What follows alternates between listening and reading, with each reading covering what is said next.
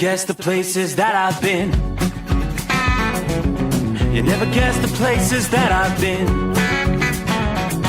'Cause everything is like a dream, yeah, but only in that dream that I live in. I'm never gonna let the day begin. Never gonna let the day begin. 'Cause everything is like a dream, yeah, but only in that dream that I live in. Oh, don't wake me up before you go, and I'll just make this bed my home. Oh, darling, please just let me sleep. Give me my dreams.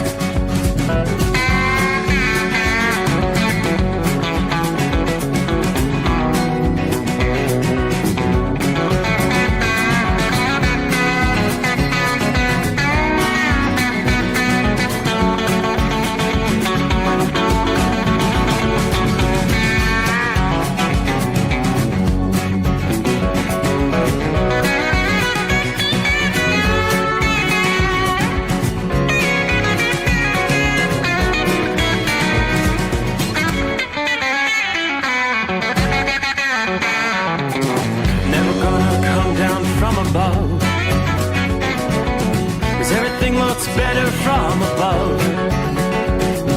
Nothing's ever as it seems, yeah, except in that world that I dream of. Never gonna lose the ones I love. Never gonna lose the ones I love. 'Cause everything is like a dream, yeah, but only in that world that I dream of. Oh, don't up before you go, 'cause I can't face this day alone. Oh, darling, please just let me sleep. Give me my dreams. Give me my dreams. Give me my dreams.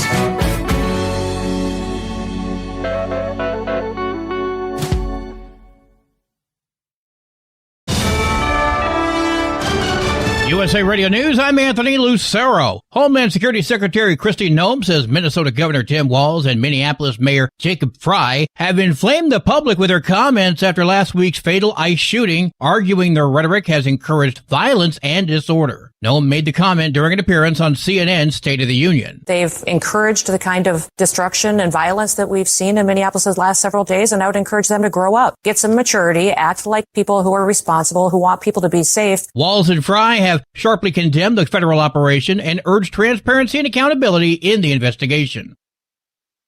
The U.S. State Department is urging Americans to immediately leave Iran as large anti-regime protests continue. Officials warn of possible communication blackouts and unrest as President Trump is reportedly reviewing military options if the Iranian government escalates its crackdown on protesters.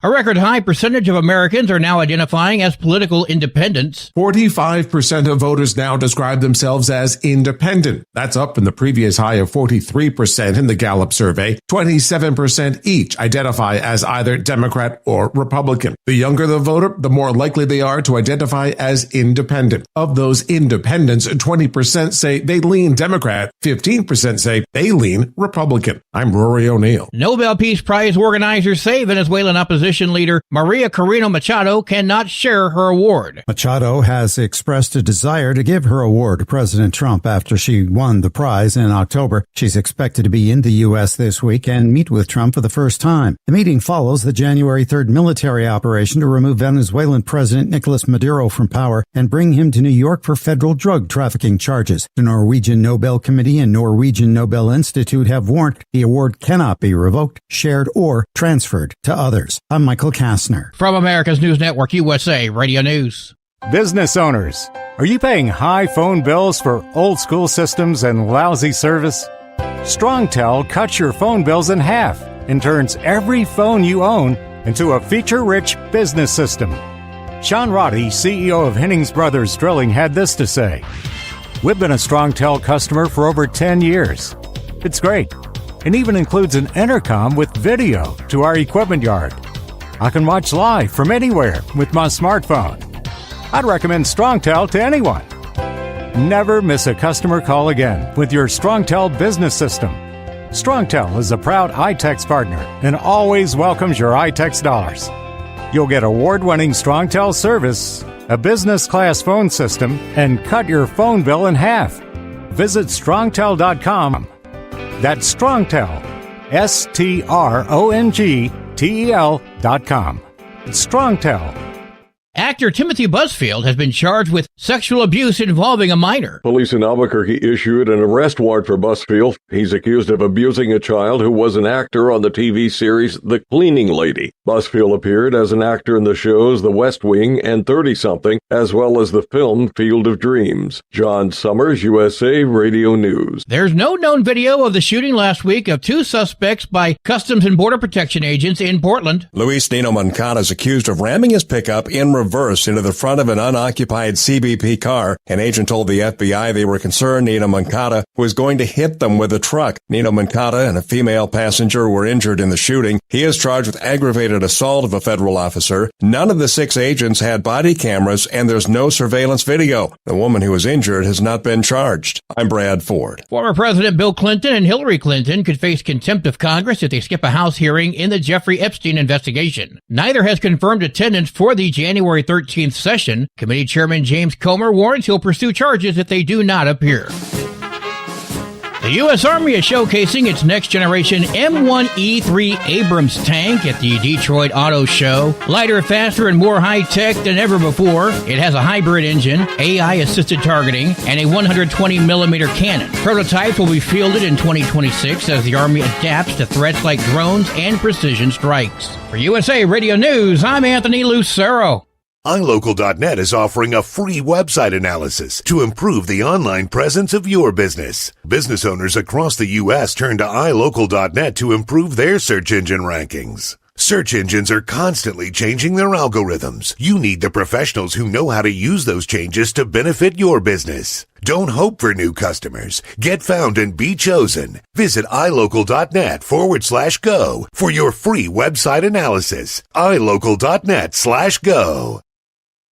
At Hotshot Secret, we share the science behind common diesel problems and their solutions. For example, Hotshot Secret Diesel Extreme. Today's ultra-low sulfur fuels leave injector deposits causing frequent DPF regens and low throttle response. Diesel Extreme is a once every 6-month treatment that will clean your entire fuel system, including the tank, lines, pump, and the injectors. Hotshot Secret Diesel Extreme is available nationwide at truck stops, fine farm and auto stores, and online at hotshotsecret.com. Did you miss an episode of the Steve Sommers Overnight Drive? Or just want to relive a little bit of the magic? Don't worry. You can download the Steve Sommers Overnight Drive wherever you get your podcasts. Don't miss a single second of the show that was recently named one of the best late-night shows in America. Make sure you like and subscribe to the Steve Sommers Overnight Drive so you don't miss a single episode. The Steve Sommers Overnight Drive. Available wherever you get your podcasts or online at overnightdriveradio.com. Another dark night on the interstate. Another 100 miles in the pouring rain. These are worth all the time I've spent away. Another dark night on the interstate.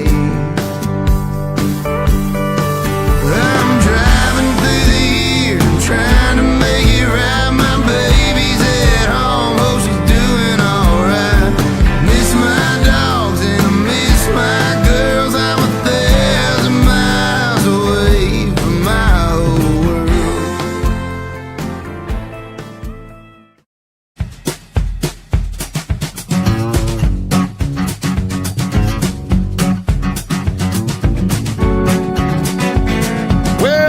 Well, my, say it isn't so. Is it that time already? Yeah, if the clock is correct, yep, it's go time. Hey, what do you say? Are everybody ready to roll? Let's roll into a Tuesday. Time zone to time zone. Turn the page on the calendar. 13th day of January. Well, at least it's not a Friday, the 13th. I trust your week's off to a good start. Many getting their first night back out on the road following the weekend. So here we go. The Steve Sommers Overnight Drive live from the Hot Shot Secret Studios. It's another cool night outside the secret bunker. Kind of awaiting Old Man Winter's return in the coming days, as in wintry precipitation, maybe latter portions of the week. But at this hour, pretty much a crystal clear night out there. The stars shining brightly above the secret bunker. Looking at the lower 48, nearly the entire country is precipitation free. All right, we got a little bit of lake effect snow, western portions of New York. Most of that snow would be north of Syracuse, from Syracuse on up toward Ottawa. Now, we do see our next clipper system beginning to drop in out of south central Canada. Currently, temperatures close to the freezing mark in northern portions of Wisconsin. So we're seeing a little mixed precipitation there. A little transition to snow. It's not going to amount to a whole lot. We do have winter weather advisories where we'll see mixed precipitation, accumulations, maybe an inch of snow and ice combined. Well, ice is going to be more of a glaze, but just up to an inch of snowfall for most areas. So watch for some slippery conditions there. As far as winter weather advisories, that's about all we have, with the exception of cold temperatures, no precip, but freeze warnings in place all the way down into southeastern Georgia again tonight. Frost advisories from, say, just north of Jacksonville over to Lake City, Live Oak, there in northern Florida. Yeah, coldest temperatures between pretty much now and 10 a.m. Temperatures dropping into the upper 20s to low and middle 30s, depending on your location tonight. Aside from that, the cold air and another storm will be bringing a dose of snow to the northeast this week after the big thaw we had last week, the January thaw. Since last week, AccuWeather's been monitoring the potential for snow in the northeast after a storm and a shot of cold air moved through midweek last week. Snow is expected to start in parts of Michigan, Indiana, and Ohio Wednesday. We've got another pretty quiet day today, beginning to shift into the northeast Wednesday night into Thursday. Parts of New England may still have some lingering snow into Friday. It looks like plowable snow accumulations, most likely across the interior of the Northeast. Higher elevations of the Appalachians and across northern New England also more likely to pick up several inches later this week. Yeah, some of the highest totals are going to be downwind of the Great Lakes, lake effect. Inches of snow piling across the interior Northeast will lead to slippery travel as early as Wednesday evening, then continuing through Thursday night. According to AccuWeather, places like Pittsburgh, Buffalo, New York could have a slippery Wednesday afternoon and evening commute. Some of the heaviest snow falling in central and eastern New York come Wednesday night. Gusty winds in the mix as well, making it feel that much colder. Gusts around 40 miles per hour across the Northeast and New England come Thursday and Thursday night. That could also contribute to some visibility concerns. Either way, given the storm trap, it seems unlikely that several inches of snow will accumulate in cities like Philadelphia and New York City. Not out of the question we could see a few flakes in those areas. Could see a burst of snow late on Thursday in New York City that could bring some slippery spots and reduce visibility there. Some of the far northern and western suburbs could pick up maybe a coating to an inch. Yeah, even without a blockbuster storm for the I-95 cities, could still see some impacts for travel in that region. Areas across New England, eastern Massachusetts, down east Maine, you'll be more susceptible to some higher accumulations. The potential for a storm to maybe linger into Friday there. But again, a slippery coating, maybe an inch for the Boston area. Cold and snow chances likely to continue behind this storm. Persistent cold air and an active storm track will bring some additional rounds of snow for the Great Lakes in the Northeast as soon as next weekend, even through next week, looking ahead. Looks like after the big warm-up, a lot of snow had disappeared over the past week and weekend. Some of the resorts with the colder air now be able to begin generating a new snow base for some of the resorts there. And some lake-effect snow showers may coat the landscape in some areas of the Northeast. All right, coming up, we'll give you more on the much colder air that's going to be dropping even into the deep south here for portions of even Florida this week. Meanwhile, Philly Dan, let's get her started. Have a great day from Philly. Sean is on board, checking in from the Keystone State tonight. Saddle up, nocturnal listeners. The midnight hour, it's time to ride. So just above freezing, 34 degrees, Harrison, Ohio. Partially starlit sky overhead. Temperature heating up in all the blue card carrying cities, causing meltdowns of all the Karens. The wicked witches of the West are literally melting. I'm going to get you, my pretty. You and your little dog, too.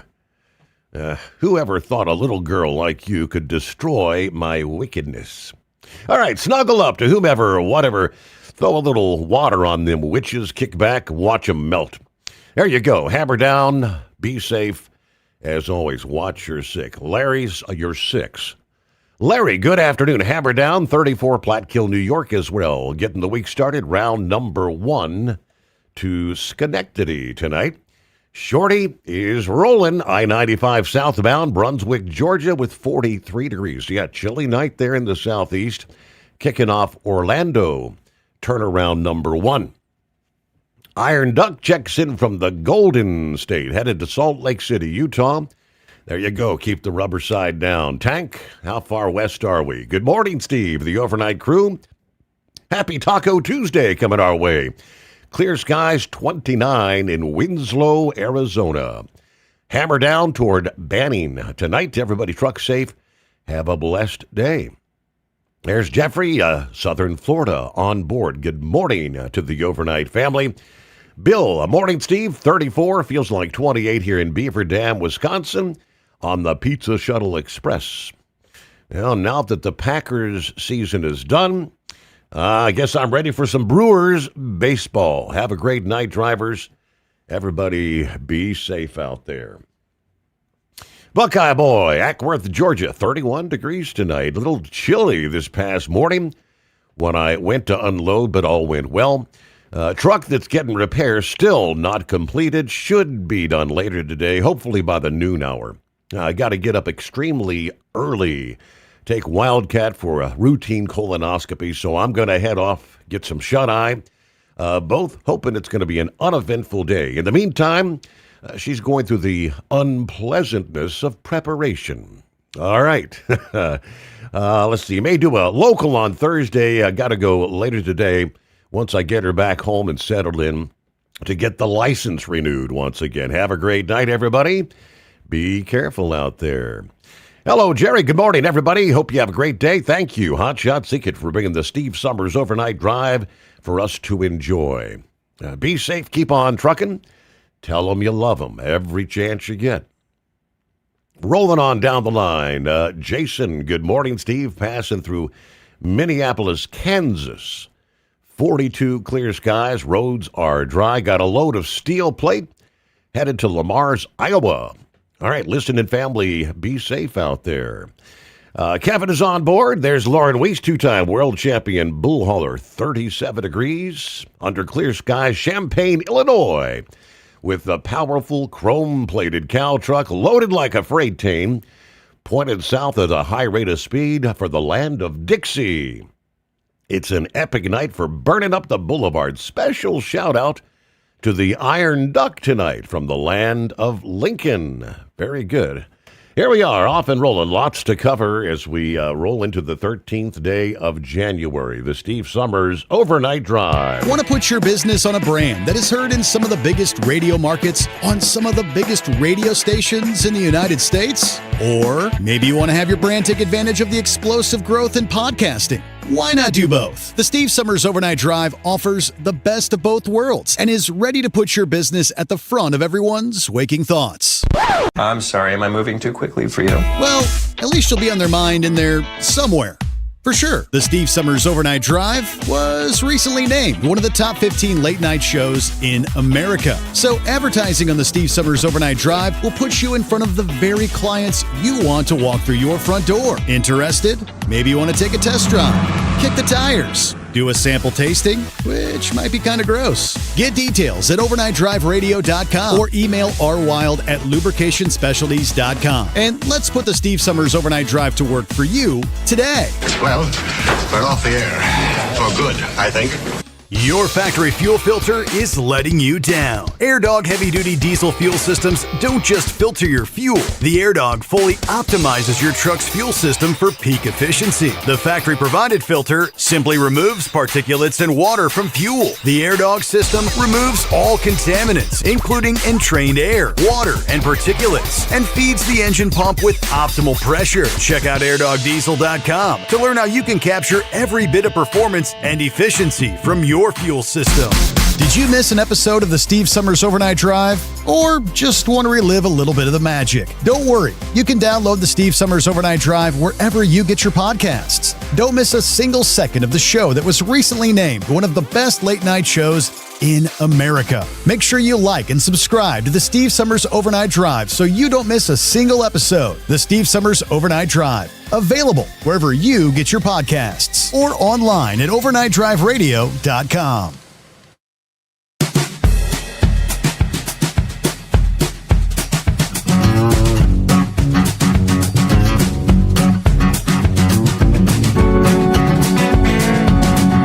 All right, meanwhile, topping industry headlines this week is law enforcement jurisdictions.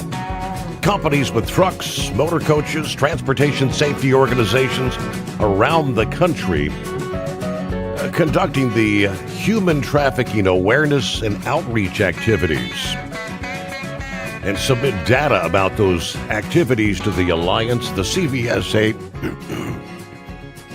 will gather and analyze the data and report the results coming up this summer.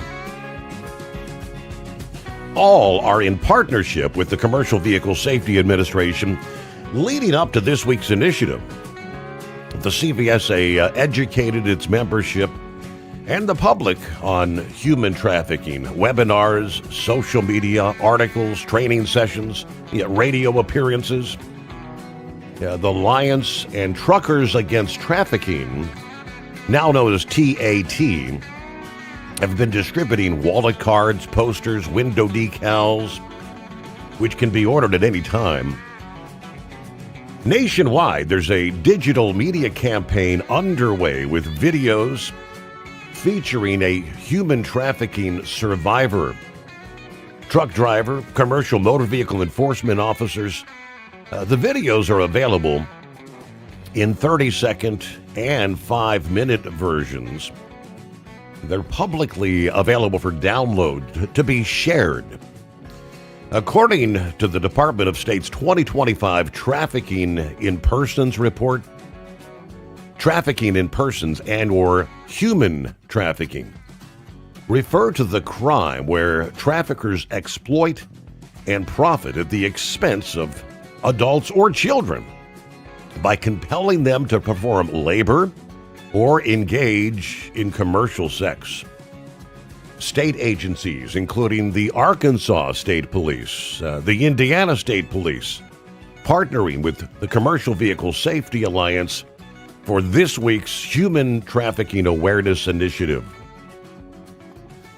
So it's underway. According to the United Nations, human trafficking is the recruitment, transportation, transfer, harboring, or receipt of people through force, fraud, or deception, with the aim of exploiting them for profit, obviously. Commercial vehicle drivers are the eyes and the ears of America. Very often, you may be in places where human trafficking may occur. Indiana State Police release stated in the truck stop parking lots, rest area parking lots, or commercial locations that could be using labor trafficking victims as part of their workforce. Over 40% of human trafficking cases reported by truck drivers have involved victims that were minors. The Human Trafficking Awareness Initiative, part of the CVSA's Human Trafficking Prevention Program. The goal to reduce human trafficking throughout North America through coordinated enforcement and investigative and educational awareness measures.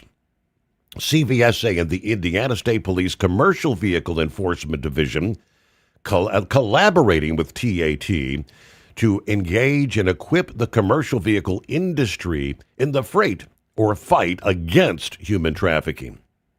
Almost 2.5 million professionals in the trucking industry have to date been trained by TAT. Colonel Mike Hager of the Arkansas Public Safety Division says we are confronting human trafficking head on. Through the dedicated work of law enforcement and the strong support of our victim service partners, we've made real progress rescuing victims, holding offenders accountable, strengthening our response statewide. So again, in recognition of Human Trafficking Awareness Month, the Arkansas State Police reaffirming their commitment to protecting victims, strengthening investigations, and enhancing statewide collaboration to combat all modes of human trafficking. So there we go. It is underway. Meanwhile, other industry headlines we'll get to just ahead. Let me jump to the latest developments in Iran. The State Department this past day telling U.S. citizens to leave Iran immediately. Have a plan for departure that does not rely on U.S. government assistance, as the protests across the country have escalated and are now turning violent. In a security alert, the department warned demonstrations may result in arrests and injuries, and said Iranian authorities have increased security measures nationwide, including road closures, public transportation disruptions, limits on movement in some areas. The State Department of Communications restrictions are also in place, they say. The Iranian government has restricted access to mobile, landline, and national internet networks. Internet blockages are ongoing, may limit access to information and the ability to communicate with family, friends, or emergency contacts. Air travel to and from Iran remain constrained. Airlines continue to limit or cancel flights, with several airlines having suspended service at least until January 16 at this point. Officials warn flight availability and schedules can change with little notice as the situation evolves here. U.S. citizens who are unable to leave Iran should remain in a secure location, they say, either in their residence or another safe building, and be prepared to shelter in place. Travelers were advised to maintain food supplies, water, medicine, and other essential items in case conditions worsen and movement becomes restricted. Now, the alert urging U.S. citizens avoid demonstrations, keep a low profile, stay aware of your surroundings. They also advised monitoring local media for breaking developments. Be prepared to adjust plans quickly in response to changing security conditions. Maintaining communications was another key recommendation. The State Department advising travelers keep their phones charged, stay in touch with family and friends to share updates on their status. Now, all this at the same time has President Trump at a very delicate moment as he weighs whether to order any sort of U.S. response militarily against the Iranian government as they continue this violent crackdown that has left nearly 600 fatalities and led to the arrests of thousands across the country. The president has repeatedly threatened Tehran with military action if the administration found the Islamic Republic was using deadly force against the anti-government protesters there. Now, that is, he says, a red line that he said he believes Iran is starting to cross and has left him and his national security team weighing some very strong options, as he put it this past day. The U.S. military, which President Trump has warned is locked and loaded, appears, at least for the moment, to have been placed on standby mode as the president ponders the next steps there. Saying that Iranian officials want to have talks with the White House. A news break, the Steve Sommers Overnight Drive. USA Radio News, I'm Anthony Lucero. Homeland Security Secretary Kristi Noem says Minnesota Governor Tim Walz and Minneapolis Mayor Jacob Frey have inflamed the public with their comments after last week's fatal ICE shooting, arguing their rhetoric has encouraged violence and disorder. Noem made the comment during an appearance on CNN's State of the Union. They've encouraged the kind of destruction and violence that we've seen in Minneapolis the last several days, and I would encourage them to grow up, get some maturity, act like people who are responsible, who want people to be safe. Walz and Frey have sharply condemned the federal operation and urged transparency and accountability in the investigation. The U.S. State Department is urging Americans to immediately leave Iran as large anti-regime protests continue. Officials warn of possible communication blackouts and unrest as President Trump is reportedly reviewing military options if the Iranian government escalates its crackdown on protesters. From America's News Network, USA Radio News. Business owners, are you paying high phone bills for old school systems and lousy service? StrongTel cuts your phone bills in half and turns every phone you own into a feature-rich business system.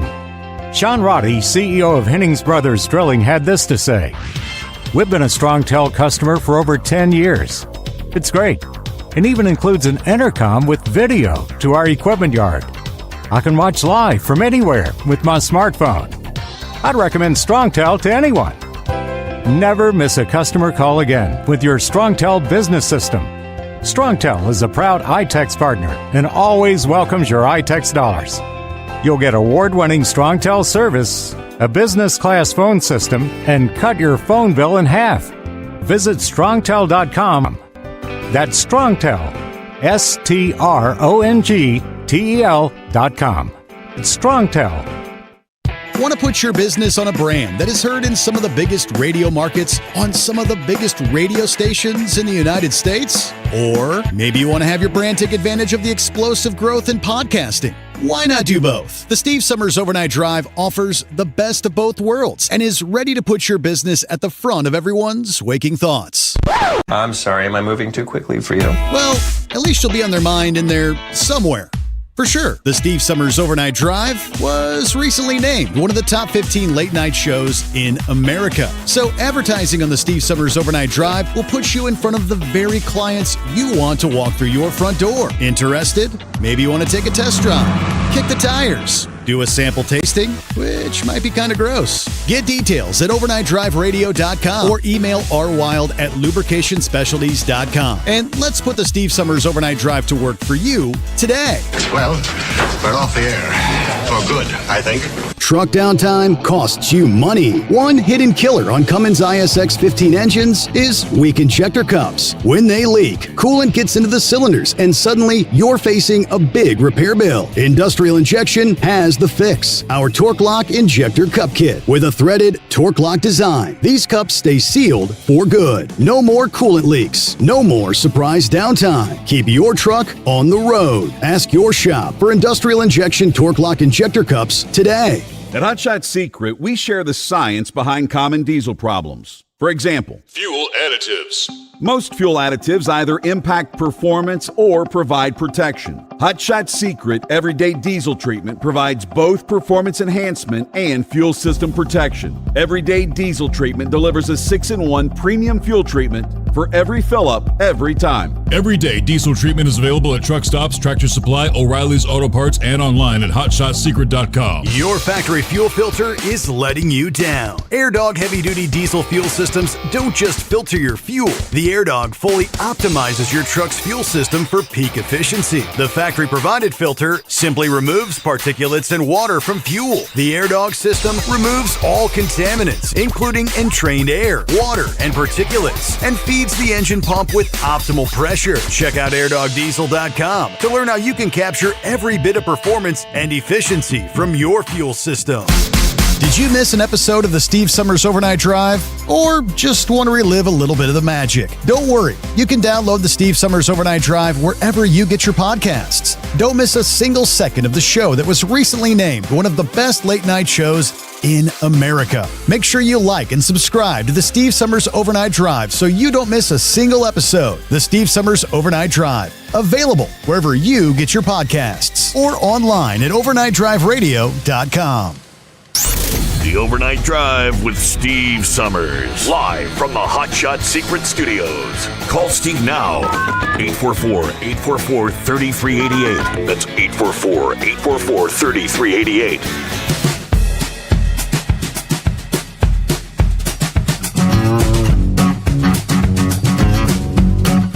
Hey, meanwhile, we were talking about Iran,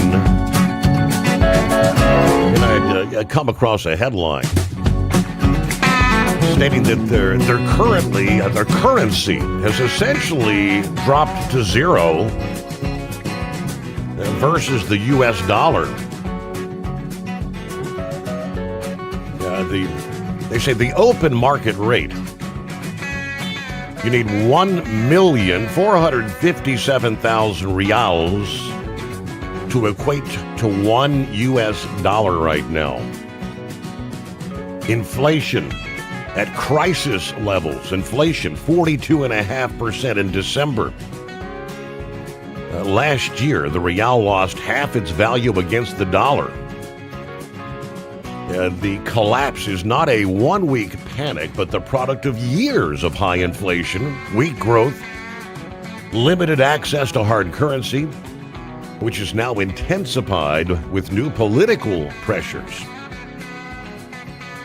The key issue, according to the Financial Times, is not a literal zero, but a purchasing power breakdown that could force a reset through redenomination or a de facto domestic dollarization. But if you pull up the charts, the real is essentially at 0.00023. So it's like almost the value of a brand new Dogecoin or something of that nature, where you can buy millions and millions of them for $1. Yeah, you'd almost need a wheelbarrow load of cash to go in and buy any sort of basic staples. They kind of highlight why this is happening. Obviously, sanctions, squeezing the currency hard there. Obviously, inflation extremely high, weak growth, political unrest now a big factor as the protests spread. Financial strain, a key focus, describing that traders were turning against the clerical leadership as inflation and currency weakens their squeezed livelihoods. You can work, but your pay is worth nothing. So what happens next?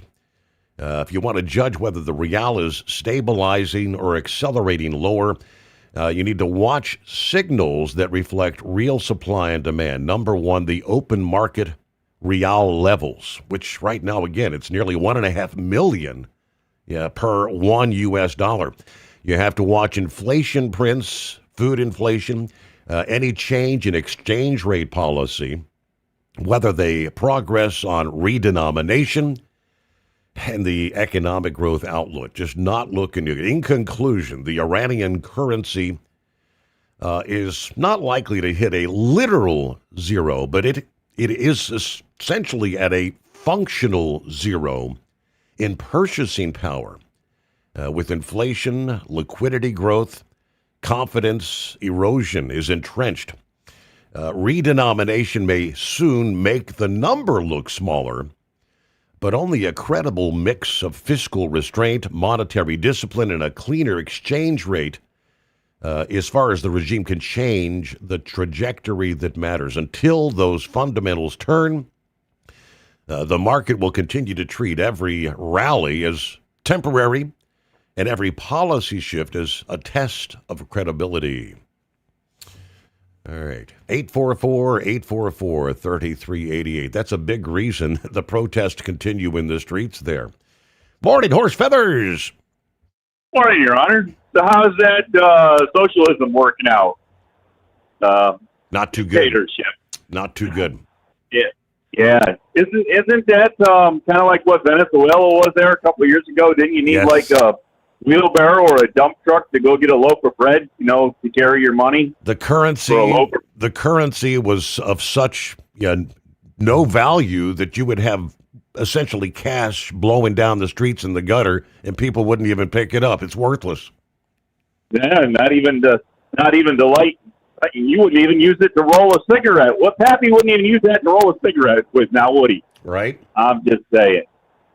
So in all seriousness here, I guess last night or this morning, yesterday morning, just after you got done on the air there was apparently a trash truck that ran into I don't know, they said a truck on the side of the road, so I don't know if it was a tractor trailer. I would assume more than likely it was on the side of I-95. So it was between Baltimore and Washington. I believe it was the southbound side of 95, but had both sides of the road tied up and had one fatality from the trash truck, and a couple others were transported by a helicopter, and the driver of the truck that got hit on that was parked on the side of the road was transported to the hospital, and his rider refused treatment of any kind. So anyways, that's about the news I got. I don't know if you can get any more out of any of the local Baltimore news services at all. Okay. So, but anyways, as I say, it was about 5:30 yesterday morning there, so just after you got done wrapping up the show. And anyways, so when do we do, hey, Mike, I'm trying to figure this out, Your Honor. I mean, I've worked every day since the 1st of January here, so are you supposed to have a day off to have, like, the middle to do the, hey, Mike, how's that supposed to work? I don't know. For you, I don't know how it works. No, but yeah, my hump day's coming our way, about 24 hours from now. For me. All right. Well, I guess we can do it for everybody else. But so I don't know if you got any information, because normally I find out through you faster than I find out anywhere else. But the current exemption that we're running over is set to come to a conclusion on the 15th, and I don't know if you've heard anything more or updates or any talk out there. 'Cause as I say, a lot of times I hear more about my industry and exemptions and things through you before I actually hear it from my world headquarters. So anyways, just give you a heads up on that we'll have to keep an eye out for what happens for the 15th and 16th. And the Marcus Hook refinery is supposedly back up and fully operational now. It's never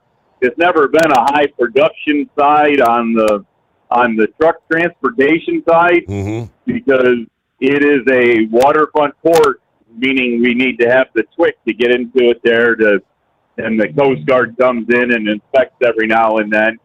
And but they load ships and barges that they carry overseas there for Europe and everything. So when they go in the process of loading those, the flow to the truck racks, how do you say it? Oh yeah, it really sucks, and it might as well suck for the amount we get because its pressure is so low that I think we get more. They get more out of us than they put in us. I think. I don't know.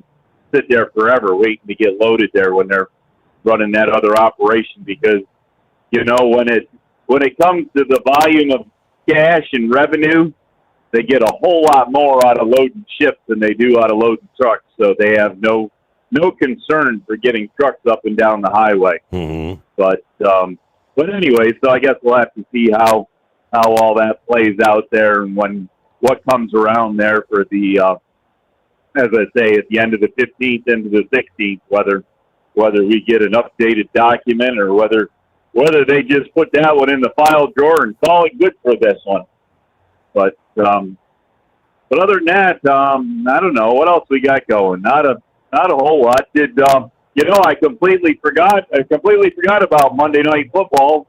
Went out and got loaded and was heading up the road there and just kind of had a radio station on and not wanted to listen. So how was the deal there between the Pittsburgh Steelers and the Houston Texans? Texans 30, Steelers 6. Yeah, I kind of had a feeling that was going to be the case. After the last game there when the Steelers and Ravens were trying so hard to lose to each other through the whole game that I really didn't have a lot of high expectations for the Steelers going into the game there last evening there. So, well, the first half the halftime score was 7-6. End of the third quarter, it was still 7-6. Then Houston put up 23 unanswered points in the fourth quarter. Yeah. So now, if what I heard on the news is correct, there, while after last weekend and everything, and after going into Black Monday, Jim Harbaugh there had like 18 years as coach of the Ravens. And I think what I heard was that he was the longest serving coach other than one more that was ahead of him with 19 years. Is that correct? That was, I believe, the Steelers coach, yeah. Yeah, so is there going to be any talk or any rumors that with that type of loss in the first round of the playoff wild card stuff there that there might be looking for. You think Pittsburgh might be ready for a change? Good question. I'm just saying it's been there for quite a while, but the question is there's been a lot of coaches put out there and a lot of open positions, and I don't know. Now I did hear the Ravens have already been looking at actually one of the Buffalo Bills coaches to try to bring in to replace Jim Harbaugh. So I don't know. I guess there's a lot of dealings going on and people trying to interview and figure out who they're going to take or want. And I don't know. Maybe the previous people that were head coaches, maybe they aren't going to be elected to be head coaches at other teams. Maybe these other teams, these teams are going to start looking at lower coaches, the offensive coaches and the defensive coaches, and I don't know. I guess we'll have to wait and see where it all kind of washes out. Other than that, I don't know, not a whole lot other than what you say is like, I think you said about a month from the Daytona 500. Yeah, and I got a thing there saying Mother's Day is like 4 months away, so that puts the truck show at like I don't know what, almost a little over 2 months away. Yep. I can't believe it. Oh, boy. Anyways. All right. Other than that, Your Honor, you pretty well covered the weather, so I ain't got nothing to say on that. We're just clear sailing here on 81. We've been up somewhere around Mountaintop again and out there petting the bears and shaking the trees, and I don't know. Other than that, we're just kind of cruising along here. So with that, I guess we'll let you get out there and do some due diligence. All right. Have a great day. Thanks for checking in. Chili Bowl Nationals, of course, kicked off this past day. And I'm looking at an update from one of the Dirt publications for the second year in a row and the 9th of his career. Young Money, a.k.a. Kyle Larson, wheels the Paul Silva 1K to the Chili Bowl Nationals victory lane Monday night in the prelim. That locks him into Saturday's 40th annual Chili Bowl. Yeah, he'll be joined by Briggs Danner as the top two from each of the 5 preliminaries that locked directly into Saturday. So I had a 24-car field, and yes, that first prelim this past evening, Kyle Larson with the victory. Now, there's several other, as we mentioned last evening, other NASCAR participants there. We'll see if they, in their respective prelims, get to join the field for the main event. Did you miss an episode of the Steve Summers Overnight Drive? Or just want to relive a little bit of the magic? Don't worry. You can download the Steve Summers Overnight Drive wherever you get your podcasts. Don't miss a single second of the show that was recently named one of the best late-night shows in America. Make sure you like and subscribe to the Steve Summers Overnight Drive so you don't miss a single episode. The Steve Summers Overnight Drive. Available wherever you get your podcasts or online at overnightdriveradio.com. TEL's Independent Owner-Operator Program gives you the power to operate under your own authority or choose the carrier you want to run for. Drive a new truck with full factory warranties, solo or team. TEL has a lease that fits your business. Call us at 866-404-6289 or visit tel360.com and use promo code OVERNIGHT100. Like the men and women who power America, the people at Hot Shot Secret work hard and play harder. We're the fastest growing diesel and oil additive brand in the country. We solve problems. We protect engines. We save you money. And more importantly, time. Hot Shot Secret, powered by science. Looking to stretch every mile and every dollar? Go with Speedmax tires, designed specifically for U.S. roads and built tough for long hauls. With a best-in-class mileage-to-cost ratio, you'll get more miles, fewer swaps, and more money in your pocket.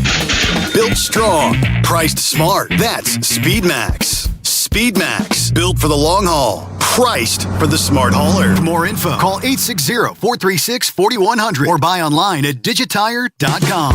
Want to put your business on a brand that is heard in some of the biggest radio markets on some of the biggest radio stations in the United States? Or maybe you want to have your brand take advantage of the explosive growth in podcasting. Why not do both? The Steve Summers Overnight Drive offers the best of both worlds and is ready to put your business at the front of everyone's waking thoughts. I'm sorry, am I moving too quickly for you? Well, at least you'll be on their mind in there somewhere. For sure, the Steve Summers Overnight Drive was recently named one of the top 15 late-night shows in America. So advertising on the Steve Summers Overnight Drive will put you in front of the very clients you want to walk through your front door. Interested?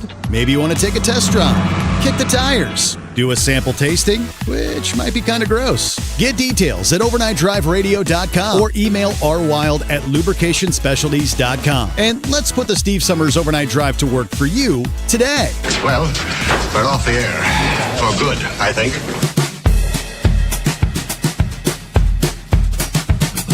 All right. They must have hit the wrong magic twanger. Hey, who we got checking in here?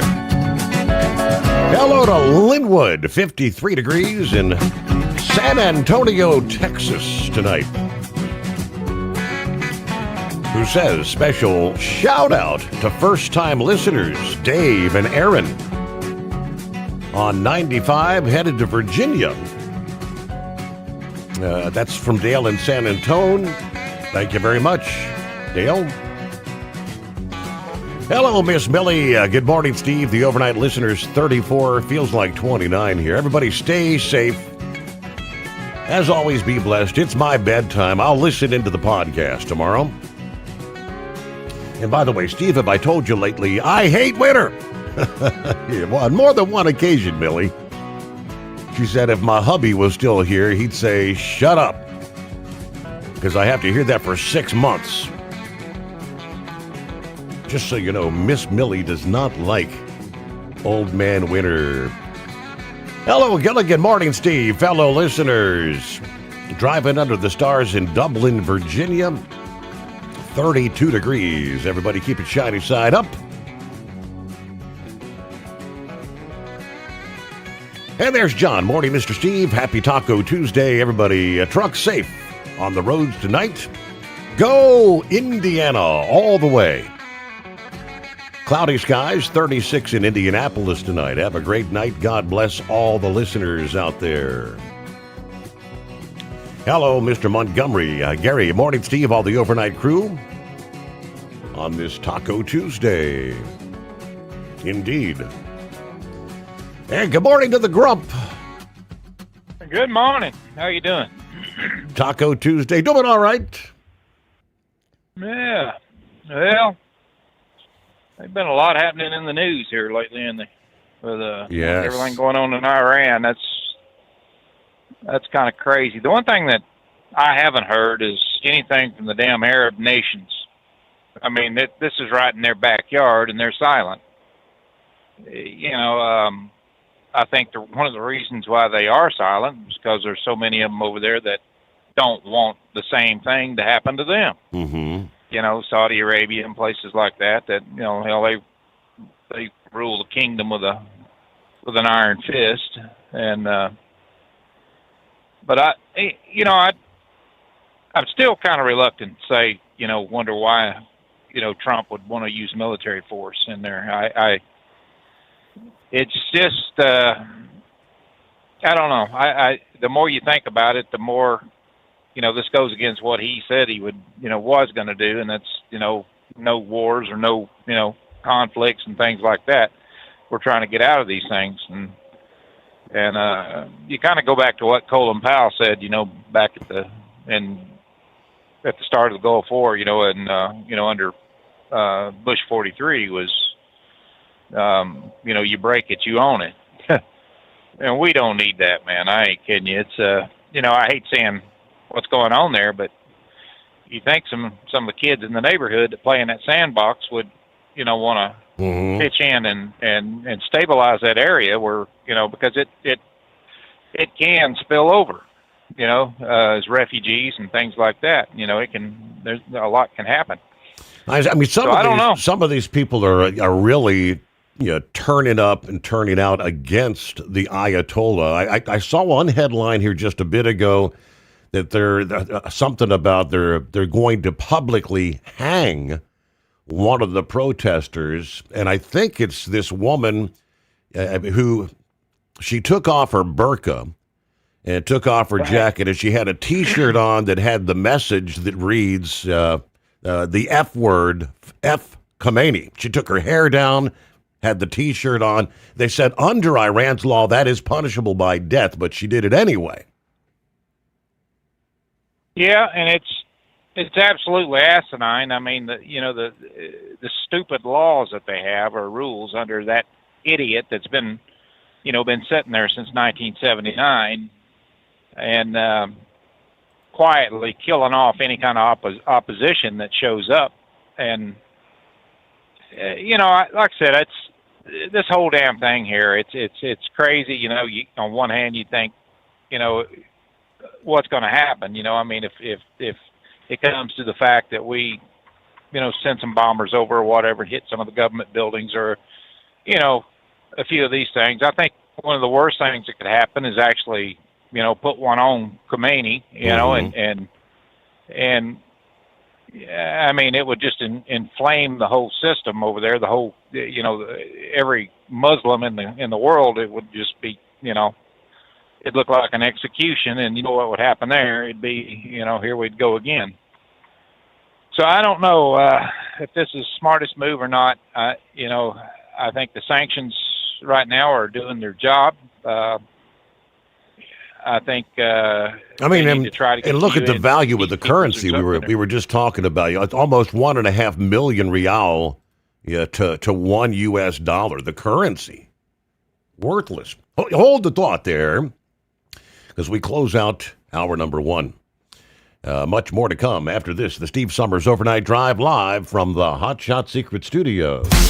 Did you miss an episode of the Steve Summers Overnight Drive? Or just want to relive a little bit of the magic? Don't worry. You can download the Steve Summers Overnight Drive wherever you get your podcasts. Don't miss a single second of the show that was recently named one of the best late night shows in America. Make sure you like and subscribe to the Steve Summers Overnight Drive so you don't miss a single episode. The Steve Summers Overnight Drive. Available wherever you get your podcasts or online at overnightdriveradio.com. Truck downtime costs you money. One hidden killer on Cummins ISX 15 engines is weak injector cups. When they leak, coolant gets into the cylinders and suddenly you're facing a big repair bill. Industrial Injection has the fix. Our Torque Lock Injector Cup Kit with a threaded Torque Lock design. These cups stay sealed for good. No more coolant leaks. No more surprise downtime. Keep your truck on the road. Ask your shop for Industrial Injection Torque Lock Injector Cups today.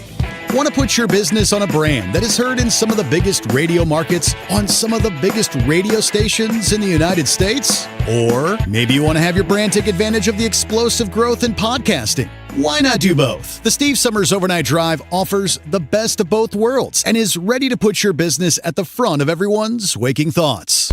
I'm sorry, am I moving too quickly for you? Well, at least you'll be on their mind in there somewhere.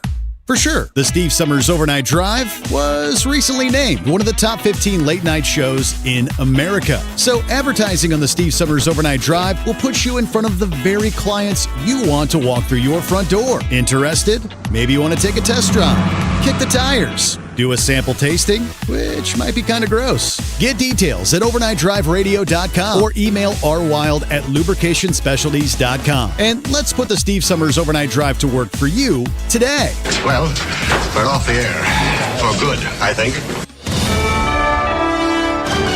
USA Radio News, I'm Anthony Lucero. Federal Reserve Chair Jerome Powell says the Justice Department has subpoenaed the central bank, raising the possibility of a criminal indictment tied to his Senate testimony on Fed building renovations. Democrats, including Senator Elizabeth Warren, accuse the Trump administration of political pressure. This is a question about weaponizing the Department of Justice right out in plain view in order for Donald Trump to try to have a chance to take over the Fed. Powell says the move appears to be aimed at influencing the Fed's interest rate decisions. Minnesota Democratic leaders are suing the Department of Homeland Security over a surge of ICE agents sent to Minneapolis following last week's fatal shooting involving an ICE officer. Attorney General Keith Ellison claims the agents are untrained, making illegal arrests, and targeting people based on race. DHS has yet to respond to the lawsuit. Federal Reserve Chair Jerome Powell says the Justice Department has issued a subpoena to the central bank, warning of a possible criminal indictment. Friday, the Department of Justice served the Federal Reserve with grand jury subpoenas, threatening a criminal indictment related to my testimony before the Senate Banking Committee last June. Powell said the potential indictment comes from his June Senate testimony concerning renovations to Federal Reserve office buildings. He characterized the subpoenas as the latest attempt to influence the Fed and its interest rate decisions. John Sommers, USA Radio News. A federal judge is blocking the Trump administration from freezing around $10 billion in child care and social services funding. The temporary order issued directs the administration to release the funds to 5 Democrat-led states. This after those states filed a lawsuit against the administration over the funding freeze. The order instructs the administration to disperse the funds for 2 weeks while the legal challenge continues. The states in question include Minnesota, California, New York, Illinois, and Colorado. I'm Jim Roop. From America's News Network, USA Radio News. No matter who we are or where we come from, we all experience difficulties in life. Military veterans know that sometimes it takes strength and determination to make it through. Whether it's obvious physical challenges or struggles on the inside, it takes strength to ask for help when you need it. I knew that I had to get support, not just for me, but for the sake of my wife and kids. Talking about it has helped me feel more like myself again. Honestly, it was hard to open up at first, but it's changed my life for the better. Learn how veterans like us have reached out for help. And hear stories of strength and recovery at MakeTheConnection.net. A Utah truck drove into a crowd of protesters in Los Angeles during an anti-Iranian regime rally on Sunday. 2 people were evaluated but declined treatment. The FBI and LAPD are investigating the driver's motive.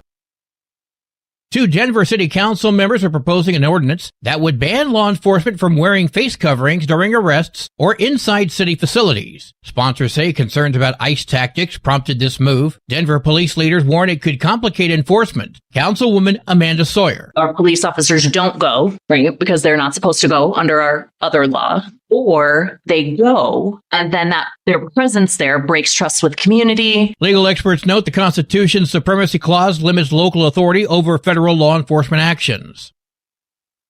The eastern U.S. is preparing for a midweek snowstorm. The Tennessee River Valley, Carolinas, Mid-Atlantic, and Northeast could see significant snowfall as Arctic air moves in from Canada, setting the stage for potentially heavy snow totals. Firefighters in Washington state saved 6 puppies from overdoses. When the puppies arrived at the Sky Valley Fire Station in Gold Bar, 3 puppies all had the same symptoms, including respiratory distress. Crews used CPR, oxygen, and Narcan. Sheriff's deputies located the people who brought the dogs in and found 3 more puppies in distress. They were taken to the fire station for treatment. Then all 6 puppies went to a veterinary clinic where they reported to be recovering. I'm Brad Ford. And I'm Anthony Lucero, USA Radio News. Would you know where to turn if you or a loved one became paralyzed? For thousands of families, the National Paralysis Resource Center has been that lifeline. But now federal funding's at risk. Sherman Gillums Jr., a partially paralyzed Marine veteran with the Christopher and Dana Reeve Foundation, explains why. This is about more than just a budget line. It's about veterans, caregivers, and families, real people who need these resources to live more productive and independent lives. Learn more at ChristopherReeve.org. Want to put your business on a brand that is heard in some of the biggest radio markets, on some of the biggest radio stations in the United States? Or maybe you want to have your brand take advantage of the explosive growth in podcasting. Why not do both? The Steve Summers Overnight Drive offers the best of both worlds and is ready to put your business at the front of everyone's waking thoughts. I'm sorry, am I moving too quickly for you? Well, at least you'll be on their mind in there somewhere. For sure, the Steve Summers Overnight Drive was recently named one of the top 15 late-night shows in America. So advertising on the Steve Summers Overnight Drive will put you in front of the very clients you want to walk through your front door. Interested? Maybe you want to take a test drive, kick the tires, do a sample tasting, which might be kind of gross. Get details at overnightdriveradio.com or email rwild@lubricationspecialties.com. And let's put the Steve Summers Overnight Drive to work for you today. Well, we're off the air. For good, I think. Keep the bugs off your glass and the smokies off your ass. This is the Overnight Drive with Steve Summers.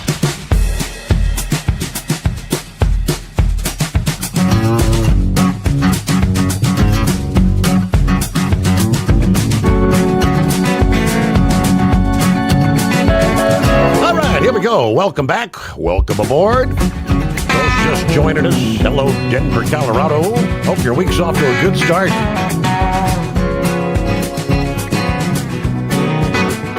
The Steve Summers Overnight Drive, live from the Hot Shot Secret Studios.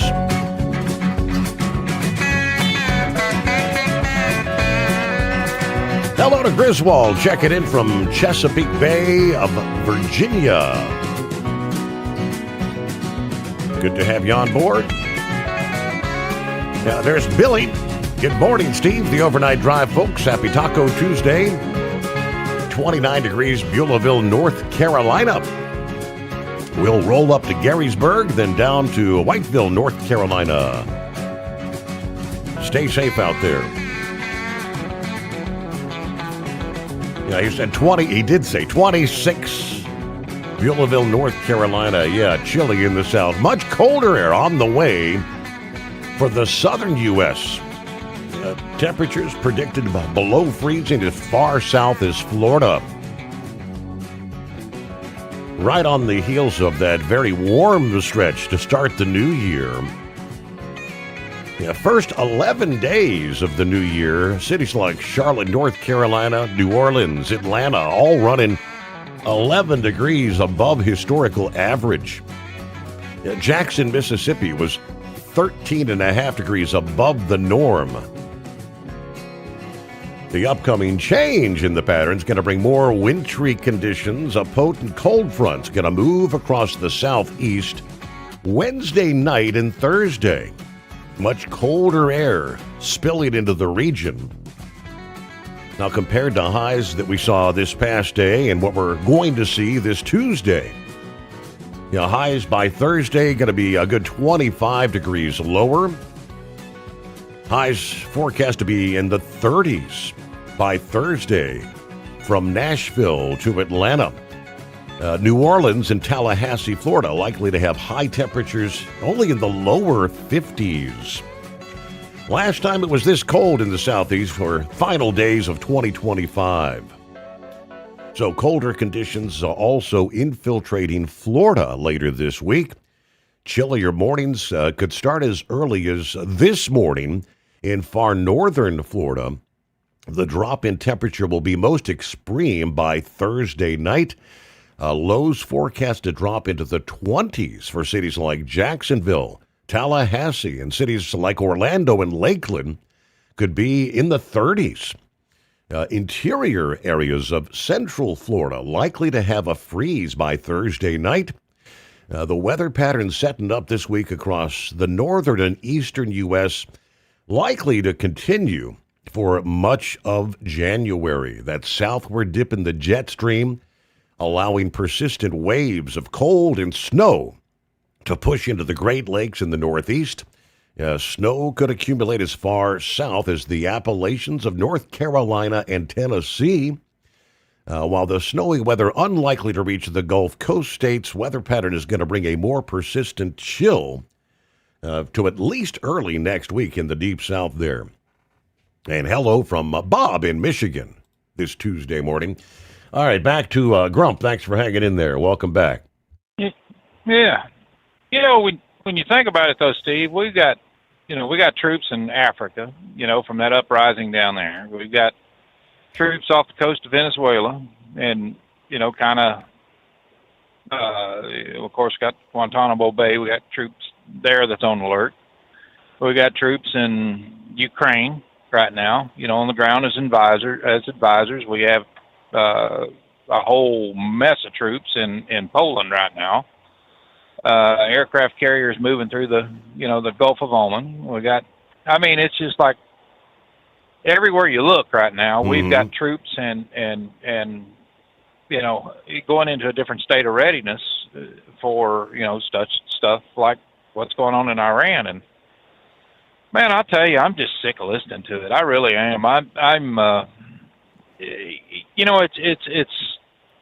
It's like we always got to go alone. If we get any kind of help at all, Canadians will send over a few, something. We get very little help from England's usually pretty good. Great Britain's, is right on time usually, but I don't see it in this, or anything else. We have a body that we call, that we pay billions of damn dollars to every year called the UN. That's the most, abused, financially abusive people I've ever seen in my life. What the hell do they do with all that money? They're supposed to be out here stopping these wars and stopping, helping situations like what's going on in Iran right now, but you don't see them in there, I just hate the fact that, that the United States is, it's our tax dollars that we're always spending on these damn things like this. But yet you got the same people will step up and say, "Oh, Social Security's insolvent," but let's give $100 billion to these damn Somalians and people like that. And it just, when are we going to get our act together and look at it and say, let's concentrate on what's going on right here in this country. We have the capability of defending ourselves anywhere in the world, but the defending yourself and making offensive moves towards somebody like Iran, when the rest of the world is seeing the same damn thing we are, and they're sitting there on their ass going, "Let the United States worry about it." Mm-hmm. Buddy, I'm tired of it, man. I am tired of our troops bleeding. Hell, I spent almost 2 years in that sandbox over there. And if I didn't learn anything out of that whole mess over there, I learned two things for sure. Number one, they despise us. They don't want us anywhere around. And number two, they want our damn money over there. It's everywhere that you look in Europe and places like that. Where's the almighty dollar at? Let's bring in some more dollars. But the hell with the American people. But it's coming to the fact now. I don't know. Like I said, I think our ambassador should be in front of the UN saying, "Get off your ass and do what you're supposed to be doing." Getting some UN troops in there or something like that, some humanitarian stuff. If they're killing people, put a warrants on them. It's who's ordering. It's got to be Khomeini. If he's even there anymore. He hasn't been seen in There's what? questions 3 about weeks. that. Yeah, they say he might have fled to somewhere. Well, somebody's pulling the strings, and if that's the case, then right now out of 31 provinces or 32 they have in Iran, 150 cities, all of them are having an uprising. They can't have that many damn troops that's killing off people and things like that. In the very beginning, we heard how troops were flipping the side. They were going to the side of the protesters. And now we're hearing this, that they've executed over 1,000 or whatever it is, whatever the number is, and then going to have a public execution on this gal, for taking her burqa off and things. Where in the hell is the UN? I can't believe that we waste that amount of money. I'd boot their asses out of the United States, burn that damn building down, tell them to go to The Hague, and stay there if they're not going to, get off their butts and do what they're paid to do. And then you got all the Arab nations around there. Like I said, they're silent. The only one that would actually get in there and help out would be Jordan. Saudi Arabia is so afraid that, if they had an uprising there, what the hell would they do? Qatar, places like that, Bahrain, they're all playgrounds for the ultra wealthy, and they pay off all the terrorists. Everybody else stay the hell out of there. That's why you can, you got free reign in these places, in these cities and stuff like that. And nobody worries about anything getting blown up because, hell, they pay them to stay out of there. It just, I don't know, man. I think we need to rethink our strategic footprint right now and tell a lot of people, hey, we're going to worry about us. The hell with all of you. Either you pitch in and start bleeding just like we do, or the hell with you. That's as with Trump's mouth, I'm surprised he didn't say it, but he's talking up so much, we can use military force here, and we could use military force in Cuba. We're not ruling that out. Why? Cuba's a little pissant island that, cut off their oil and their electricity, they're done anyway. I don't know what they're going to do, throw cigars at us. I just wish the hell that they would rethink a lot of this stuff right now and start concentrating on what's here in the United States. And with the midterms coming up, damn well, Steve, that 7, 8, 9% of people that carries elections every time they look at stuff like this. That's the voting base that everybody tries to change their minds on. They try to bring them into their corner, recruit them in or whatever. that's those undecided and independents that don't know who in the hell they want to vote for or what's best for this country. They're the ones that go, votes with emotion and not, with what's best for the nation. So, I don't know. Like I said, I'd hate to see us lose to the House, because damn well that the day after we they would take over, they'd be impeachment orders right then and there heading to the Senate. And, do we really want, the last 2 years of the Trump administration to be, burdened with that? And hell, even when he got out of office, they still impeached him, That was something that I would never have dreamed of, number one. I mean, it just, what was it? Was it symbolic? Right. I don't know, man. It was nuts. But, right now I think we just need to really pull the reins back on a lot of this, try to get more nations involved in dealing with Iran and just, get some of the burden off the American taxpayer and the American military. That's my view on it, but I don't know. What's yours? All I know is difficult times, and as they said, that I guess it's a very delicate situation the president's looking at right now. Hopefully he's getting advice from intelligent people, right? I hope so. I hope there's enough on the ground that they're actually getting some intel out and seeing exactly what's going on, and maybe somebody's going to step up as a leader. I think the Shah. I think he's in France or somewhere, isn't he? The son, I guess. He's been in the news a couple of times there, but I the way I'm reading everything right now and listening to it, there is no confirmed leaders or anybody else. It's just everybody just pissed off and throwing rocks and stuff like that. If they had some leadership and some guidance and things like that, I think Elon's trying to get some satellites positioned over there where they can get back into the internet. They got everything blocked out right now. Even the airports and everything are blocked out. And supposedly Iran is even going, I don't know, I've seen almost like door to door. How do you track down? How do you know if someone has a Starlink receiver? Try to confiscate, because they've got a complete internet blockout. Yeah. Report from Newsmax this past day that advocates that are urging President Trump to take strong action against Iran say this is the moment that offers the opportunity to diminish the theocratic government that's ruled the country since the Islamic Revolution, 1979. These demonstrations are the biggest Iran has seen in years. Protests spurred by the collapse of their currency, which have morphed into a larger test of the supreme leader, the Ayatollah, his repressive rule. Now, Iran, through the parliamentary speaker, warns that the U.S. military and Israel would be legitimate targets if we were to use force to protect demonstrators.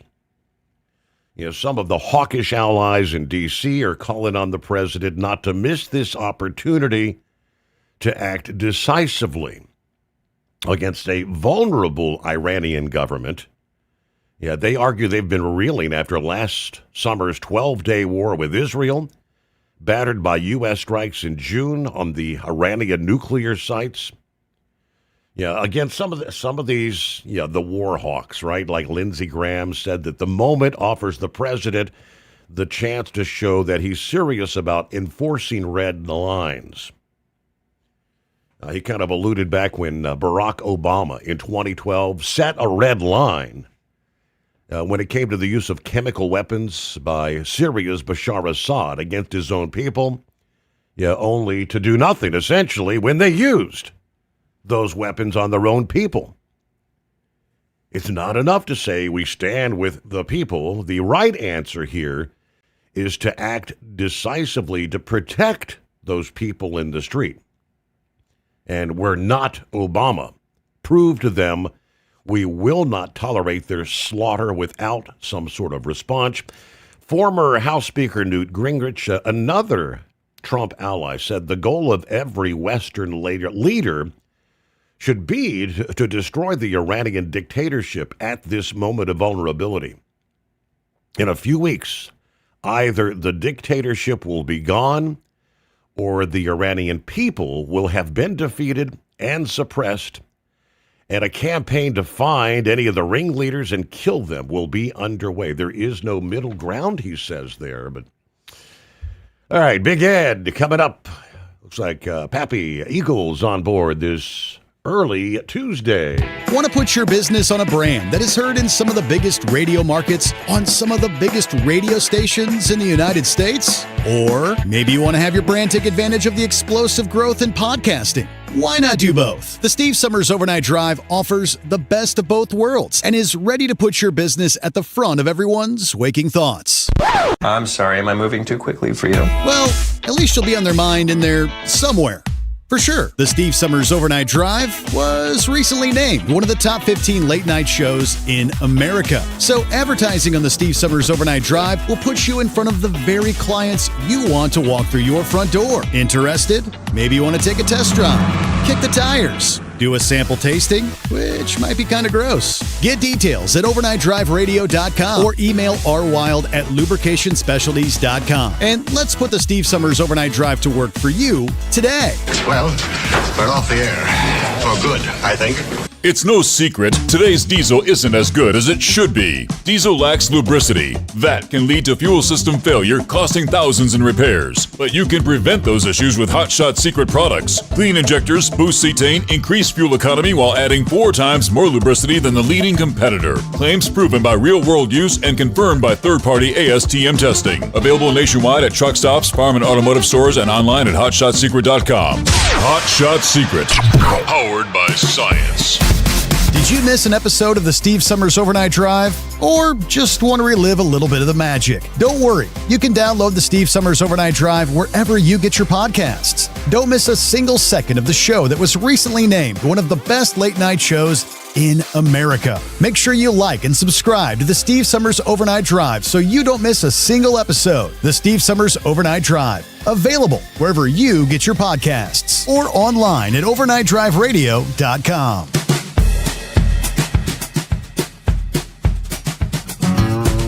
All right, got a Tuesday coming our way. Hope your week's off to a good start. See what's happening with Big Ed. Are you with me? I'm with you, Steve. I got to tell you, I'm really not all the way with Trump, that's for sure. You need to read what those hawks are saying. I think the biggest mistake we could make right now at this time is not support them people in Iran. Mm-hmm. Now, who's the biggest enemy of that whole country, always between all these nations? Egypt, Saudi Arabia, Jordan, Syria. Who do they perceive their biggest enemy over there? Iran's biggest enemy is Israel. Right, Israel.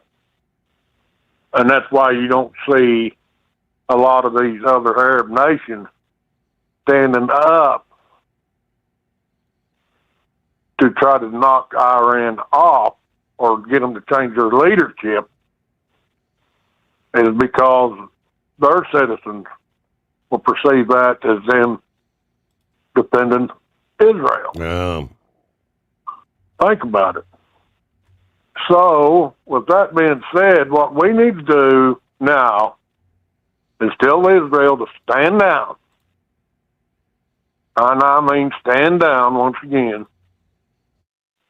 Because the biggest thing is we want leadership change in Iran that's more friendlier to their Arab neighbors, first of all, and dealing with the United States. But I agree with Trump that we don't need to bring the UN into the picture. What we need to do, what President Trump needs to do, is get with the leadership of Egypt, get with the leadership of Saudi Arabia and Jordan, and ask them to bring a peacekeeping force, because right now there's going to be a vacuum and Iranian leadership. Okay? Mm-hmm. And let them get citizenry calmed down while they get a chance to work out amongst themselves what kind of leadership they want in that country. Do they want a feudal leadership like they've had since 1979? Or do they want a leadership that's going to get along with their Arab neighbors and quit concentrating on trying to spend every dollar that they got trying to destroy Israel? And that's what they've been doing since 1979. How many years is this? 47 years? Yeah. And guess who's still standing strong over there? With our backing and our help, the country of Israel. So the Arab countries need to get their mind off Israel, and that's the worst thing we can do is ask Israel to come in and help us. Now, they put up with it because Israel was being attacked, and they went after Iran. They accepted that, all right? But, you know, if they didn't even get involved in, because if they was going to get involved in, the whole Arab world would have just exploded. We'd had a bigger mess on our hands than what we'd be dealing with China or Russia. Yeah. You think about it. It's the politics over there. So what's the best way to handle it? President Trump needs to get with the leadership of Egypt, Saudi Arabia, and Jordan and get them to bring peacekeeping troops in. All right, we got to pause there, but here's what comes to my mind, and we'll come back on this point, is if the Ayatollah feels that he may be going down, desperate people do desperate, how far might he be willing to go to do something almost suicidal, like against Israel? That's a concern to me. USA Radio News, I'm Anthony Lucero. Federal Reserve Chair Jerome Powell says the Justice Department has subpoenaed the central bank, raising the possibility of a criminal indictment tied to his Senate testimony on Fed building renovations. Democrats, including Senator Elizabeth Warren, accuse the Trump administration of political pressure. This is a question about weaponizing the Department of Justice right out in plain view in order for Donald Trump to try to have a chance to take over the Fed. Powell says the move appears to be aimed at influencing the Fed's interest rate decisions. Minnesota Democratic leaders are suing the Department of Homeland Security over a surge of ICE agents sent to Minneapolis following last week's fatal shooting involving an ICE officer. Attorney General Keith Ellison claims the agents are untrained, making illegal arrests, and targeting people based on race. DHS has yet to respond to the lawsuit. Federal Reserve Chair Jerome Powell says the Justice Department has issued a subpoena to the central bank, warning of a possible criminal indictment. Friday, the Department of Justice served the Federal Reserve with grand jury subpoenas, threatening a criminal indictment related to my testimony before the Senate Banking Committee last June. Powell said the potential indictment comes from his June Senate testimony concerning renovations to Federal Reserve office buildings. He characterized the subpoenas as the latest attempt to influence the Fed and its interest rate decisions. John Sommers, USA Radio News. A federal judge is blocking the Trump administration from freezing around $10 billion in child care and social services funding. The temporary order issued directs the administration to release the funds to 5 Democrat-led states. This after those states filed a lawsuit against the administration over the funding freeze. The order instructs the administration to disperse the funds for 2 weeks while the legal challenge continues. The states in question include Minnesota, California, New York, Illinois, and Colorado. I'm Jim Roop. From America's News Network USA Radio News. No matter who we are or where we come from, we all experience difficulties in life. Military veterans know that sometimes it takes strength and determination to make it through. Whether it's obvious physical challenges or struggles on the inside, it takes strength to ask for help when you need it. I knew that I had to get support, not just for me, but for the sake of my wife and kids. Talking about it has helped me feel more like myself again. Honestly, it was hard to open up at first, but it's changed my life for the better. Learn how veterans like us have reached out for help, and hear stories of strength and recovery at MakeTheConnection.net. A Utah truck drove into a crowd of protesters in Los Angeles during an anti-Iranian regime rally on Sunday. 2 people were evaluated but declined treatment. The FBI and LAPD are investigating the driver's motive.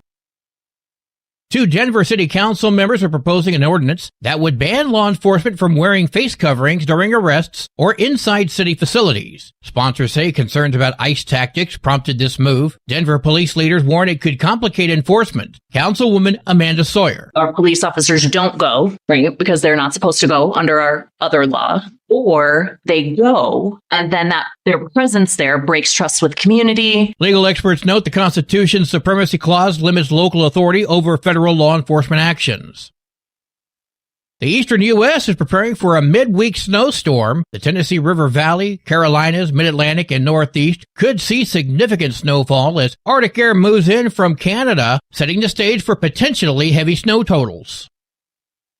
Firefighters in Washington state saved 6 puppies from overdoses. When the puppies arrived at the Sky Valley Fire Station in Gold Bar, 3 puppies all have the same symptoms, including respiratory distress. Crews used CPR, oxygen, and Narcan. Sheriff's deputies located the people who brought the dogs in and found 3 more puppies in distress. They were taken to the fire station for treatment. Then all 6 puppies went to a veterinary clinic where they're reported to be recovering. I'm Brad Ford. And I'm Anthony Lucero, USA Radio News. Would you know where to turn if you or a loved one became paralyzed? For thousands of families, the National Paralysis Resource Center has been that lifeline. But now federal funding's at risk. Sherman Gillums Jr., a partially paralyzed Marine veteran with the Christopher and Dana Reeve Foundation, explains why. This is about more than just a budget line.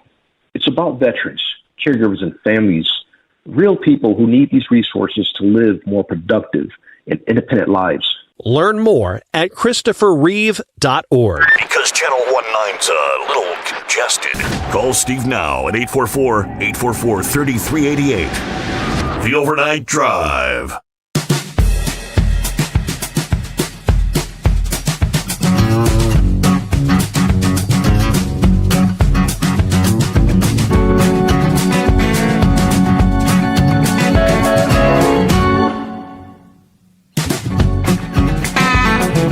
All right, picking up where we left off there. It's 844-844-3388. As we roll into a Tuesday here. And back to Big Okay. Okay, you were saying you were worried about what the Khomeini would do to Israel? If he thinks, if he feels that he's going down, that Iran, that the Islamic Republic's going to fall, would he, in some desperate measure, do something as his last stand? What could he do any more than what they already tried to do, Steve?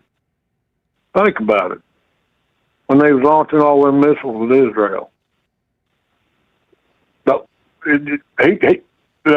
Khomeini's already played his ace in the hole, and guess what? Come find out he had a joker. Am I correct? So you don't think, I obviously you're talking like by supplying Hezbollah and supplying Hamas, with all the military, now having them do his dirty work, you don't think he has anything that he could potentially have bigger up his sleeve? No, I do not. Okay. I think that's all in the trash can. I really do. Hamas has been destroyed. Israel did what they said they was going to do. They destroyed it. Mm-hmm. Hezbollah, same way. What Egypt, Saudi Arabia, and Jordan don't want the citizenry of Iran to find out, which you know and I know, that they were funneling money to the Khomeini leadership. Oh, yeah, they was funneling them money to help them supply these terrorist groups, to keep them out of their damn country. Mm-hmm. Let's go back to, what was it, Syria? When ISIS all of a sudden took control over there, and then we had to go over there. Yeah. To straighten that mess up. And we're still actually dealing with that. We had more. We did strike Syria again over the weekend, additional strikes. Still trying to clean up the mess with Islamic State trying to regain control there. Right, and just think if we don't, because we're into it up into our elbow, whether we like it or not, and if we don't take a somewhat of a leadership position, now remember we're trying to help the Iranian people to get their country stabilized enough where they can elect what leadership they want, and I'm hoping they'll elect a leadership that's less feudal with their damn neighbors and quit concentrating on Israel. Because that's why you don't see Saudi Arabia concentrating on Israel, because it'll bankrupt their damn country. Mm-hmm. Look at the one good thing Jimmy Carter did was the peace deal he made between Egypt and Israel. When's the last time you seen Egypt try to attack Israel? See where I'm coming from? So now is the time, because if we don't do this now, then we're going to have another 40 years of just utter turmoil over it. Right. It used to be Iraq. You know, we used Iraq to fight Iran. We supported Hussein until he got goofy. So we had to take him out of the picture. Now you don't hear too much about Iraq. That Strait of Hormuz, we've got to keep it open, because whether we like it or not, that's where a lot of oil comes right through there, and we got to keep that open. And Iran is the biggest enemy. And these other Arab leaders know that they are the biggest enemy of the Arab world. And they need to take a big helping hand in getting that in control. And to me, Trump, forget about the UN, go to the leadership of Egypt, Saudi Arabia, Jordan, say, help bring a peacekeeping force along with us, and let's get this in control. And because if we don't, then the military leadership is going to take control of Iran, and guess what? They're going to invite all these damn terrorist groups in, and they're the ones that's going to be controlling that. And buddy, we're going to have a bigger headache than what we've had. That's my opinion. So, I mean, there's a lot of points to ponder, but you got to look at the whole picture. And I think it'll be a big mistake if we just step back. And I'm with Trump. Yeah, I'm sick of it too. But whether we like it or not, we're in up to our elbows, and to sit on the sidelines this late in the game is going to be the biggest mistake we could make. Jimmy Carter made a big mistake when he wouldn't let the Shah of Iran try to put down the uprising back in 79. They handcuffed the Shah. Now, unfortunately, the Shah, if you look at the history of it, and I understand why the citizenry of Iran got tired of the Shah, I'm not making excuses for it. They Saudi Arabia, rather, we like how their rules are. You look at them, they're a rich, very wealthy country, and they do try to share their wealth with their citizenry. The same thing with Egypt. Same thing with Jordan. They try to share that wealth with their citizenry to keep them from wanting to overthrow their leadership. So that's what Iran needs. They need a good, I ain't saying that Charles' son's going to be the best thing since sliced bread. They need a government that's going to concentrate on their citizenry and quit focusing on Israel and try to figure out how to live in peace with Israel. And that's my opinion, Steve. I'll get off here. All right. Said enough. Very good. Points to ponder. Yes, Thank sir. you. Yeah, and quit focusing on the whole motto that death to the infidel. That's the leadership of Iran. You've gone from one leader to the next. Yeah, you had Ahmadinejad, recall, for how many years? Vowing we will destroy Israel, death to the infidel. And of course, in their mind, we are considered the infidel. The rhetoric is extremely high, though. After the word from the parliamentary leader that both U.S. and Israel will be targets if we try to intervene to protect the demonstrators. President Trump said this past day, if Iran tries to hit us in any way, we will hit them like you'll never believe what they'll have. So, I mean, tensions very high. Now, I mentioned executions. You try to instill fear into people to get them to get off the street, go back in your house. Nobody wants to die, right? Islamic authorities in Iran have announced imminent executions of people arrested during the anti-regime protest. After expedited, closed court proceedings, officials say the first group of so-called ringleaders of unrest are slated to be executed Wednesday morning. Among them is a 26-year-old Irfan Soltani. He was arrested during the protests, sentenced to death within days. His execution scheduled again for January 14, Wednesday. No lawyer, no fair trial, no right to appeal. Human rights groups report Soltani's family was notified on Sunday, that would have been, and allowed a 10-minute visit before his execution. Reports say the sentence will be carried out by hanging, with some executions potentially public, in accordance with Islamic law. This appears to be what could be the first wave of rapid executions, not justice, but a terror campaign to crush any sort of dissent through fear.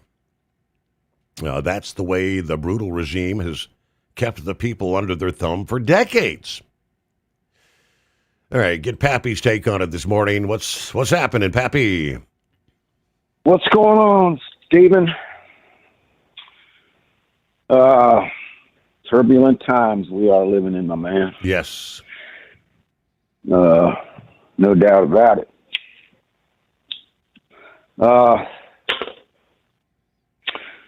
Steve, nobody dislikes this Iranian government more than me. I don't, man. I got mixed emotions here because Steve, I'm telling you, man. I think I told you, man, when they took these hostages back in '79, and Jimmy Carter just, I better watch what I say here. I don't want to get the dump button put on me. Didn't do what he should have done. That's one of the reasons I joined the Navy. I mean, my dad, was in for 20 years. I've always had plans. I was always going to go in, but that was the signature on a piece of paper when they did this, because I thought we were going to war with them. So ever since 1979, I've been hoping and praying Iran would get what's coming to them. Now, I am not talking about the people of Iran. Most of the people, Steve, are not these Shiites, crazy Muslims, right? Prior to 1979, when the Shah was in power, Iran was a booming country. They shared Western values, Steve. They had nightclubs. And let me tell you, these Persian women, they are some cuties, man, right? Now, with that said, the Shah was good for the country, but he wasn't good for the people because he was corrupt also. He was stealing and taking their money. So when him and his wife fled to New York City with her 200 pairs of shoes and Iran's wealth, all this went down. And ever since then, the people have been depressed. So what do? What's the United States do? Do we get involved? Do we not get involved? Steve, the UN is corrupt. Right. I want to hear no more talk about the UN. They get the double-barrel middle finger. They're anti-American and corrupt. We need to get out. Steve, I don't know if you recall this. Prior to the Gulf War, the northern fighters in Iraq were going to attempt to overthrow Saddam Hussein and the government. And the U.S. told them, if you do this, we will back you. And they started the revolt, and the U.S. backed down, didn't keep their promise, and Saddam Hussein ended up gassing all them people in the north.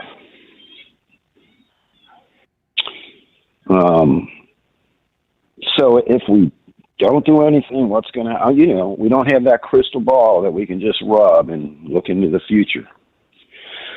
Part of me is with Grupp, man, where, you know what? It's time we worried about our own country. I'll make this clear. I am not in favor of a full-scale military operation in Iran. Not in favor of that.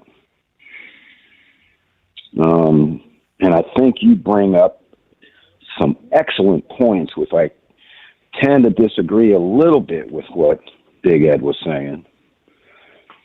This deal between Israel and Iran, Steve, I mean, if I think I agree with you.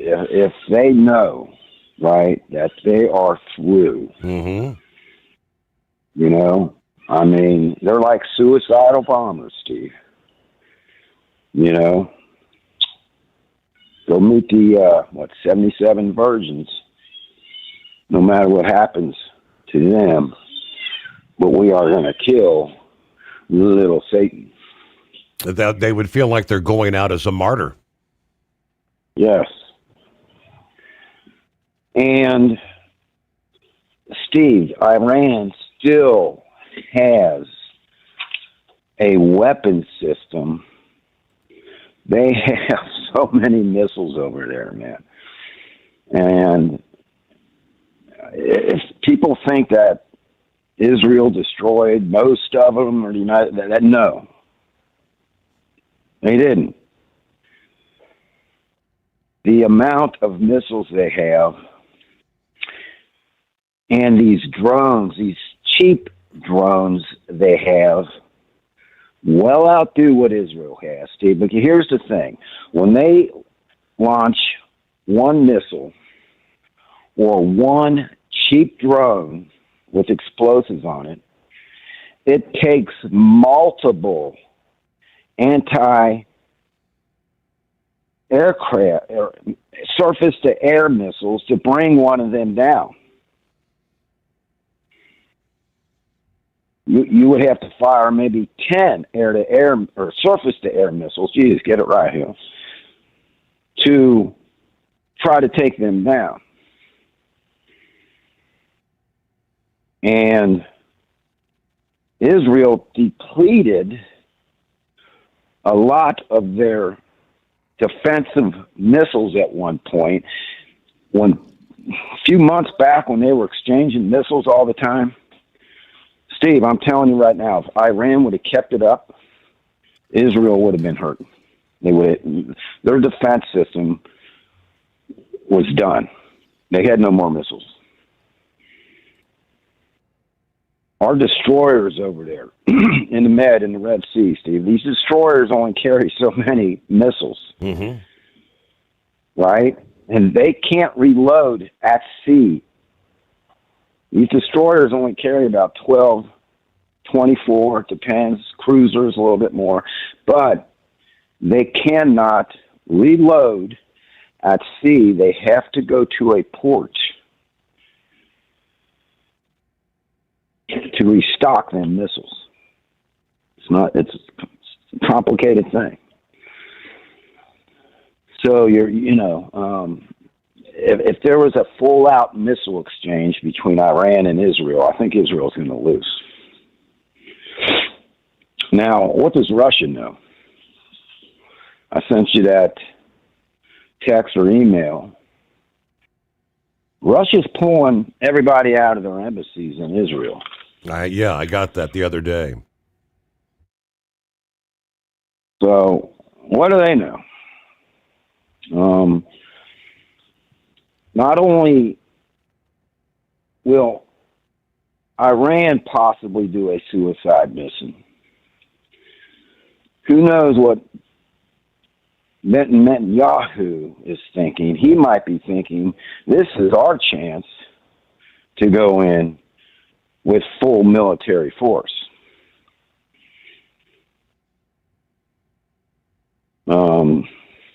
Steve, I hope that strike that we carried out on Iran did its job.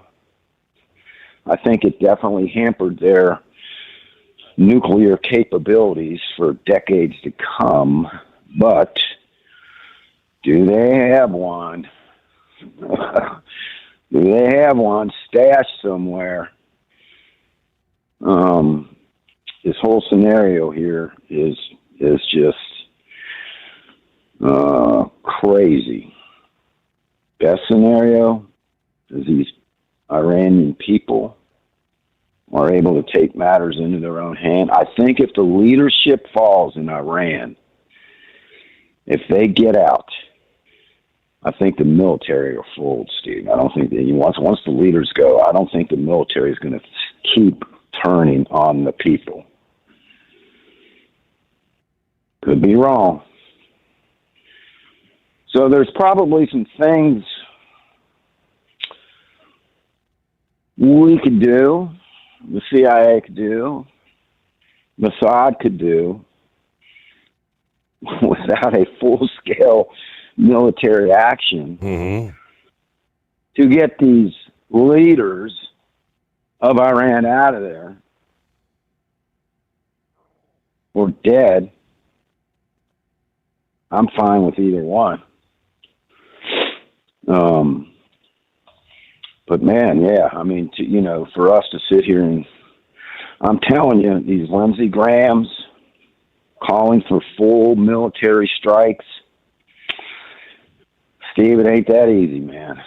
Iran's a very, very big country.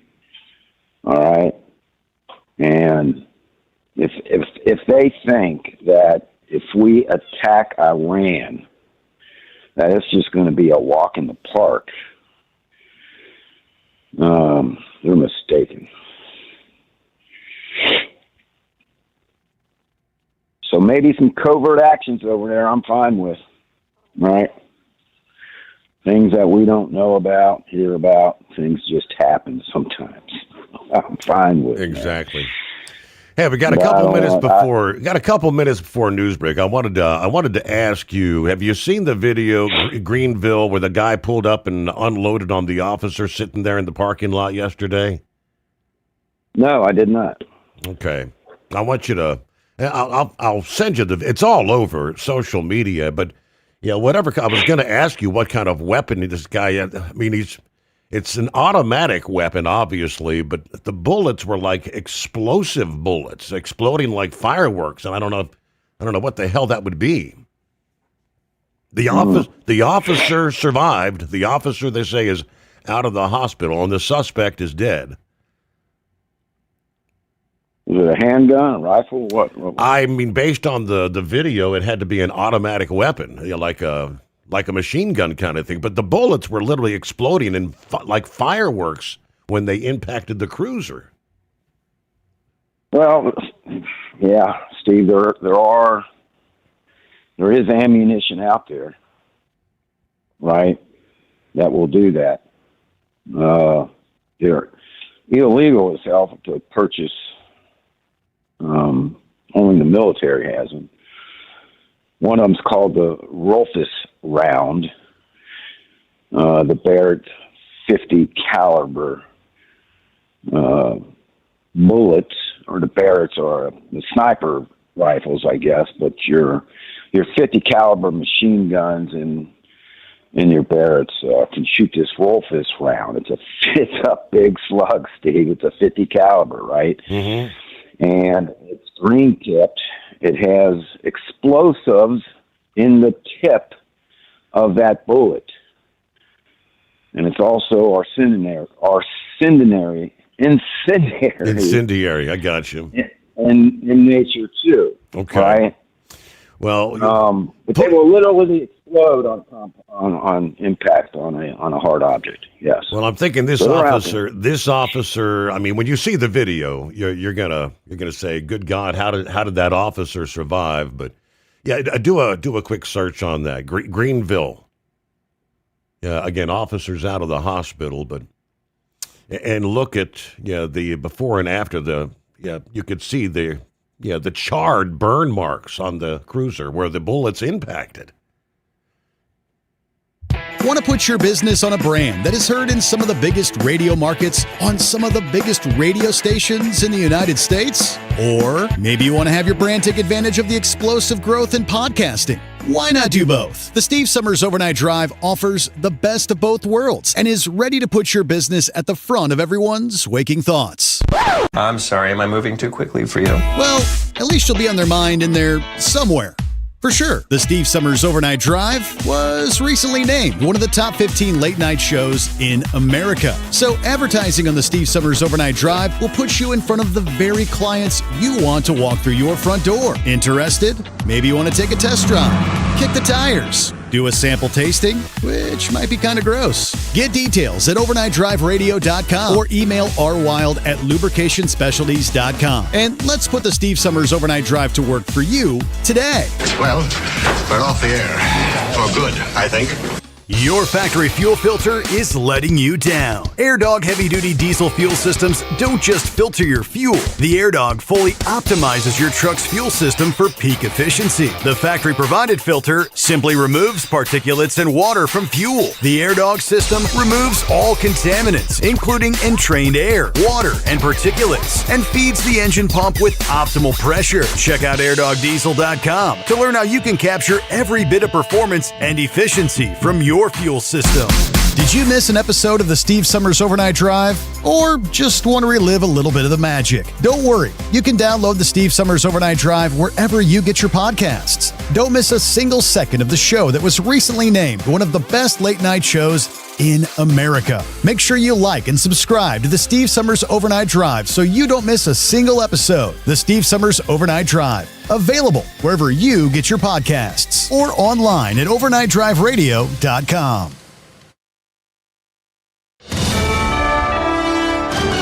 USA Radio News, I'm Anthony Lucero. Homeland Security Secretary Kristi Noem says Minnesota Governor Tim Walz and Minneapolis Mayor Jacob Frey have inflamed the public with their comments after last week's fatal ICE shooting, arguing their rhetoric has encouraged violence and disorder. Noem made the comment during an appearance on CNN's State of the Union. They've encouraged the kind of destruction and violence that we've seen in Minneapolis the last several days, and I would encourage them to grow up, get some maturity, act like people who are responsible, who want people to be safe. Walz and Frey have sharply condemned the federal operation and urged transparency and accountability in the investigation.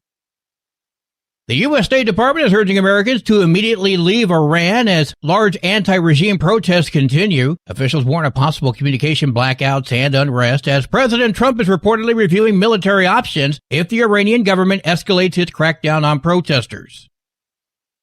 A record high percentage of Americans are now identifying as political independents. 45% of voters now describe themselves as independent. That's up from the previous high of 43% in the Gallup survey. 27% each identify as either Democrat or Republican. The younger the voter, the more likely they are to identify as independent. Of those independents, 20% say they lean Democrat, 15% say they lean Republican. I'm Rory O'Neill. Nobel Peace Prize organizers say Venezuelan opposition opposition leader Maria Corina Machado cannot share her award. Machado has expressed a desire to give her award to President Trump after she won the prize in October. She's expected to be in the U.S. this week and meet with Trump for the first time. The meeting follows the January 3rd military operation to remove Venezuelan President Nicolas Maduro from power and bring him to New York for federal drug trafficking charges. The Norwegian Nobel Committee and Norwegian Nobel Institute have warned the award cannot be revoked, shared, or transferred to others. I'm Michael Kastner. From America's News Network, USA Radio News.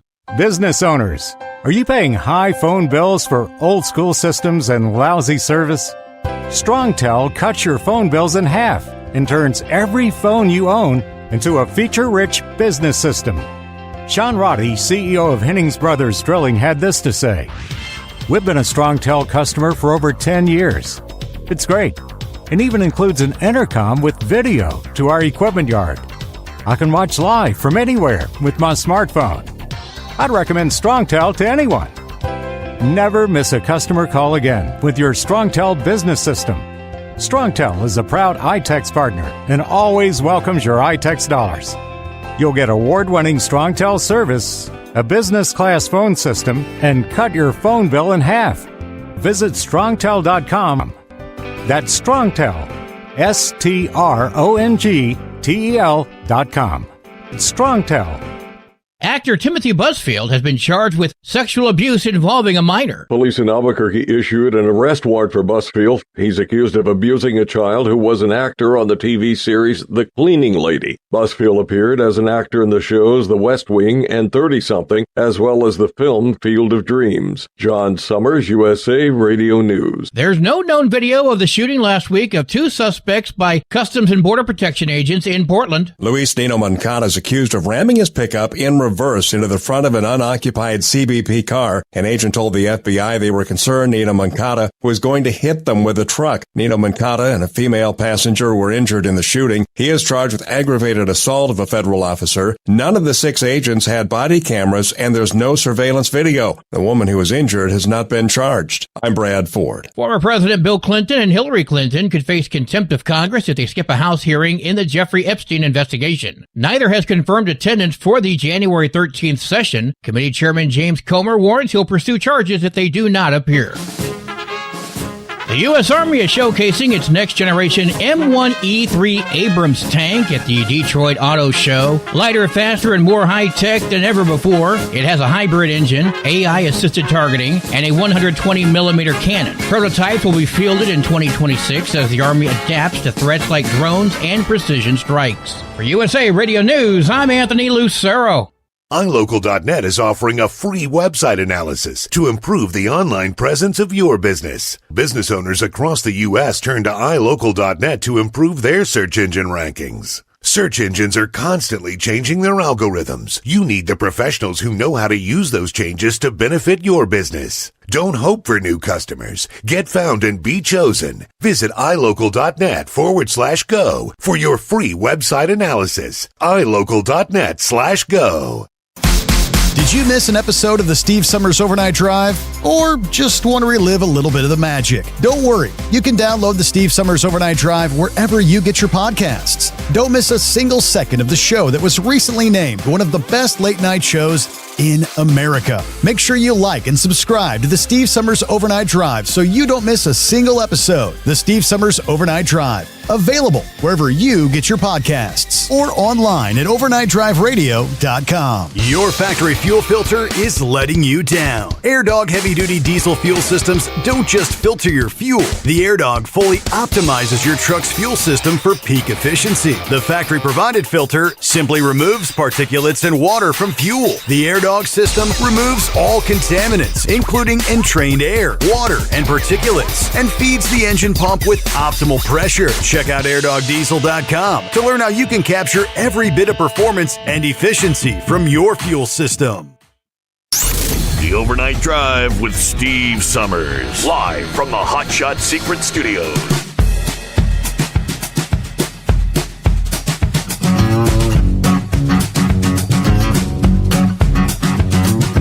All right, meanwhile, in industry headlines, another lawsuit filed in regards to non-domiciled CDL holders. This time, it's the Chinese American Truckers Association. I didn't realize such a thing existed.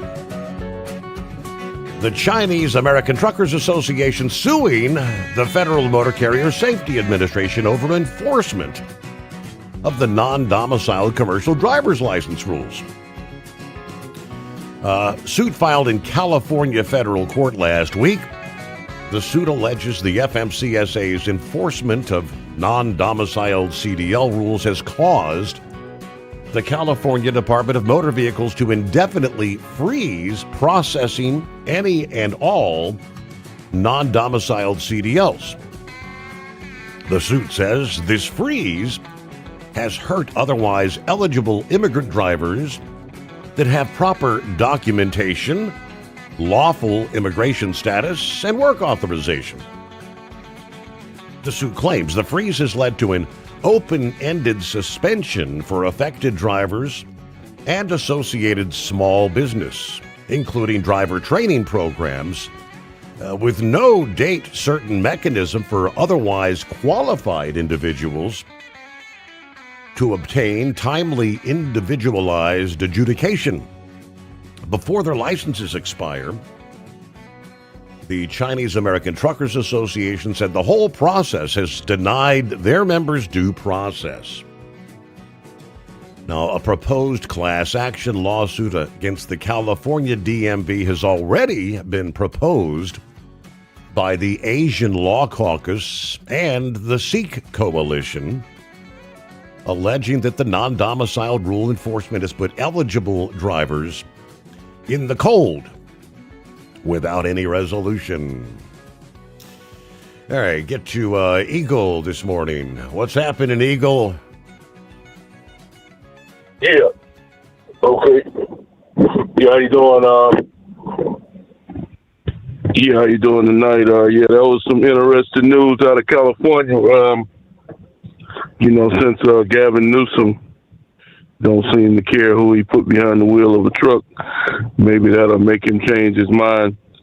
I've noticed, I don't know what's going on, but I don't see as many of those drivers on the road, those Sikhs, the ones that wear the wraps on their head. I haven't been seeing that many of those guys on the road, especially out of California. I don't know if that hurt them, what Trump is doing, but I definitely don't see them guys on the road with them California plates on their trailers. They usually drive refrigerated trucks, trailers.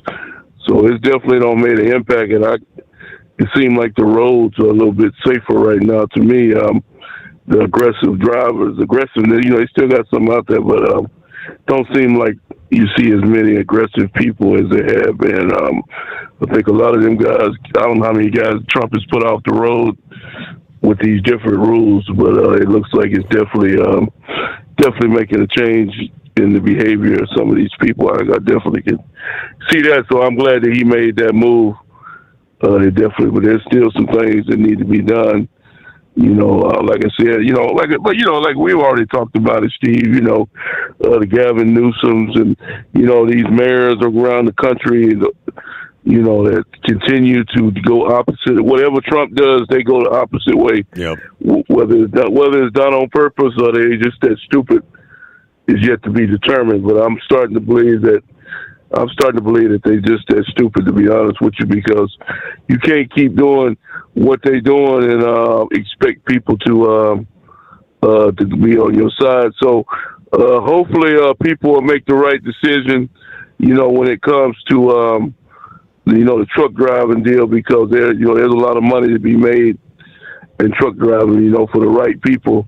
That's the reason why I got in. Over the last few years, the pay went down, mainly because of them guys lowballing these trucking companies, hauling freight for cheap freight, and putting a lot of owner operators out of business. So hopefully, with them guys out of the deal, at least for the next 2 or 3 years while Trump is in the White House, you better take the opportunity up and make as much money as you can right now. That's what I'm thinking right now. So I'm trying to drive as much as I can, to make some money. before, if there's another administration, I'm hoping and praying the American people won't make the bad decision in 2028 or 26, because Trump is definitely taking us the right direction. I'm still trying to determine, how I feel about these acquisitions, Greenland and all that. I have to, take a look at that, situations there. But, as far as Trump goes, they keep talking about the same thing again, Steve. These, over the weekend, a lot of Democrats were on these talk shows, Meet the Press and things like that, voicing their opinion about the Minnesota thing. And they still coming to the wrong conclusion, as always. And AOC, she definitely, the Trump administration should seek some kind of retribution with her, because you can't be blatantly going on these talk shows and on these newscasts saying that ICE agent was a murderer, because that man didn't murder that woman, and that's not a good look. When you got all these aggressive protesters out here that are looking for a reason to make something happen. Like I say, they protesting tonight. They still protesting about what, I still don't know. But, eventually, like Tom Homan said, Steve, Tom Homan did some interviews over the weekend. He's been saying this for a long time.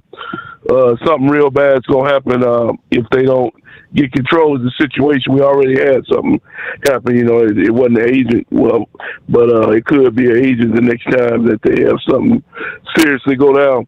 Because the aggressive people, these people, for some reason, Steve, they think that, they doing these different tactics to stop ICE from doing their job, with the blocking of the cars, and now they even told, we talked about last week, that some of these cities are trying to not even rent hotel rooms for these people, right, so they can get a good night's rest, so they can get some sleep before they got to go out the next morning to track these people down. It's really embarrassing that a hotel would deny access to an ICE agent, to get a hotel room for the night. And I've even heard about restaurants that are denying service. Yep. When they go in there, they say they won't even serve the man no food, just because he's an ICE agent. So it's sad that they are taking the wrong side, because that's definitely what they're doing, because these people are doing Donald Trump. And she wouldn't even have to do this if Joe Biden would have done what he was supposed to do, going from state to state, tracking people down. And, like Holman said, Steve, if he would make the job a lot easier if he would allow them access to the jails, and so they know who is in these jails, who's been arrested, and they can go pick them up instead of putting them on the street. And then now they got to go looking for him. And then, like he said, who's ever with that man, he becomes a part of the deal too. So it makes it even worse that they got to go house to house, door to door, looking for these people, because and speaking of that, Minnesota held another news conference, and they got the nerve to say that they're gonna sue. They got the nerve to say that they're gonna sue the Trump administration for what, I don't know.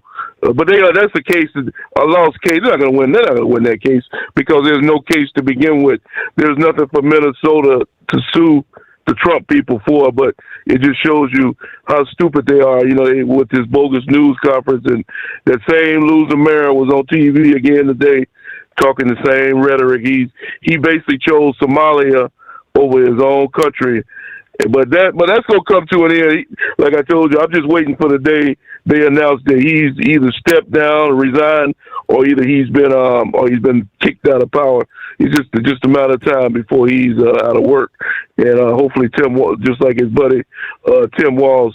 And I'd like for you to address that, Steve, and what I just said about, if you haven't, about this bogus lawsuit that Minnesota has said that they're going to file against the Trump people. And I thank you for taking my call. All right. Thank you much, Eagle. And we do know that there's a Republican representative in Minnesota confirming this past day that articles of impeachment are being drawn up for Tim Walz and will be released possibly today. Tuesday. The failed Democrat vice presidential candidate assailed for months accusations he obstructed law enforcement efforts to stop the massive Somali fraud that could have cost the government billions of dollars. Tim Walz should resign, and if he doesn't resign, he's probably going to leave the office in cuffs. Yeah, we're going public with them, I believe this week, possibly even tomorrow, said State Representative Ben Davis. Davis said Republicans have been telling Walz directly to intervene against the fraud and that he refused. Fraud is happening. Fraud is going on. You need to put tighter levers on this. And he's done just the opposite, he said. Now, he had previously announced that he's not going to seek a third term in office, cited the fraud accusations as he continues denying having any involvement. But, yeah, every minute I spend defending my own political interest would be a minute I can't spend defending the people of Minnesota against the criminals who prey on our generosity and the cynics who prey on our differences, he said. That's when he was announcing he's stepping out of the race. Davis said impeachment would need a majority in the State House to go forward, and then approval of 2/3 of the state Senate to convict Walz. I'm pretty sure they don't have like a 2/3 majority there, right? I don't know the state makeup, but just based on what I'm assuming that there's more Democrat leadership than Republican. Obviously, Republicans have been hammering away at him to resign or be impeached. Representative Tim Burkett of Tennessee said Governor Walz needs to step down. Yeah, saying he'll stay on to investigate. It's kind of like O.J. Simpson saying he's going to investigate the murder of his ex-wife, right? Let's see. House Majority Whip Tom Emmer of Minnesota also said, I'm not going to be Minnesota nice. I'm going to be Minnesota real. Tim Walz should resign, and if he doesn't, he's the one that's probably going to leave in cuffs. Yeah, we're not going to be taken for chumps, said Republican Congressman Brad Finstead of Minnesota. Think of what our parents and grandparents sacrificed to give us the life we have and what we're giving our kids and grandkids. We're giving them fraud. We're giving them $38 trillion in debt. See where it goes in Minnesota. Walz. Will he ever get the message, or is it just stand your ground, deny is what he's been doing? But all right, when they present, more and more evidence, the evidence is just piling on. There's no way he was unawares of what was going on. All right, Philip, Florida, coming our way right after this, the Steve Sommers Overnight Drive. Did you miss an episode of the Steve Sommers Overnight Drive? Or just want to relive a little bit of the magic? Don't worry. You can download the Steve Sommers Overnight Drive wherever you get your podcasts. Don't miss a single second of the show that was recently named one of the best late night shows in America. Make sure you like and subscribe to the Steve Sommers Overnight Drive so you don't miss a single episode. The Steve Sommers Overnight Drive. Available wherever you get your podcasts or online at overnightdriveradio.com. Truck downtime costs you money. One hidden killer on Cummins ISX 15 engines is weak injector cups. When they leak, coolant gets into the cylinders and suddenly you're facing a big repair bill. Industrial Injection has the fix. Our Torque Lock Injector Cup Kit with a threaded Torque Lock design. These cups stay sealed for good. No more coolant leaks. No more surprise downtime. Keep your truck on the road. Ask your shop for Industrial Injection Torque Lock Injector Cups today. Winter is here. When the temperature drops, so does your truck's performance. Avoid fuel gelling by using Hot Shot Secret's EDT Plus Winter Defense, a 7-in-1 fuel booster and anti-gel that improves cold weather performance. The 7-point cetane boost decreases DPF regens and increases fuel economy. Be confident that your engine is running smoothly and trouble-free, even in the coldest temperatures. Hot Shot Secret EDT Plus Winter Defense, available at Pilot Flying J, Amazon, O'Reilly Auto Parts, and HotShotSecret.com. Hot Shot Secret, powered by science. Your your factory fuel filter is letting you down. AirDog heavy-duty diesel fuel systems don't just filter your fuel. The AirDog fully optimizes your truck's fuel system for peak efficiency. The factory-provided filter simply removes particulates and water from fuel. The AirDog system removes all contaminants, including entrained air, water, and particulates, and feeds the engine pump with optimal pressure. Check out airdogdiesel.com to learn how you can capture every bit of performance and efficiency from your fuel system.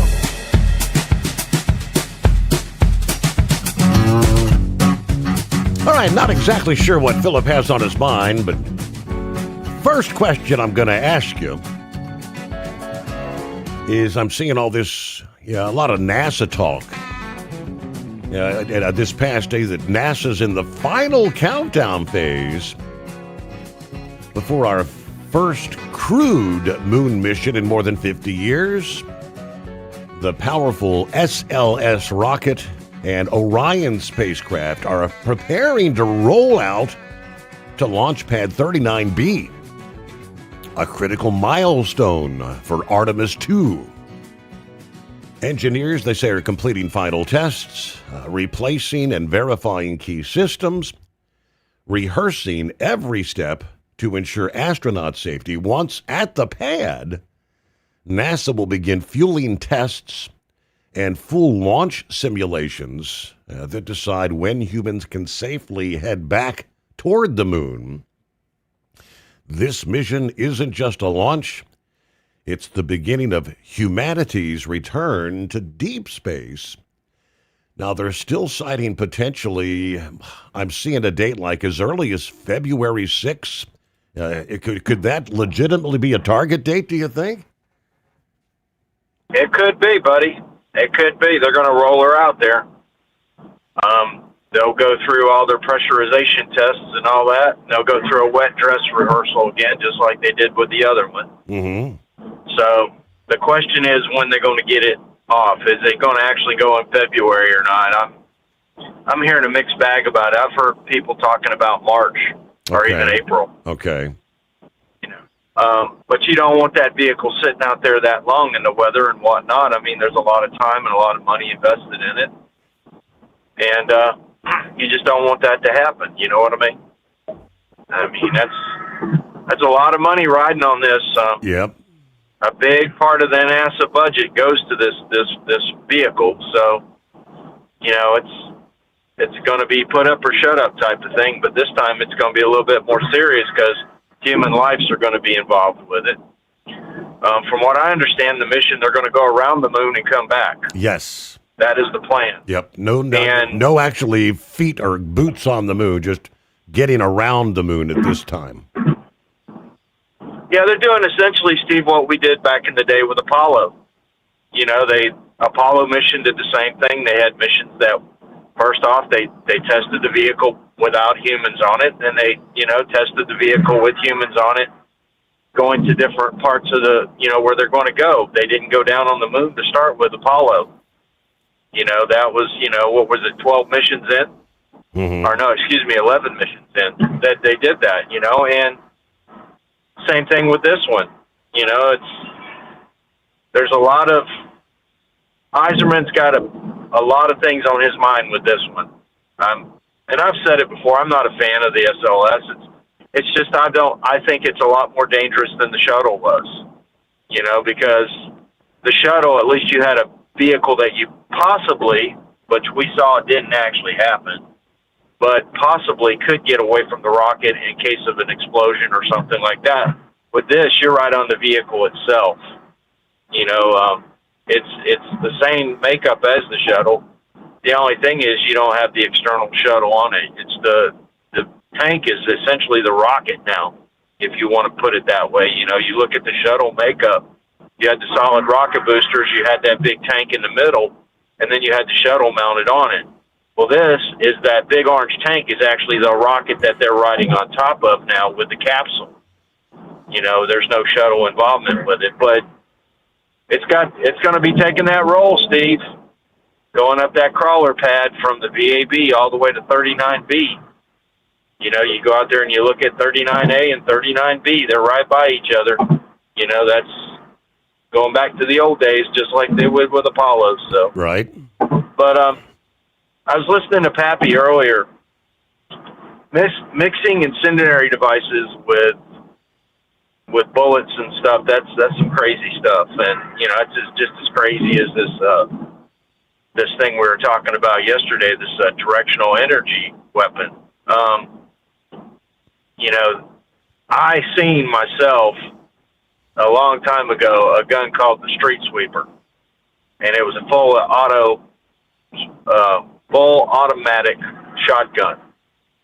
And let me tell you what, when you see that much stuff flying through the air, and it blows your mind just seeing that kind of stuff, and I'm sure there's a lot more intense weapons out there than that.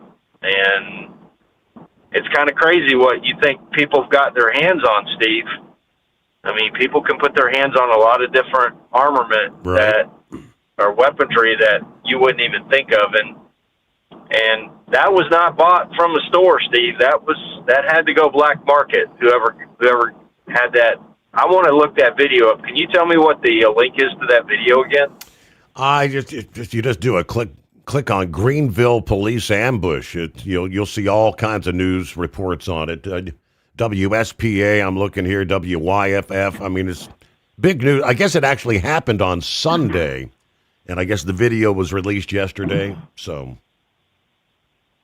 yeah, it probably went social media viral on Sunday when it did it. But yeah, it's crazy what's out there, and a lot of people don't know it. I mean, I thought it was crazy when I seen armor-piercing rounds to begin with. Think of shooting a round out of a gun that could go through a tank. Just to think of that, it's crazy. But it's out there. We saw the MRAD and all these Moabs and all these different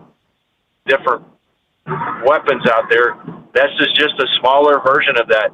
And that one we were talking about yesterday, that energy weapon. Steve, you've used a microwave at home a lot, don't you? Do you heat your coffee up in the microwave? Well, yeah, I use microwave on a regular basis, absolutely. But hold the thought there. We pause for a news update. 29 past the hour, the Steve Sommers Overnight Drive. USA Radio News, I'm Anthony Lucero. President Trump says the U.S. is considering strong options on Iran as protests continue. While speaking on Air Force One, he said Iranian leaders have reached out to negotiate, but some noted protesters have been killed. I think they're tired of being beat up by the United States. Iran wants to negotiate. The unrest, initially over economic concerns, have left roughly 600 dead and has become the largest anti-government demonstration in years.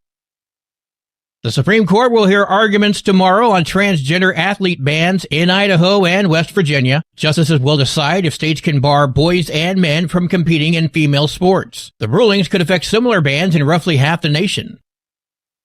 Wall Street closed in the green. At the closing bell, the Dow Jones Industrial Average gained 86 points, the S&P 500 added 10 points, and the Nasdaq rose 62 points. I'm Sarah Lee Kessler. From America's News Network, USA Radio News. So right now may be the perfect time for you to rethink how you pay for health care, and here's why. This time of year is decision time for a lot of people, but it's also when you can join MediShare and save even more than usual. For many families, joining MediShare means saving about $500 a month, which is a game changer for a lot of people.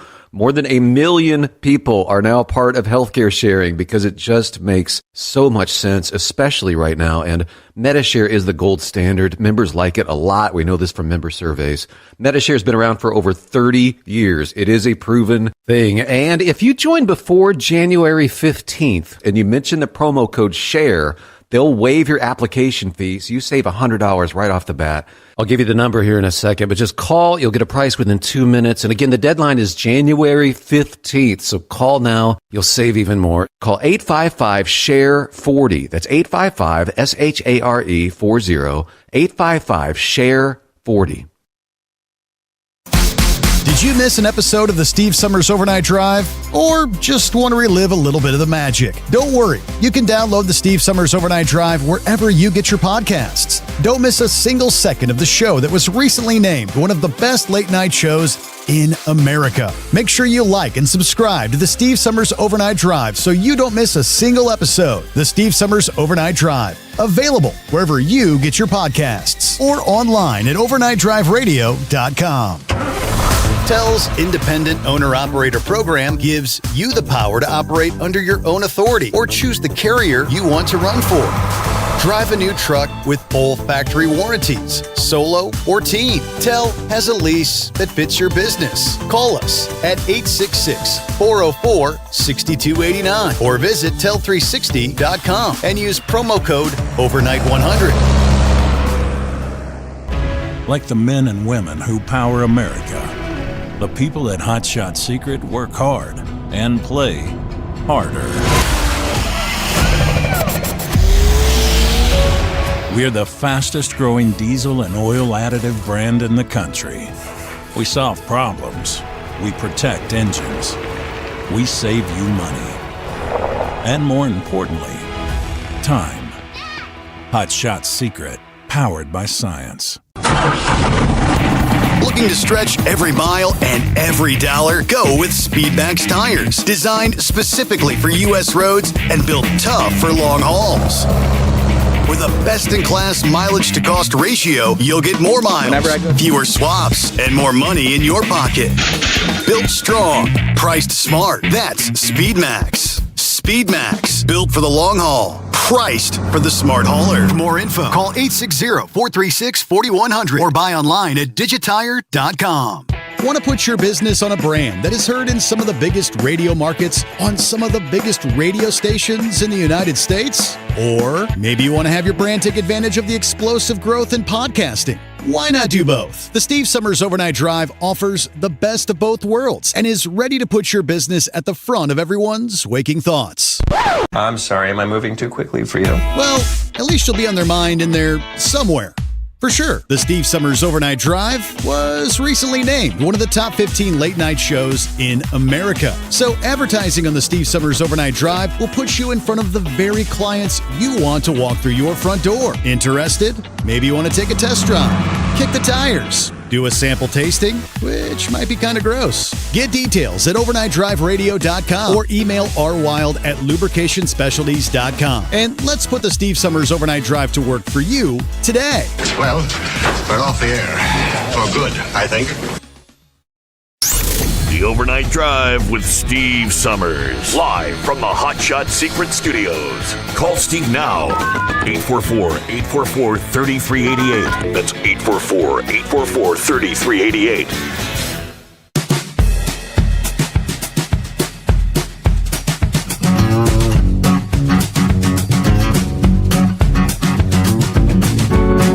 All right. Where did we leave off there? Yeah, we talked about the ambush in Greenville. Indeed, the video was released yesterday, on Monday. It's like a 43-second clip. The day after the officer was ambushed, essentially.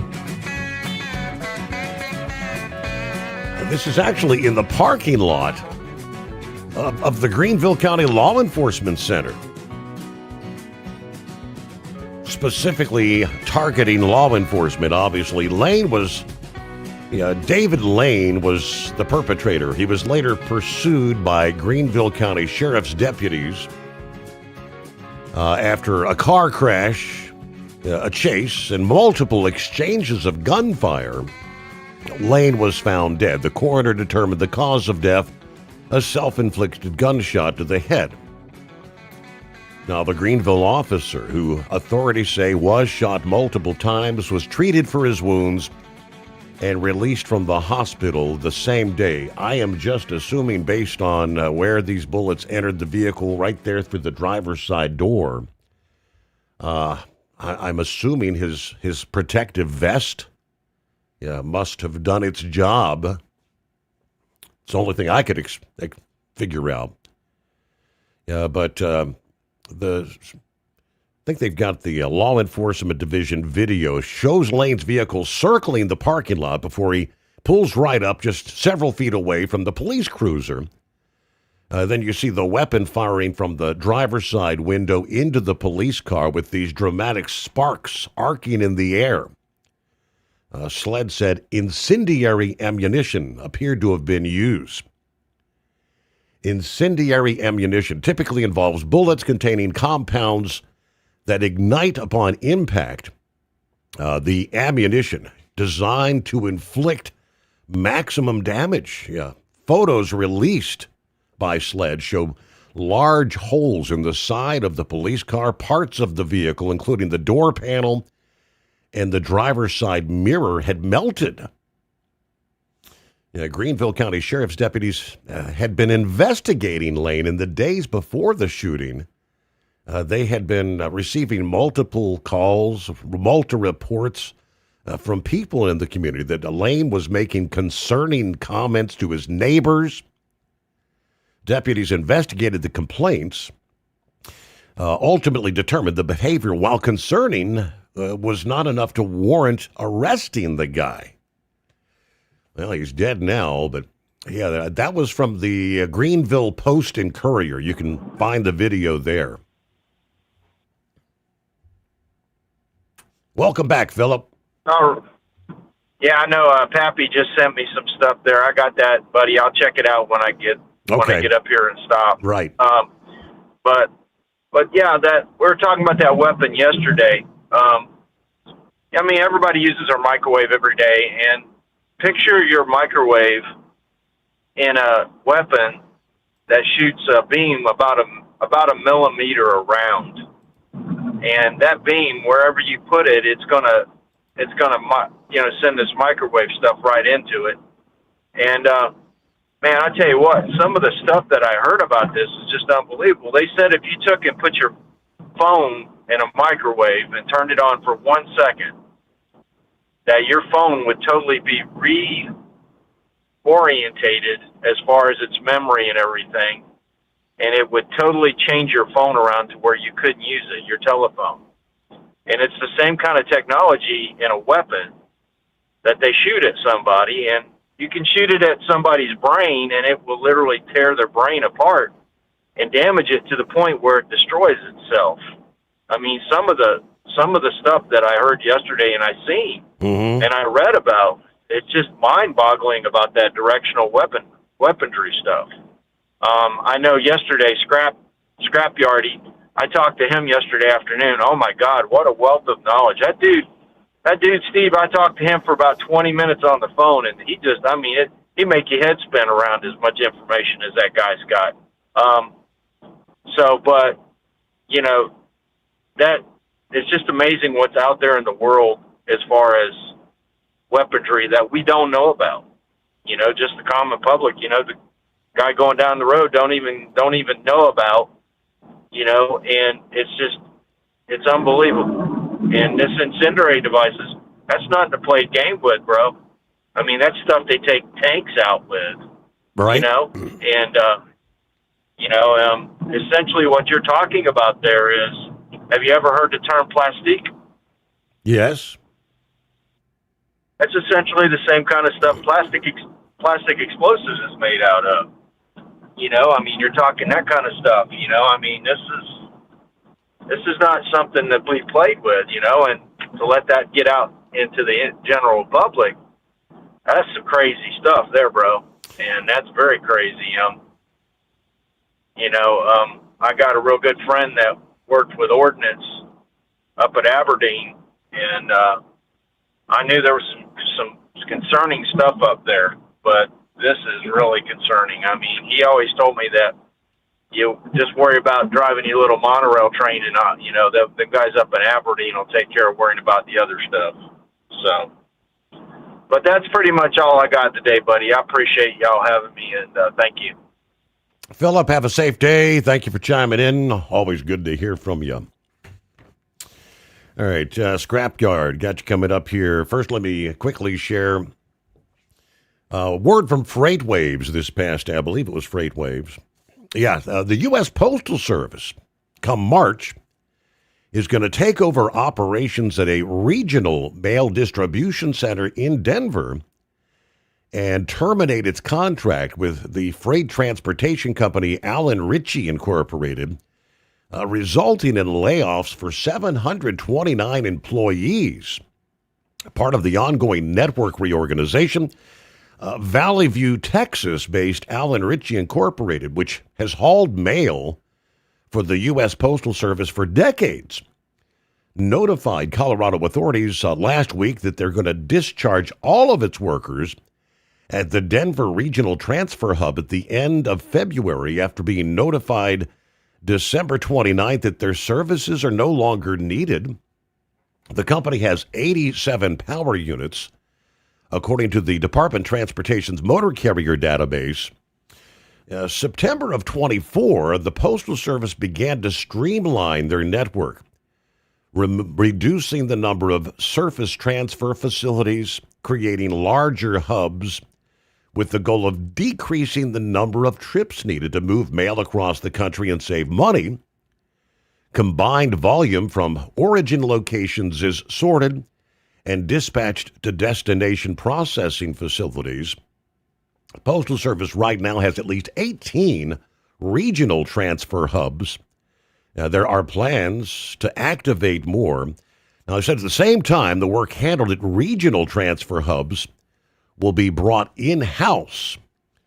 Some facilities continued under contractors. The Denver hub is the only facility operated entirely by a private company. Allen Ritchie's contract was modified to meet the revised work requirements and had been continuously extended over the past year.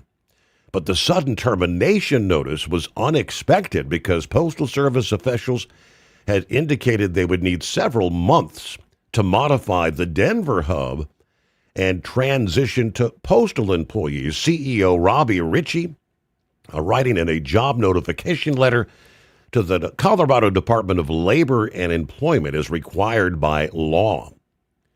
But they're saying an audit by the Postal Service's Inspector General last summer identified deficiencies at the Denver hub that put mail at risk of theft and unauthorized handling.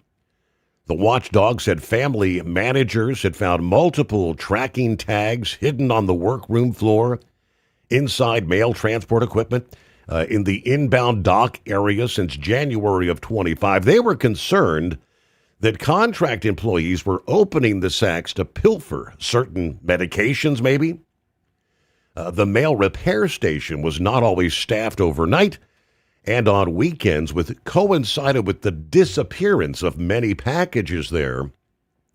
Auditors also pointed to a high level of damaged mail, which managers suspected was caused by contractor staff rifling through the contents rather than by the mail processing machines. Insufficient security controls over registered mail, the lack of management and oversight and staffing at the Denver RTH created significant vulnerabilities in mail security and handling. The Postal Service did not implement adequate controls to prevent theft and unauthorized access, which could lead to contractors tampering with the mail. A contributing factor was the contract statement of work, which did not outline specific requirements for handling registered mail, leaving critical security gaps unaddressed. Plus, Postal Service officials assigned to the Denver hub did not provide necessary oversight, opening the door for conduct by the contracted employees. All right. The investigation by Office of Inspector General led to the termination of 3 contract employees at the Denver facility for theft or knowledge of theft. Since the audit, the Postal Service has installed a secure cage for processing registered mail, installed additional security cameras, and replaced the contractor's plant manager. They've updated their staffing plan to ensure coverage during all work shifts, according to the report. Denver Television's KDVR had reported on Allen Ritchie's exit from the Denver hub there. All right, scrapyard, waving all 5, I presume. Yeah, what's happened, Captain? I can identify the round that was used by that fella. Video footage that was released apparently shows him it's a Remington shotgun, automatic semi-auto shotgun, apparently what he has. And it's the company that makes that ammo is Phoenix Rising Dragon's Breath. You can get those over the counter at any major sporting goods store. Really? A 5-pack is like $35. Yeah, it's a pressed slug of steel wool. Just compressed steel wool, and it'll fire out to like 200 plus feet. It's mainly a fireworks salute round where you fire them at night, and it just a horrendous cone of fire. Yeah. And it'll light up the whole neighborhood. But it's also been used in firefighting to start backfires, where someone will have time to fire the round and run. Starting a large backfires when it comes to forestry firefighting. I've fired those rounds before, and it's nothing more than steel wool that has been pressed into a slug. And steel wool is so incredibly dangerous, it actually causes a lot of fires in people's homes. The junk drawer. I've even used it in my survival pack, carrying a 9-volt battery in a little plastic protected box and steel wool, like in a junk drawer. Take the batteries out of your junk drawers at home, people. Don't do that because even just a collection of batteries rolling around in there, making contact, and the 9-volt is the most dangerous because the contacts are both on the same side. And all you have to do is just tap a 9-volt battery to a little bit of steel wool, like a Brillo pad, and it'll go up. And that's what that round is. It's made by Phoenix Rising. And like I said, you can go into any major sporting goods store, and they'll sell them in direct sale from the manufacturer. It's only like, I think right now it's listed at $34.99 for a 5-pack. Wow. A 2 3/4 inch 12-gauge shell, and it's mainly used just for celebrations and whatnot, but it can have other uses if it's misused. Well, obviously from the video you can see that, those were very, it looks like fireworks going off. But I mean, it appeared that he was able to get off like 5 rounds in a matter of like 2 seconds. I mean, it was boom, boom, boom, boom, boom, that quick. Yeah, with a semi-automatic shotgun, that's as fast as you can pull that trigger. You can send rounds downrange, and now on they've even got AR-15 platforms like for a 410, which I thought about buying anyway. But they've got now a thing called the FRT, a force reset trigger, is legal. It is not a machine gun because you're pulling the trigger with each cycling of the trigger. But they got them drop in for a lot of semi-automatic pistols, semi-automatic rifles, shotguns, and it's the Supreme Court throughout the ATF's lawsuit trying to have an FRT declared a machine gun, and it's not, because you're actually pulling the trigger each and every time. Whenever the bolt comes back, it hits a built-in lever and shoves the trigger forward again, and then when it comes back into battery and all that, because you're pulling on the trigger, it breaks over and you fire another round. As long as you're putting pressure on that trigger, you're actually the one pulling the trigger. It's not doing it automatically. And I even looked at getting one of the Taurus TX-22 pistols, which I think could hold like 24 rounds. You drop one of those in there, you can rip off like anywhere from 16 to 1800 RPM legally. And so a lot of people have just been snapping them up as fast as they come out. One company that sells them is Freedom Finger. Freedom and all that. Finger. So it's wow. Freedom Finger, yeah. That they were the main instigators of they sued the ATF and successfully won. And so now there's other manufacturers out there producing them, just for plinking, playing around, and all that, having almost machine gun capability, but it's legal and it's not a machine gun. And that, people don't, they get the wrong idea when it comes to a firearm. They think that all firearms are bad. It's the person that's holding the firearm that is bad. And if you want something that operates close to a machine gun and it's legal, there you go.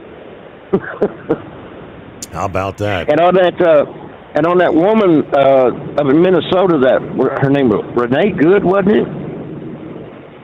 Correct. That got killed up there in Minnesota. Yes. Well, they released her criminal record. Her two oldest children got taken from her. She was putting cigarettes out on them. It looked like they had smallpox.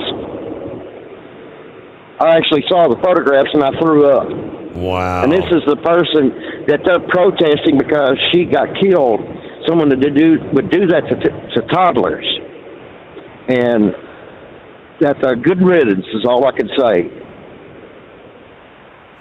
I think Pappy had actually shared like a snapshot of that this past day because it's something under the, what do you say, Miss Good, not so good. Yeah, this is the leftists, who the leftists are and who they support. All right, it's 844-844-3388. The Steve Summers Overnight Drive. Want to put your business on a brand that is heard in some of the biggest radio markets on some of the biggest radio stations in the United States? Or maybe you want to have your brand take advantage of the explosive growth in podcasting. Why not do both? The Steve Summers Overnight Drive offers the best of both worlds and is ready to put your business at the front of everyone's waking thoughts. I'm sorry, am I moving too quickly for you? Well, at least you'll be on their mind in there somewhere. For sure, the Steve Summers Overnight Drive was recently named one of the top 15 late-night shows in America. So advertising on the Steve Summers Overnight Drive will put you in front of the very clients you want to walk through your front door. Interested? Maybe you want to take a test drive, kick the tires, do a sample tasting, which might be kind of gross. Get details at overnightdriveradio.com or email rwild@lubricationspecialties.com. And let's put the Steve Summers Overnight Drive to work for you today. Well, we're off the air. For good, I think. It's no secret, today's diesel isn't as good as it should be. Diesel lacks lubricity. That can lead to fuel system failure, costing thousands in repairs. But you can prevent those issues with Hot Shot Secret products. Clean injectors, boost cetane, increase fuel economy while adding 4 times more lubricity than the leading competitor. Claims proven by real-world use and confirmed by third-party ASTM testing. Available nationwide at truck stops, farm and automotive stores, and online at hotshotsecret.com. Hot Shot Secret. Powered by science. Did you miss an episode of the Steve Summers Overnight Drive? Or just want to relive a little bit of the magic? Don't worry. You can download the Steve Summers Overnight Drive wherever you get your podcasts. Don't miss a single second of the show that was recently named one of the best late-night shows in America. Make sure you like and subscribe to the Steve Summers Overnight Drive so you don't miss a single episode. The Steve Summers Overnight Drive. Available wherever you get your podcasts or online at overnightdriveradio.com.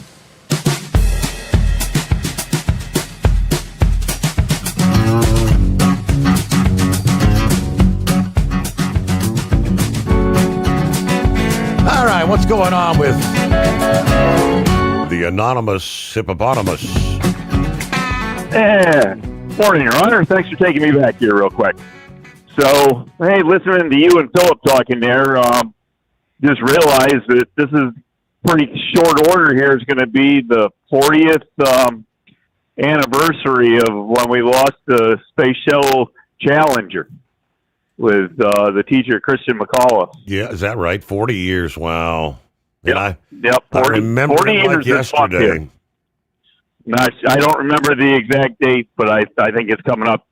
I think it was somewhere in the 20s, maybe. I don't know, 21st, 22nd, 23rd, something like that. I don't know. But anyways, that's 40 years ago. Wow. Challenger, go with throttle up. Yeah. Anyways, so I've been thinking, and I finally got the answer. We had the whole Wreaths Across America thing here happen there not too long ago when, Arlington Cemetery was blessed with all the wreaths put on all the markers, and a lot of other cemeteries around the country all got the wreaths put on and everything. And you get thinking about things when you're out here driving overnight, and it occurred to me that somebody's got to pick all them up at some point, because they don't stay there until the next year. They don't just swap out the old wreath for a new wreath. So doing a little investigating, I guess it's coming up on the 17th, at least for the Arlington National Cemetery there, that will be wreath pickup day. So it's all coordinated. Whoever is the team leader or whatever that was in charge of the direction of getting them laid out is in charge of getting them all picked up. And I guess they're set up to be recycled of some sort. And I don't know, I would assume there's going to be a whole mess of roll-off dumpsters maybe or something to take all them to recycling centers or whatever they are going to end up doing with them. But so I don't know, is the 17th, is that Saturday or is that Sunday? I think it's Saturday. I don't know. I've been working every day this month, so I don't know where we're at. Saturday, that is correct. Saturday. Saturday the 17th. All right, so Arlington Cemetery, and I'm sure all the volunteers that help put them out, I don't know. You do things, you get volunteers to do things, but then when it comes to the other end, not all the volunteers, I don't know. I hope they got a good crew there, because as I say, I just kind of got thinking about it here and looked into it. So, but not every cemetery might not be doing it on the 17th, because where they put the wreaths out each. Okay. And, hey, we got to pause there. We hit the midnight hour on the West Coast. Want to put your business on a brand that is heard in some of the biggest radio markets on some of the biggest radio stations in the United States? Or maybe you want to have your brand take advantage of the explosive growth in podcasting. Why not do both? The Steve Summers Overnight Drive offers the best of both worlds and is ready to put your business at the front of everyone's waking thoughts. I'm sorry, am I moving too quickly for you? Well, at least you'll be on their mind in there somewhere. For sure, the Steve Summers Overnight Drive was recently named one of the top 15 late-night shows in America. So advertising on the Steve Summers Overnight Drive will put you in front of the very clients you want to walk through your front door. Interested? Maybe you want to take a test drive, kick the tires, do a sample tasting, which might be kind of gross. Get details at overnightdriveradio.com or email rwild@lubricationspecialties.com. And let's put the Steve Summers Overnight Drive to work for you today. Well, we're off the air. For good, I think. Your factory fuel filter is letting you down. AirDog heavy-duty diesel fuel systems don't just filter your fuel. The AirDog fully optimizes your truck's fuel system for peak efficiency. The factory-provided filter simply removes particulates and water from fuel. The AirDog system removes all contaminants, including entrained air, water, and particulates, and feeds the engine pump with optimal pressure. Check out airdogdiesel.com to learn how you can capture every bit of performance and efficiency from your fuel system. Did you miss an episode of the Steve Summers Overnight Drive? Or just want to relive a little bit of the magic? Don't worry, you can download the Steve Summers Overnight Drive wherever you get your podcasts. Don't miss a single second of the show that was recently named one of the best late night shows in America. Make sure you like and subscribe to the Steve Summers Overnight Drive so you don't miss a single episode. The Steve Summers Overnight Drive, available wherever you get your podcasts or online at overnightdriveradio.com.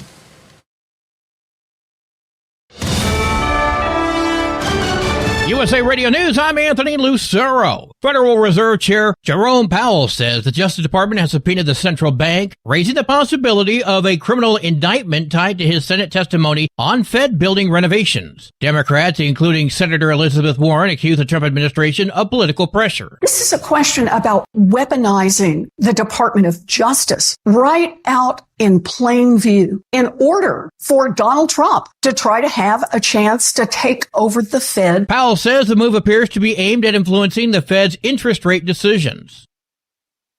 Minnesota Democratic leaders are suing the Department of Homeland Security over a surge of ICE agents sent to Minneapolis following last week's fatal shooting involving an ICE officer. Attorney General Keith Ellison claims the agents are untrained, making illegal arrests, and targeting people based on race. DHS has yet to respond to the lawsuit.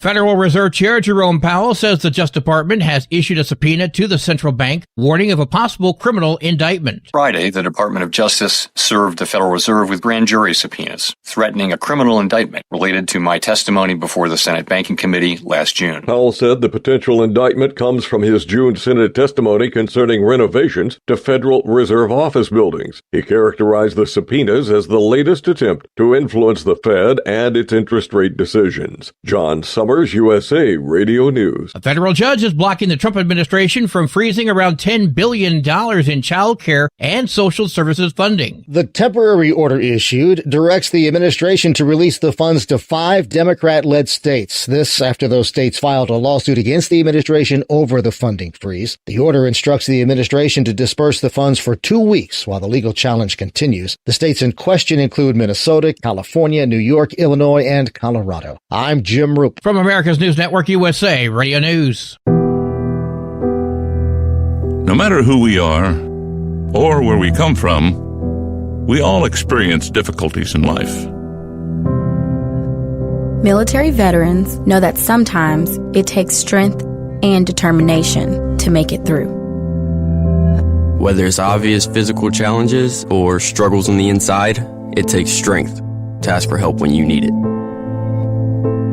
I knew that I had to get support, not just for me, but for the sake of my wife and kids. Talking about it has helped me feel more like myself again. Honestly, it was hard to open up at first, but it's changed my life for the better. Learn how veterans like us have reached out for help, and hear stories of strength and recovery at MakeTheConnection.net. A Utah truck drove into a crowd of protesters in Los Angeles during an anti-Iranian regime rally on Sunday. 2 people were evaluated but declined treatment. The FBI and LAPD are investigating the driver's motive.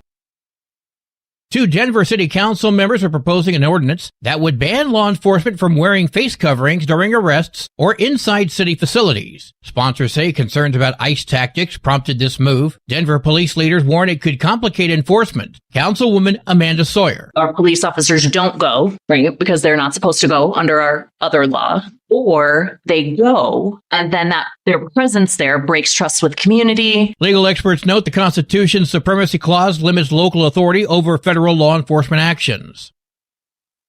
The eastern U.S. is preparing for a midweek snowstorm. The Tennessee River Valley, Carolinas, Mid-Atlantic, and Northeast could see significant snowfall as Arctic air moves in from Canada, setting the stage for potentially heavy snow totals. Firefighters in Washington state saved 6 puppies from overdoses. When the puppies arrived at the Sky Valley Fire Station in Gold Bar, 3 puppies all have the same symptoms, including respiratory distress. Crews used CPR, oxygen, and Narcan. Sheriff's deputies located the people who brought the dogs in and found 3 more puppies in distress. They were taken to the fire station for treatment. Then all 6 puppies went to a veterinary clinic where they're reported to be recovering. I'm Brad Ford. And I'm Anthony Lucero, USA Radio News. Would you know where to turn if you or a loved one became paralyzed? For thousands of families, the National Paralysis Resource Center has been that lifeline. But now federal funding's at risk. Sherman Gillums Jr., a partially paralyzed Marine veteran with the Christopher and Dana Reeve Foundation, explains why. This is about more than just a budget line. It's about veterans, caregivers, and families, real people who need these resources to live more productive and independent lives. Learn more at ChristopherReeve.org. Keep the bugs off your glass and the smokies off your ass. This is the Overnight Drive with Steve Summers. Traditionalists may not love alcohol-burning tractors, but fans love watching them. From the NTPA headquarters in Marion, Ohio, this is the NTPA Overnight Report. I'm Greg Hunter. These high-tech machines are either 6 or 8-cylinder pulling machines. Some cackle, some are silent, all are great to watch. The Yoder Popcorn Pro Stock tractors had the longest season of any of the Grand National classes with 19 hooks. This battle was long, and with only one rainout, all 18 hooks mattered. Brandon Simon, RJ Simon, and Brett Myers shared the driving duties on the John Deere 8530 called Loud and Heavy. But it didn't matter who was in the seat, the title was on the horizon from the opening hook of the year. The opening weekend in Hutchinson, Brandon Simon was in the seat and won both nights. setting up the title run. After a stop in Farley, Iowa, the next points pull was the Budweiser Dairyland Super National with Brett Meyer in the seat. Starting his portion of the season with a 7th on night 1 in Toma, he got comfortable with the tractor and posted a 3:49 on night 2, good enough for 2nd. Brett stayed in the seat for the next 5 pulls. Chapel Hill, where he went 3:35, which is only good enough for 9th. Then Brandenburg, Kentucky, where Loudon Heavy took 4th both nights. The trip to Rockwell was good for Brett, picking up a 3rd and a 4th, even with a pull of 374. RJ Simon was in the seat for Napoleon, Ohio, collecting a 6th before heading to Bowling Green with Brett Meyer back in the seat. The first hook was a little less than the team hoped for, only going 327. Yeah, only 327, but it was only good enough for 15th on the first night in Pole Town. The second hook of 328 was much better in the standings, earning a 3rd. With both Brandon and Brent driving in Canton, it was a 3rd on night 1 and a 10th on night 2 before going into the last 3 hooks of the season. Brandon drove the final hooks with a 7th on night 1 in Sandwich and a 12th on night 2. The season wrapped up at the Enderley pull-off with a 5th for Loudon Heavy, which secured the 14-point advantage, good enough for the 2025 title. The same trio drove Loudon Heavy X to the runner-up position, the only class in the NTPA to have a trailer mate as the runner-up. That just proves how dominant this team was in 2025. In 3rd was the duo of James Ray and Mike Connie with the John Deere 8410 they call Mac Nasty, with the trailer mate Mac Daddy piloted by James and Julia Ray in 4th. Holding 5th, a 2022 John Deere 8R340 with Sam, Denny, and Elijah Brown called Green with Envy. In 6th was Esden Lemke in his 2023 John Deere 4010 called New Generation Plus. In the 7th spot was the same team of Brent Meyer and the Simons with Injected Funds. In 8th, Tim Kane aboard his 2008 International 1066 he calls Red Gambler. In the 9th spot, veteran puller Rob Russell in his 2011 Case IH225 called the Workhorse. And rounding out the top 10, Brian and Brandon Schrammick with the 2020 AGCO DT275B they call Youngblood. This has been the NTPA Overnight Report. I'm Greg Hunter. Remember, pull hard.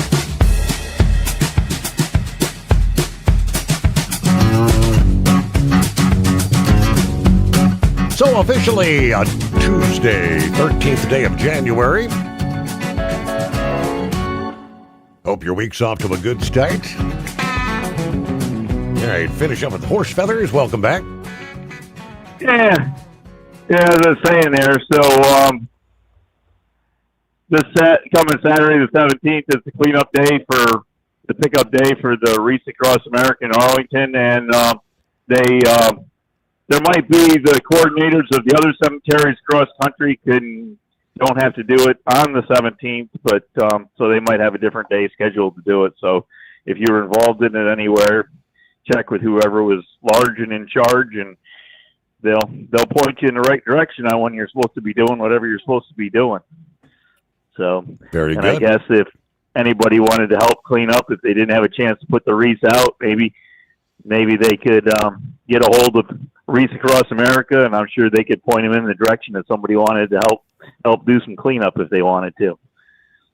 So, but other than that, that's about what we got going for you, Your Honor. Just seeing, I don't know, I don't think it's as cold last night. At least you don't have the wind blowing. So, but other than that, everything else seems pretty quiet. So we'll let it go at that, and if we come up with anything, we'll holler back at you. All righty, thank you very much. I just came across Josh Malloy posted this past day. I see Horse Feathers.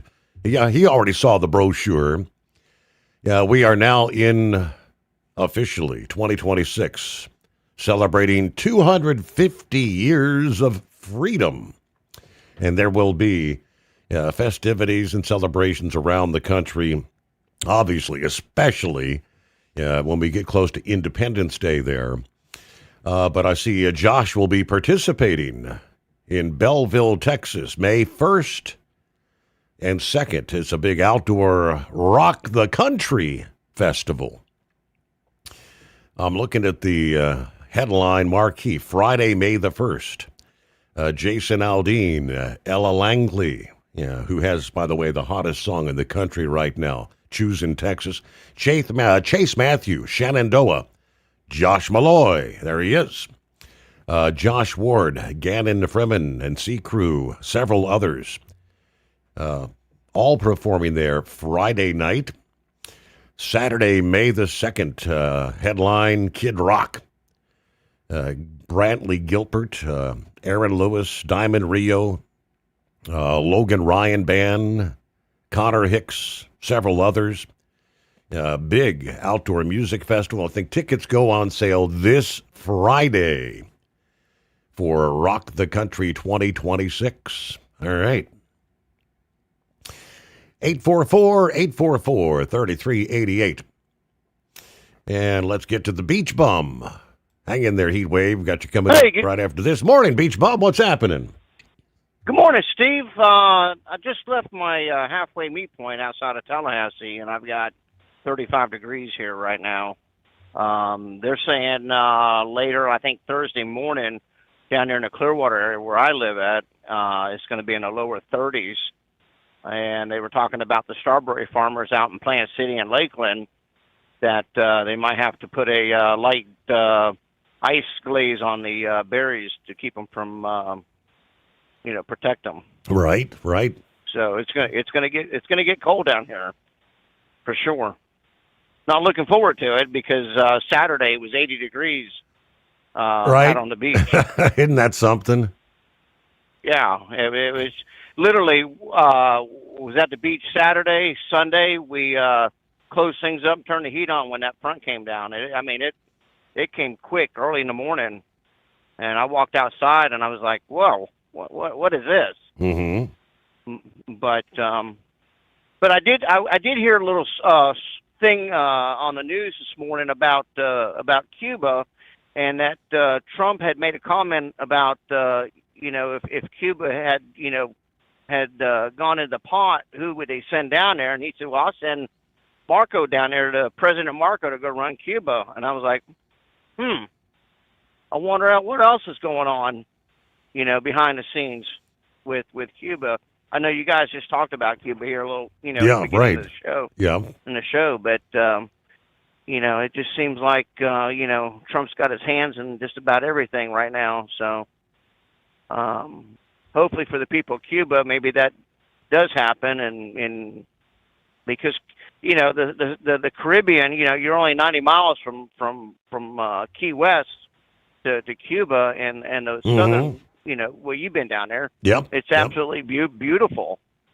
And so maybe that'll happen. I think that'd be good for the folks in Cuba. Yes. So, but I did talk to Captain Ron. Captain Ron is doing well. Captain Ron is working for an adult, how can I say this?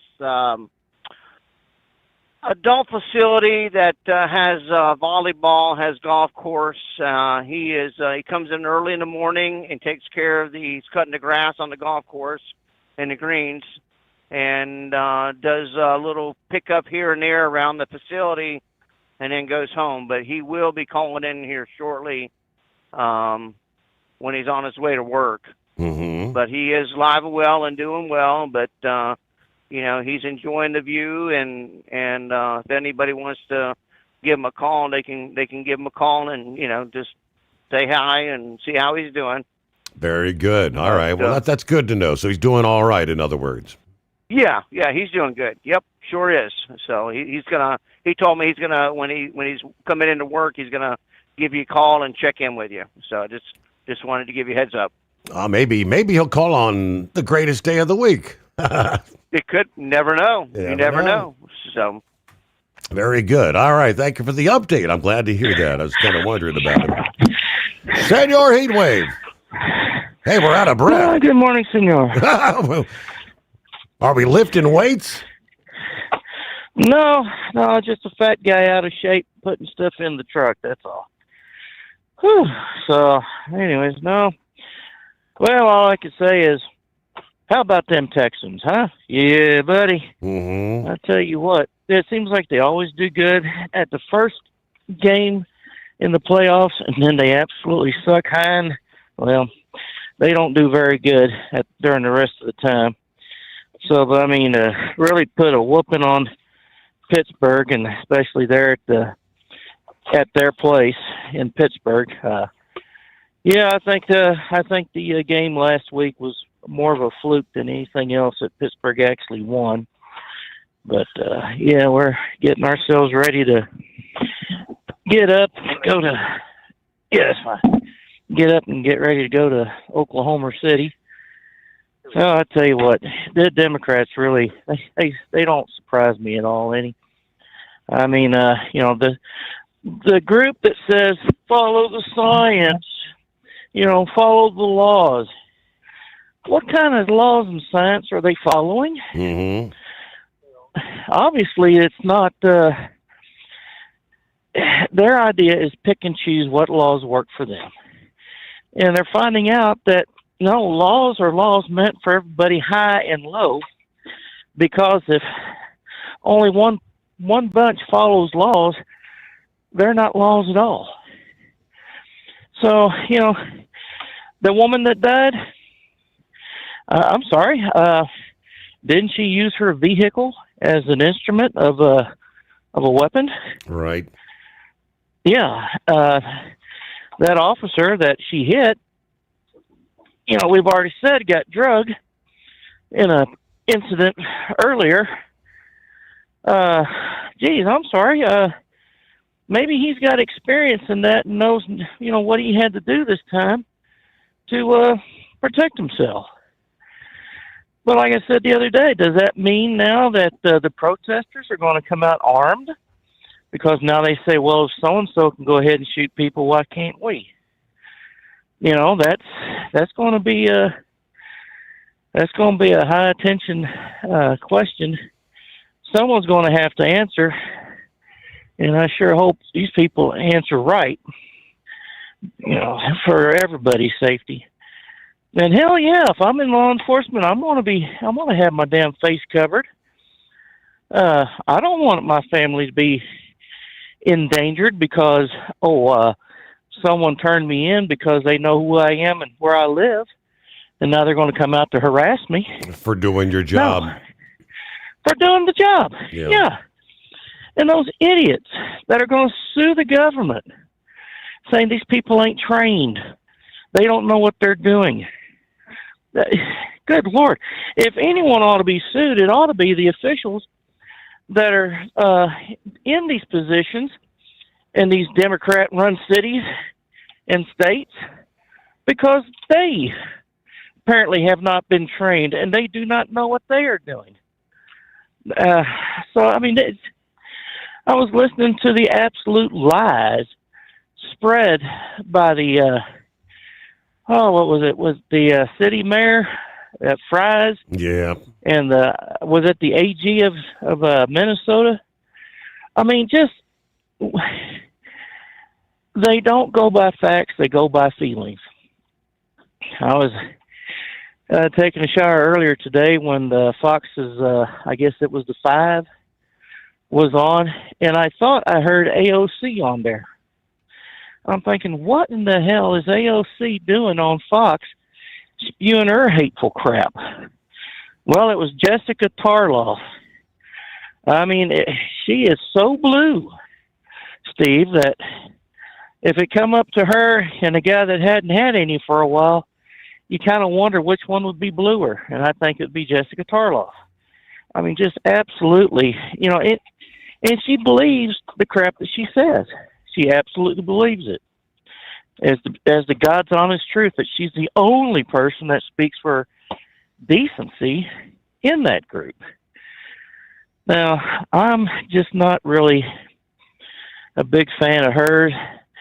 They've got another gentleman, I think his last name is Ford, who is a Democrat, but he's not a radical Democrat. And I wish they'd put that guy on there more, because he speaks more from the heart and factual than what these other people they got on there do. Mm-hmm. I mean, I really thought it was AOC, a brand jackass. Well, I was close. It was a brand jackass, that's for sure. So, anyways, yeah, so we're, like I said, getting stuff moved in the truck, doing the pre-trip on the truck, make sure all the fluids are there. And yeah, I'm taking over. I know Lady Heatwave was like, well, why are you getting up? It's not Tuesday yet. And I said, no, but it will be shortly. Well, why did you go to sleep so early? so I can get behind the wheel and provide that pooch with this magnificent doghouse that she lives in. And our king-size bed is her doggy bed. And I said, and I got to keep you where you're happy with your truck that you got, that Tahoe. And I said, you know, bills are going to be there. They're not going to just go away because, oh, I need sleep, you know. And I'm way past that time where I need beauty sleep because no matter how long I sleep, it ain't going to do me no damn good. So there you go. Well, yeah, so who does Houston play next weekend? Any idea? I'm not sure. I'll have to pull that up. Because, you know, I really don't know who the winners were as far as, you know, the number 1, number 2 teams. So all I know is that there were some games that were close that shouldn't have been close. And that Houston game, I mean, good night. Had they not scored 23 points in the fourth quarter, it would have been a 7-6 ball game. And that really, you know, that would have been a real defensive struggle. But it seems like to me, Aaron Rodgers probably ought to think about retiring because, yeah, he made it to the playoffs, but he got embarrassed again.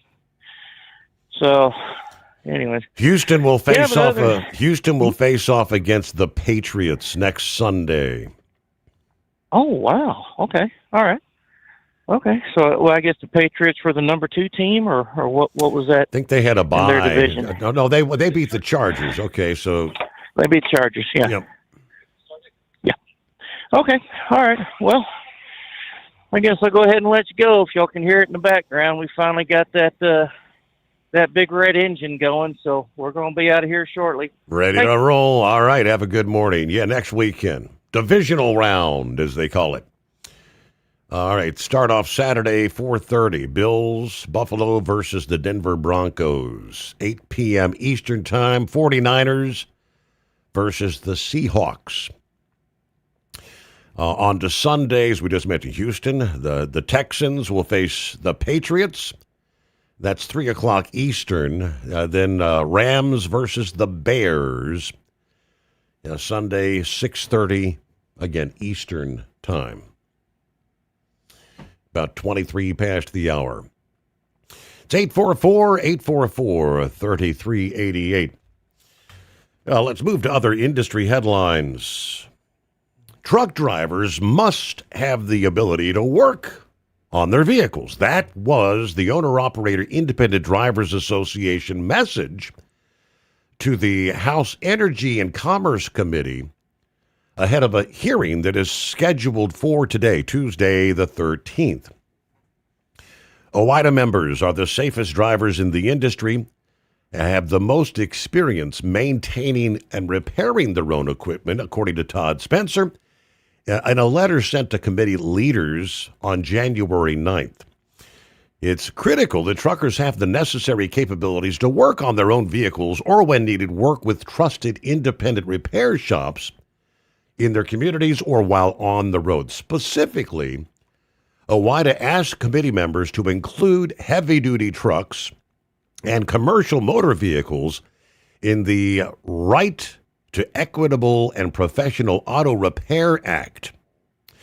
Introduced by Neil Dunn of Florida, this is H.R. 1566, aims to ensure that consumers have access to data relating to their vehicles, including critical information regarding maintenance, service, and repairs. OIDA told committee members they have an opportunity to reduce costs for small business truckers. We strongly oppose any provision that would exempt heavy-duty vehicles from H.R. 1566, and we will vocally and vigorously oppose the overall legislation if any such exemption is ultimately included, they say. While there have been attempts to provide a right to repair through previous memorandums of understanding, Congress must act decisively to give small business truckers a clear, unambiguous right to this information, they say. Without having these rights enshrined in law, truckers and the repair shops they rely on have little recourse to obtain the information. In addition to helping reduce costs, White has said giving them the ability to repair their equipment will reduce downtime and keep the supply chain moving. We support H.R. 1566 as currently proposed, but if your committee removes coverage for truckers by exempting heavy-duty vehicles, they will feel justifiably betrayed. The trucking industry is in the midst of a historic downturn. Small businesses are looking for every possible way to reduce costs and maximize productivity. Siding with large corporations and manufacturers at the expense of small business truckers and mom-and-pop repair shops would ignore these challenges and make it more difficult for drivers to keep their businesses afloat in these challenging economic times. Hundreds of thousands of small business truckers will be watching closely to see if you prioritize their needs or the profits of a few large corporations. We strongly encourage you to ensure H.R. 1566 includes heavy-duty trucks. Now, as of, this past day, the bipartisan bill has 43 co-sponsors at this point in time. That was the Repair Act. I guess it was introduced, last February? 27 past the hour. It's 844-844-3388. Well, NASCAR made the official announcement, the latest. They apparently are going to use the chase format once again for the Cup Series championship title. The playoff format finally being dropped after much criticism from the fans. Dangerous drop in audience and viewership numbers. While NASCAR retains the schedules for the postseason and the regular season, it will no longer feature the 3-race elimination system. They kind of explained what we need to know about how the Cup Series championship format is being kind of revamped for this year and beyond. Try to break some of that down for you. First, who we got on board? Carl, Brother Rambler, coming up.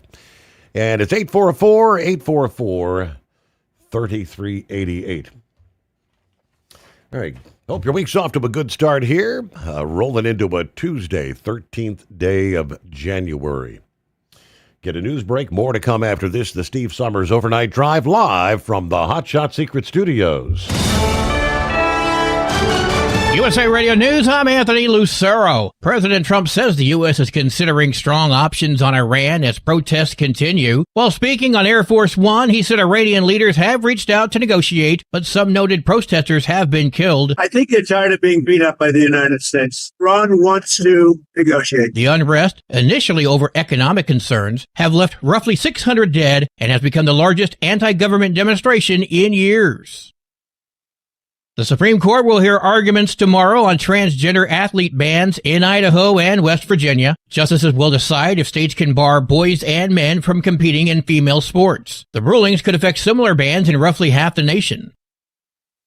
Wall Street closed in the green. At the closing bell, the Dow Jones Industrial Average gained 86 points, the S&P 500 added 10 points, and the Nasdaq rose 62 points. I'm Sarah Lee Kessler. From America's News Network, USA Radio News. So right now may be the perfect time for you to rethink how you pay for health care. And here's why. This time of year is decision time for a lot of people. But it's also when you can join MediShare and save even more than usual. For many families, joining MediShare means saving about $500 a month, which is a game changer for a lot of people. More than 1 million people are now part of healthcare sharing because it just makes so much sense, especially right now. And MediShare is the gold standard. Members like it a lot. We know this from member surveys.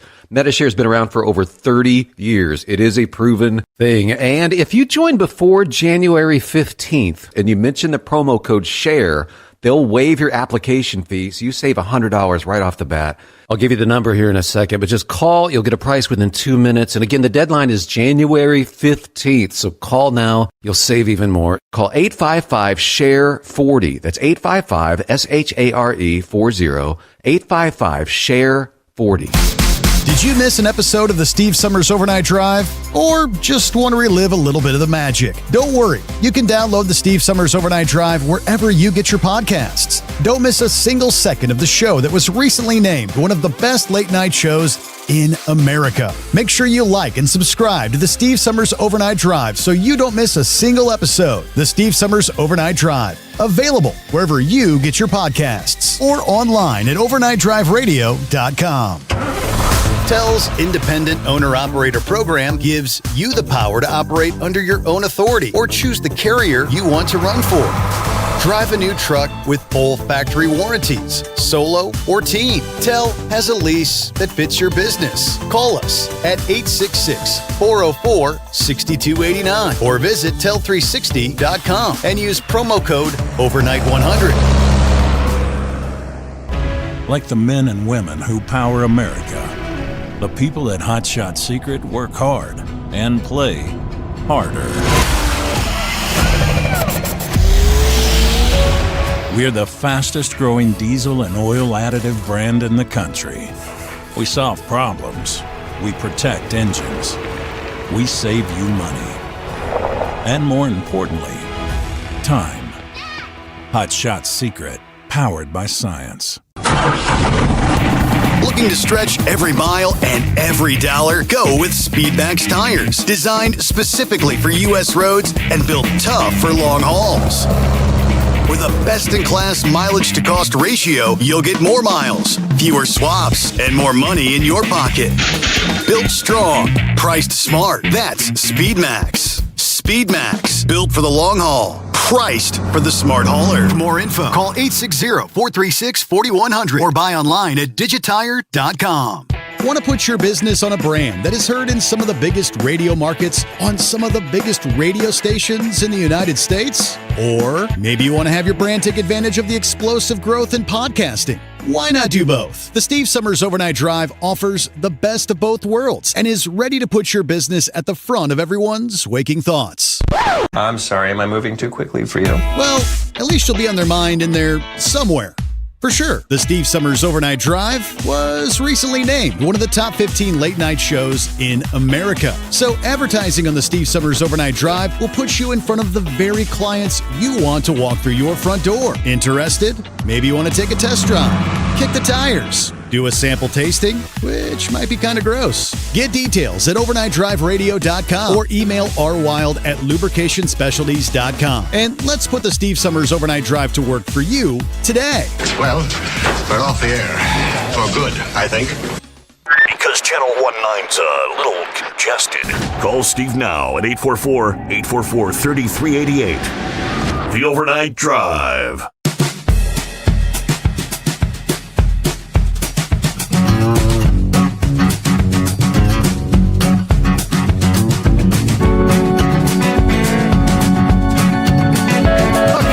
Back at it here. If you weren't with us for our Monday morning program, we did mention we lost another of our longtime listening friends, family member, contributor to the program, Jimmy Parks, otherwise known as Hillbilly Tex. Passed away on, what was it, the 8th? I believe, January the 8th, yeah. Yes, somebody had forwarded a copy of the obituary to me. And I do see that a number of our listening friends have kind of there is a tribute page, where some of our other friends, Heatwave, Pup, several other listeners had made comments. So I actually got a phone call this past evening from his neighbor, which she said they were close enough to be family. I think she said he called her little sis. And then I think her sister, he called her a baby sis. She said even though we were older than him, he called us baby sis. And she was kind of a kind. I didn't realize, apparently she was telling me that he had taken a fall. He fell down like back in April, broke his hip last year, and really started going downhill after that. He had been battling, his liver was pretty much gone, heart problems as well. So, but she said he fought the fight for a long time. Yeah, doctors, she said, had given him like 6 months to live, a lot more than 6 months ago. So I remembered his last call was, he was heading down to Texas to spend some time with family. She said, yes, he did get to go down, but he was in so much pain, he didn't stay long. He ended up getting back to the home 20. Yeah, ultimately, she said that we had to put him in hospice, and he wanted to be home. So they were able to get him home for his final days. But just letting you know, prayers for his family members, his kids, and Hillbilly Tex. Let me see here. We got Carl, I believe. Promised we'd get to next. Morning, Carl. Yeah, good morning, Steve. Thank you for taking my call. Condolences to Hillbilly Tex's family and his friends there. Getting to the thing about Iran here, okay, there are 3 different indicators what's going on here. And we've got number 1, President Trump is a different president than other presidents that we've had in the past, okay? He's much different than either one of them, and including Ronald Reagan. He's different. Ronald Reagan had a chance to go after Iran in 1980, but he did not. He didn't make the move because the hostages were returned. Okay, so he made the threat that Iran must return the hostages. So they did. They returned the hostages. So that's the only thing that kept Reagan from making the move on Iran. Okay. Now, in the past, we've had other presidents who have had trouble with Iran, and Trump has let everybody know what's about to happen here. The attack is imminent. Okay, it's imminent. It's coming. Okay, the only thing that can keep Iran from getting attacked is if they do not follow through with the hostage, with what they're about to do with their prisoners there on the public executions. Okay, that's Wednesday morning. Wednesday morning, they're supposed to begin the public executions. Correct. If they go through with that, if they follow through with that, they're going to get attacked. Okay, that's going to be what's going to happen there. It may happen during the week. It may happen 2 weeks from now, but it's going to happen. Okay, and as a matter of fact, the Ayatollah, if he is not already gone, I know the United States knows where he's at. All right, they know exactly where he's at, and he could be apprehended in any country, wherever it may be, in Moscow. It doesn't matter. It doesn't make any difference. If they want him, we can get him. All right, and so that's a possibility. Now, as far as okay, we've got that is an indicator, and it's going to happen if they do these public executions. That is, Donald Trump's not going to take that. Okay, that's not going to fly. All right, so that's a big one right there. That's just like Reagan with the hostage situation in 1980. They released the hostages, and this one here is going to be, if they do public executions, they're going to get attacked. And it's not going to be very hard to.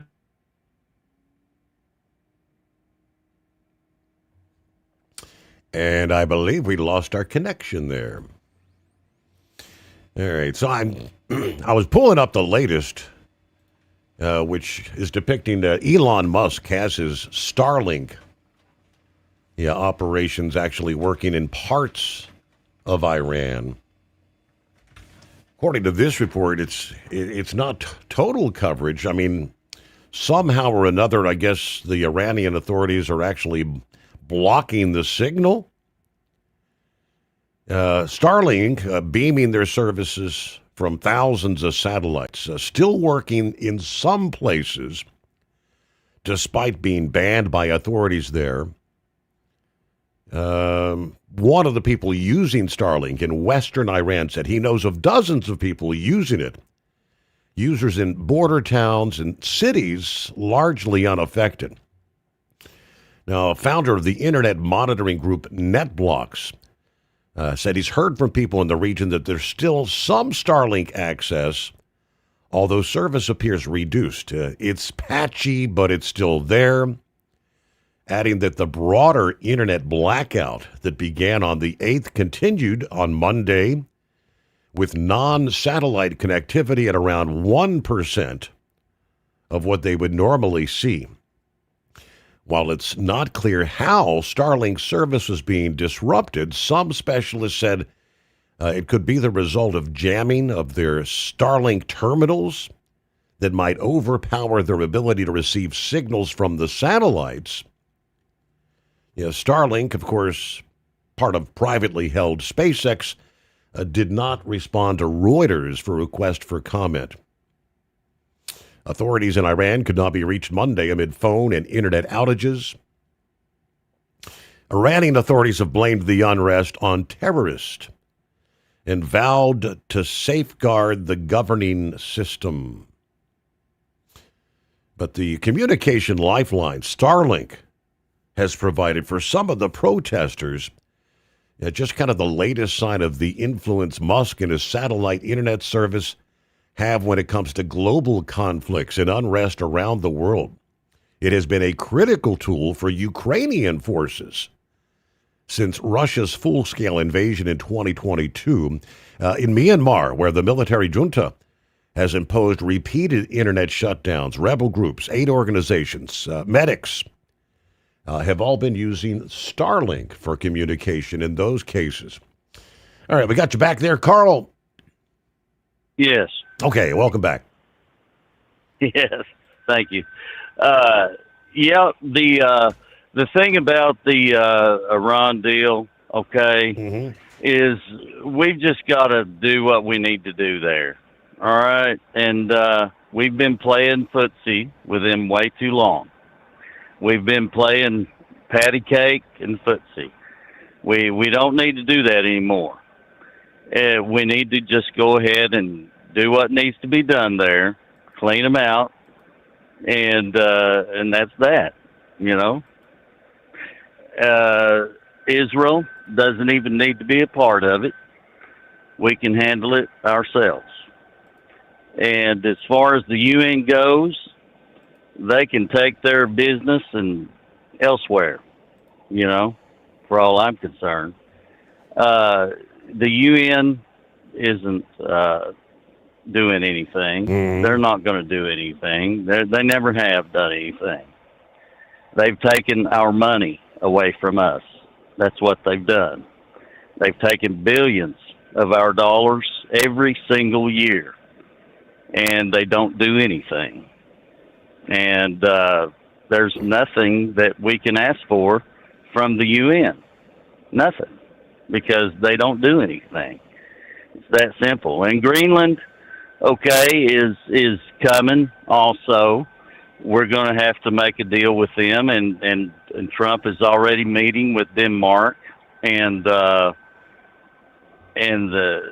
other people that they need to be meeting with, and the deal is he's already offered lots of money to their residents and this and that. So there are things being thrown around on that too, as far as what's going to be the final deal. But it's going to happen.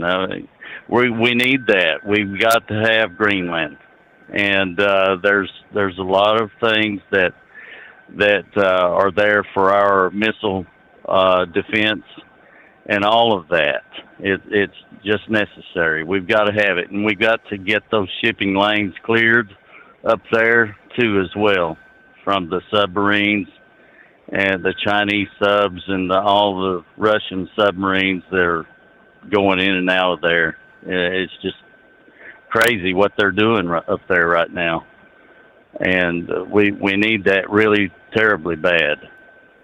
So I guess that's about all I had to say. Thank you for taking my call. Thank you, Carl. I know that this whole debate about Greenland is ongoing.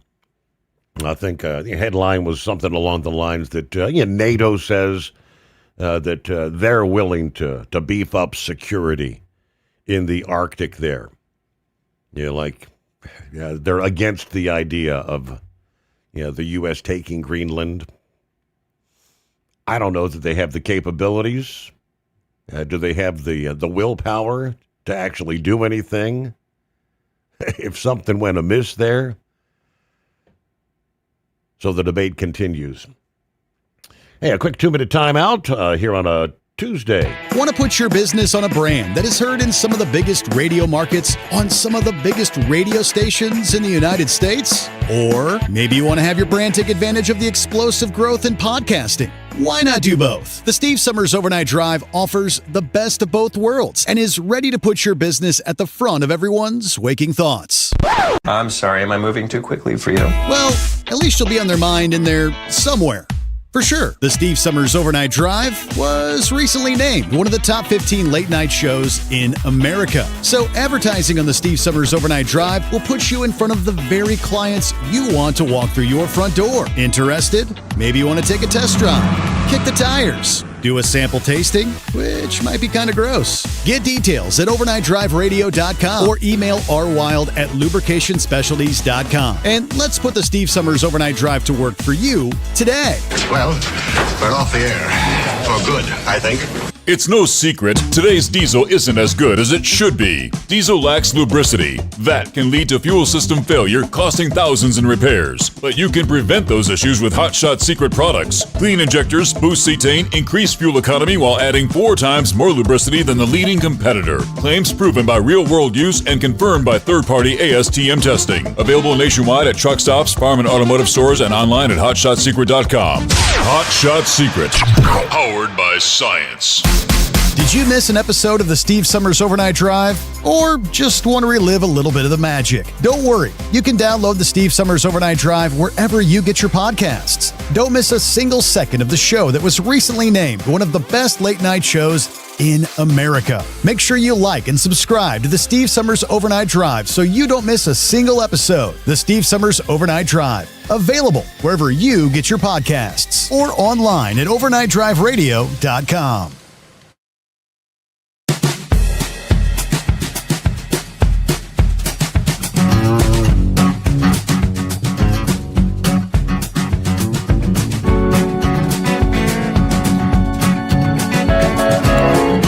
All right, Brother Rambler joins us this early Tuesday. Good morning. Well, good morning and praise God, everyone that is listening to us. It is our honor to entertain you and talk to you and pray for you and everything else for you for the last 5 hours. And man, we're so happy that you have chosen to be on here with us and listen to us at Steve Summers, the Overnight Drive, sponsored by Hot Shot Secret. And if you have not given Hot Shot Secret a chance, man, with this cold weather coming in, you got to put that in your crankcase. And how about that diesel treat, Steve? How about that gasoline treatment? Great for cold weather. Mm-hmm. So we're happy to, yeah, man. So look, we're happy you are listening to us. Whether you're up there in Ely, Nevada, the High Plains Desert of Ely, Nevada, all the way to the Riverwalk of San Antonio, Texas, all the way to Houston and the Gulf Coast of the Gulf of America. Man, we're so happy to be here with you. And Steve, man, it was rough for Brother Rambler last week. I was sick, brother. I Really? was out with the flu. Oh yeah, man. We had church. I started feeling sick right before we went to church. I got through that. After that, man, I went down quick. Had to call out had to call out Monday and Tuesday, and still I should have called out Wednesday, but I went on ahead and just went on through it. But Steve, I got to be honest, brother, I didn't feel like talking to anybody. You know, Right. It was pretty bad. So if anyone out there tried to get a hold to me, hey man, I apologize. You know how it is. You just get sick like that. You just don't feel like talking. I want to thank Lee Timmons. He did send me a message. He had tried to call me at first, and he sent me a message about Hillbilly Text. He forwarded me the email, and I made the announcement on our church service. Told our group, you know, I'm going to let this, you know, fly here on our service, and probably Steve Sommers will have more information. Give our audience that listens to us at Determined Ministries Church and make sure they tune in to you, you know, Sunday night, Monday morning for more information about details regarding Hillbilly Text. But man, he was a long-time caller. I believe he called your dad's show, didn't he? I don't know if he goes back that far or not, quite honestly. Yeah, I can't remember if he went back that far or not either. But I thought it was always I thought it was an act. When I found the voice thing, right? So many Yes. people did. They thought he was trying to play the part or something, you know. But no, that was him. That was his actual voice, and Yes. I got told that by several people because I'm like, at first when I heard him, I was like, man, he is good. He sounded like Mr. Haney Yep. from Green Acres, you know. Yep. But got told that was his actual voice, and I know was a couple of years ago another caller that don't call the show with Monkey Gouger and Hillbilly Text. The three of them came up to the truck show. I believe they sat out in the parking lot, and that previous listener / caller had a toolbox full of Blatz beer. Right. So they all sit out there in the parking lot. I think Pappy joined them and everything like that. And yeah, it's, you know, we done lost Wheelchair Dave. We done lost Daryl. By the way, how was Stryker? Stryker's doing fine. Yes. Yeah. How's the family and how's Stryker? How's the family? How's Stryker? Yeah. And now we lost Hillbilly Tex, tipping the hat and ringing the cowbell at exit 81, Lenore City, Tennessee. So, Brother Lee asked me, and we need to be praying for Lee Timmons' daddy, John. John is real bad with cancer. I believe they put him in hospice, if I'm not mistaken. But Lee asked a question, and I answered that on Determined Ministries Church. You can go find us on Facebook. We go live at 5 o'clock p.m. Why do good people, good Christian people, have to get cancer or Alzheimer's or whatever and basically suffer? And that's a very good question to answer. And it goes back, God's children, and you can either agree or disagree. The Bible backs it up. The reason why we suffer with all this illness, it all goes back to when Adam disobeyed God. If you read in the Bible, Genesis chapter 3, God's children, when the fall of man happened, the serpent, being the devil, sat there and lied, beguiled Eve, and Eve took of the forbidden fruit, ate of it, and if you read the Bible, it says, and Eve gave to her husband, and he ate of it, and both their eyes were open, and they saw that they were naked. Now, God had told them, out of every tree you can eat of, except for that one, do not eat of that tree. And it's bad enough Eve did it, but when Adam openly rebelled and disobeyed God, sin entered into this world. And that's why you have sin. That's why our bodies is designed to really live forever. It's not designed to get old and break down. But because when sin entered in to this world, because of man's disobedience to God, we have sickness, we have cancer, we have carnivorous animals, we have thorns and thistles. But thank God that he had a backup plan, and that's in the form of the Son, Jesus Christ, that through the shed blood of an innocent lamb named Jesus Christ, Yeshua in Hebrew, we have a way to be able to live forever, to live eternally. Sorry, speech impediment got to me, brother.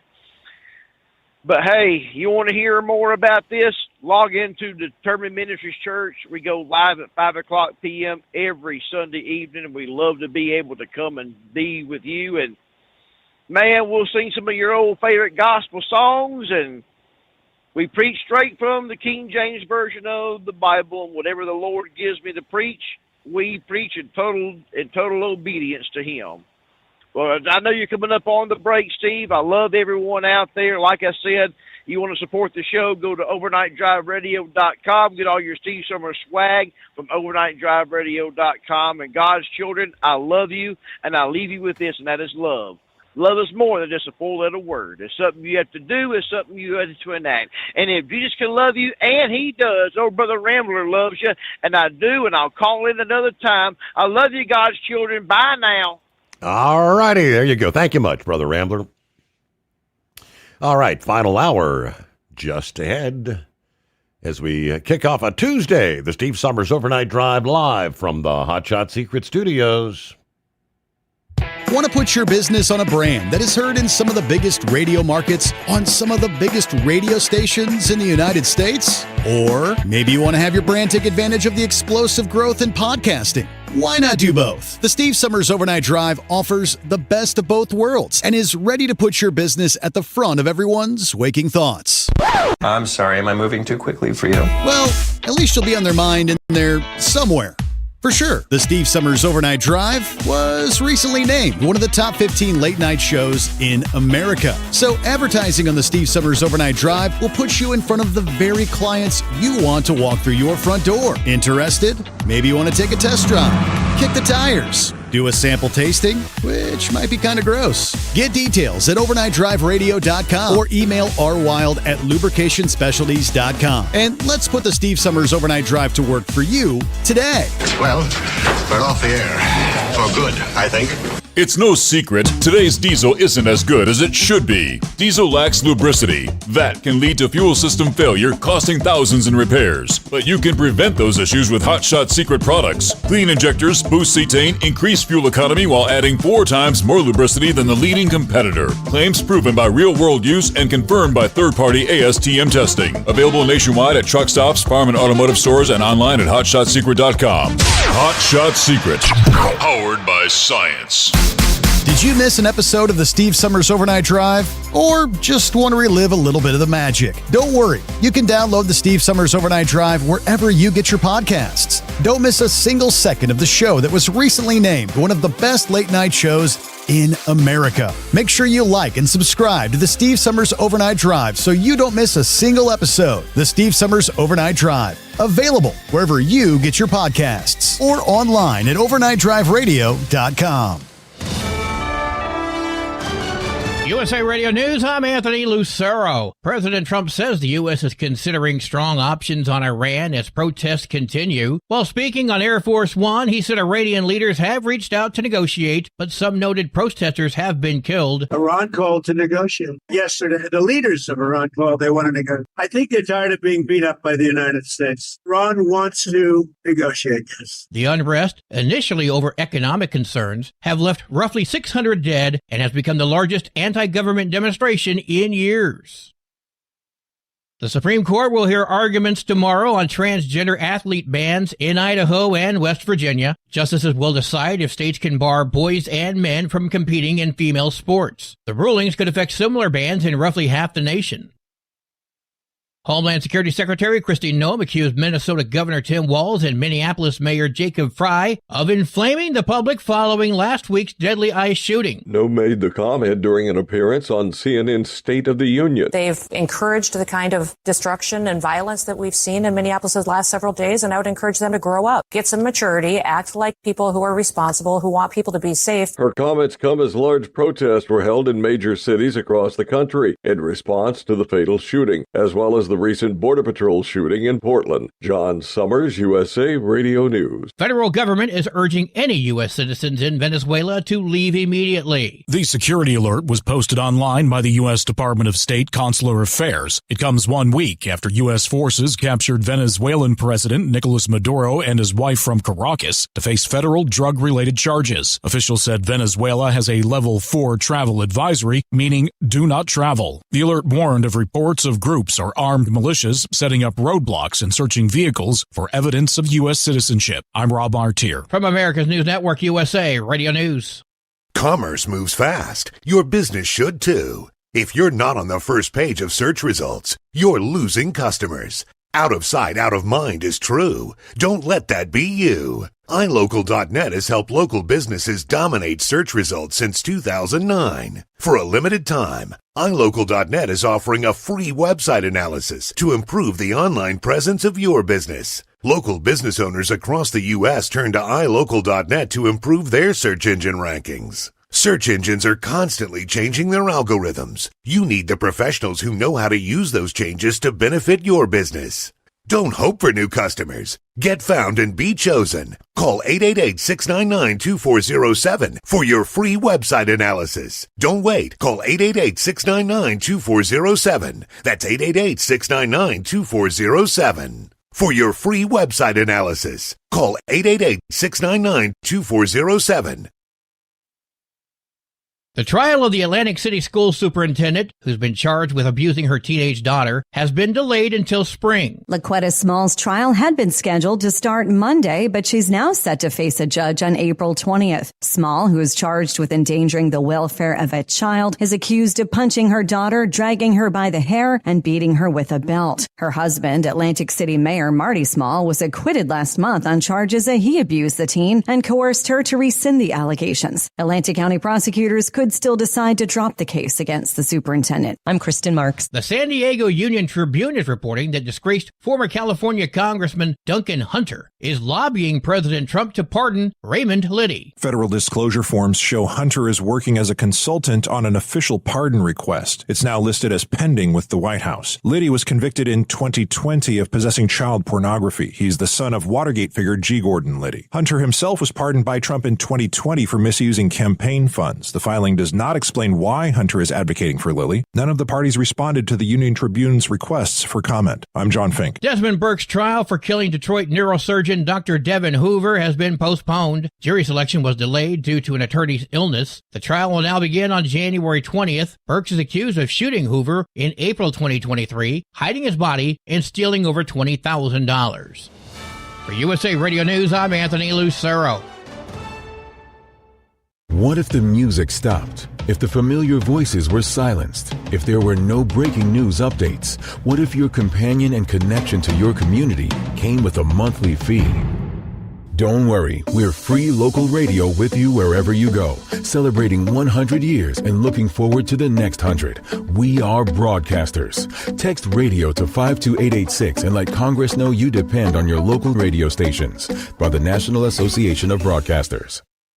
At Hot Shot Secret, we share the science behind common diesel problems and their solutions. For example, Hot Shot Secret Diesel Extreme. Today's ultra-low sulfur fuels leave injector deposits causing frequent DPF regens and low throttle response. Diesel Extreme is a once every 6-month treatment that will clean your entire fuel system, including the tank, lines, pump, and the injectors. Hot Shot Secret Diesel Extreme is available nationwide at truck stops, fine farm and auto stores, and online at hotshotsecret.com. Did you miss an episode of the Steve Summers Overnight Drive? Or just want to relive a little bit of the magic? Don't worry. You can download the Steve Summers Overnight Drive wherever you get your podcasts. Don't miss a single second of the show that was recently named one of the best late night shows in America. Make sure you like and subscribe to the Steve Summers Overnight Drive so you don't miss a single episode. The Steve Summers Overnight Drive. Available wherever you get your podcasts or online at overnightdriveradio.com. The Overnight Drive with Steve Summers. Live from the Hot Shot Secret Studios. Call Steve now. 844-844-3388. That's 844-844-3388.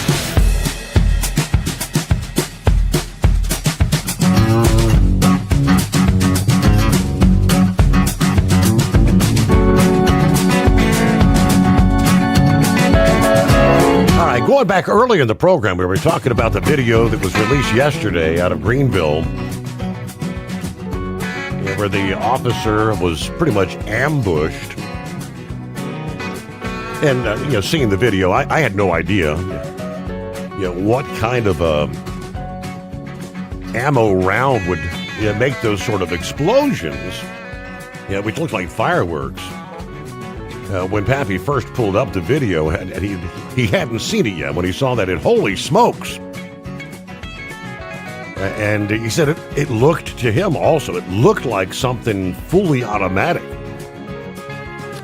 because of how rapidly those charges had come out. Scrapyard had kind of called in explaining a round called Dragon Breath. To which he said, yes, Scrapyard's correct. They do make such a round. Far from a shotgun, that would explain why all the rounds appeared to hit at once, kind of like fully automatic. I didn't think they would put the kind of damage on metal like they did, though. Let's see. If Scrapyard is correct and a Remington shotgun was found in the bad guy's vehicle, it would be very highly likely that those Dragon Breath rounds were used. Scrapyard Company said they don't actually shoot a projectile. I guess that would explain how the officer survived. It doesn't explain the holes, the big holes in the door panel. I guess that could have come from the wad that's behind the shot. Remember, that type of round is whatever it's loaded with. Okay, meanwhile, he's been following silver prices, and I guess silver continues. It's been kind of bouncing back and forth. Now at, $86.56 an ounce? I mean, the run up in silver prices has been astronomical.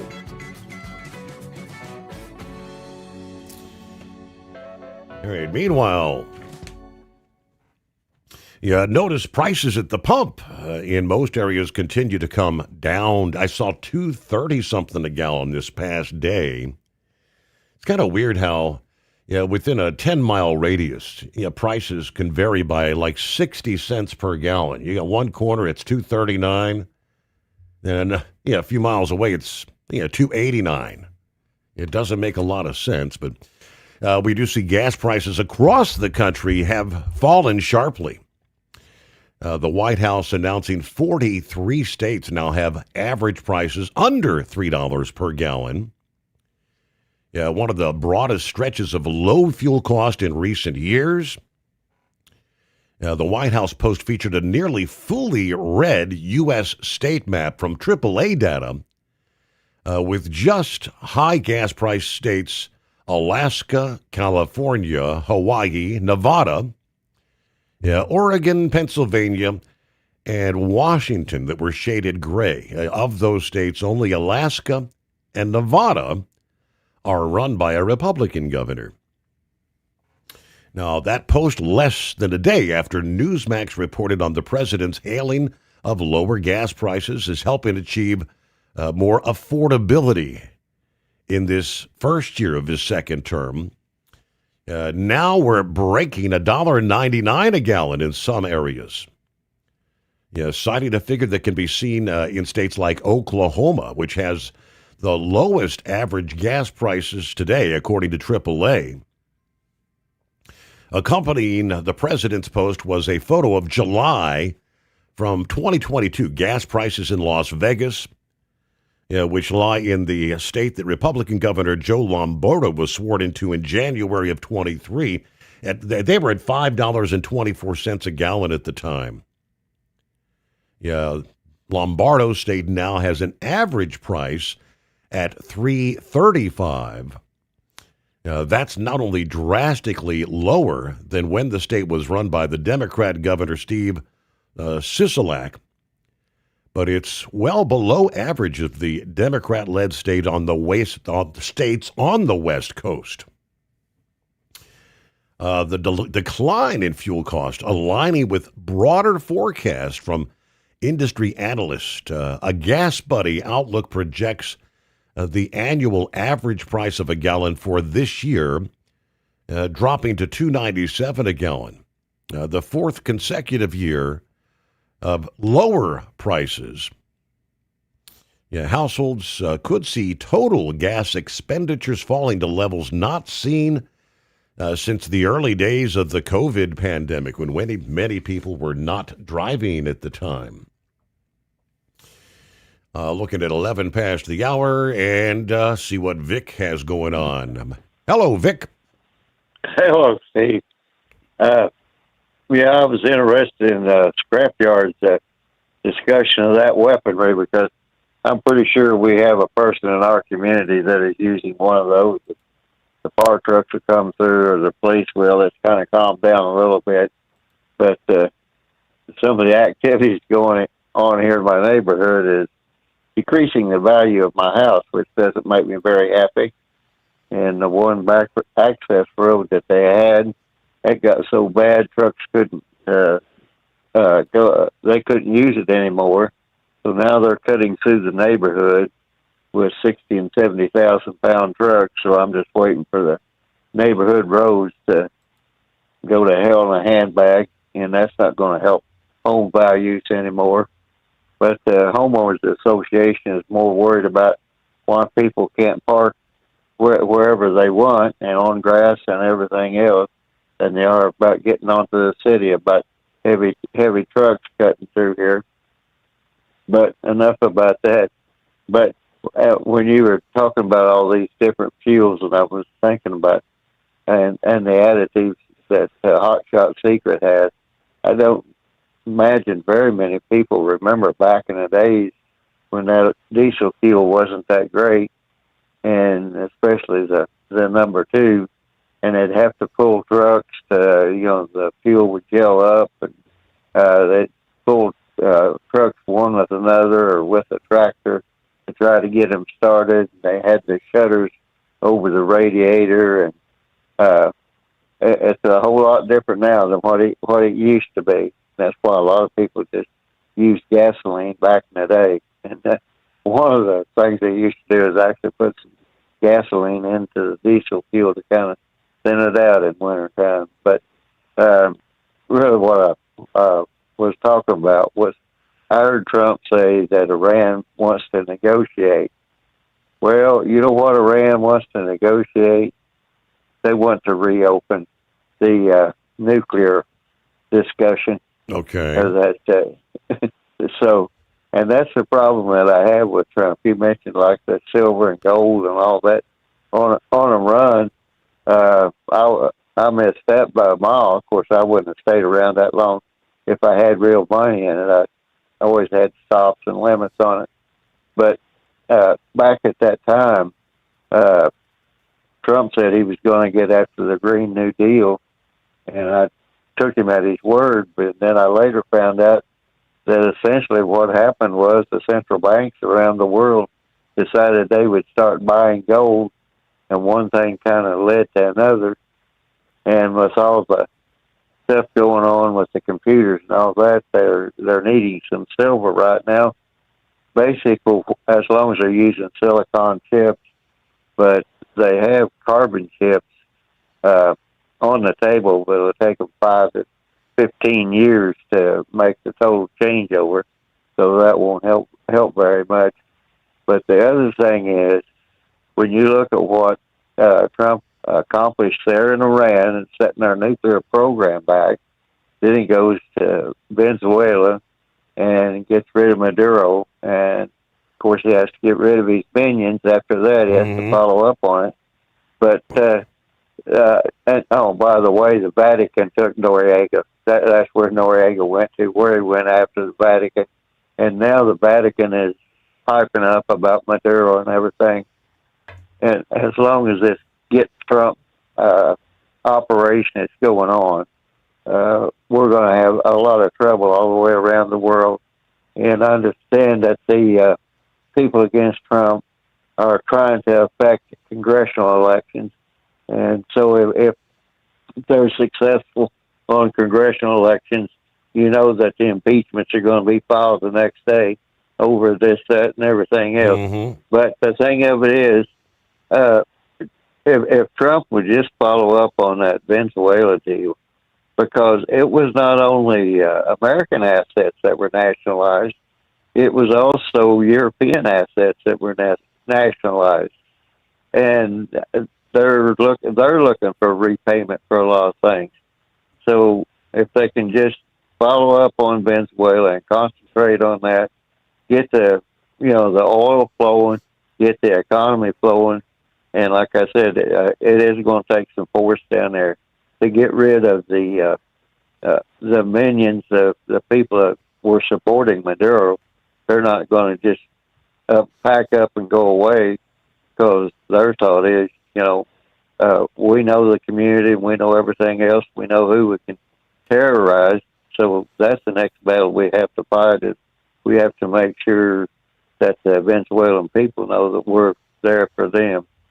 And as far as that deal over in Iran and the people revolting against them, my way of thinking is that some of the activities that we had taken, was getting rid of or setting back their nuclear program.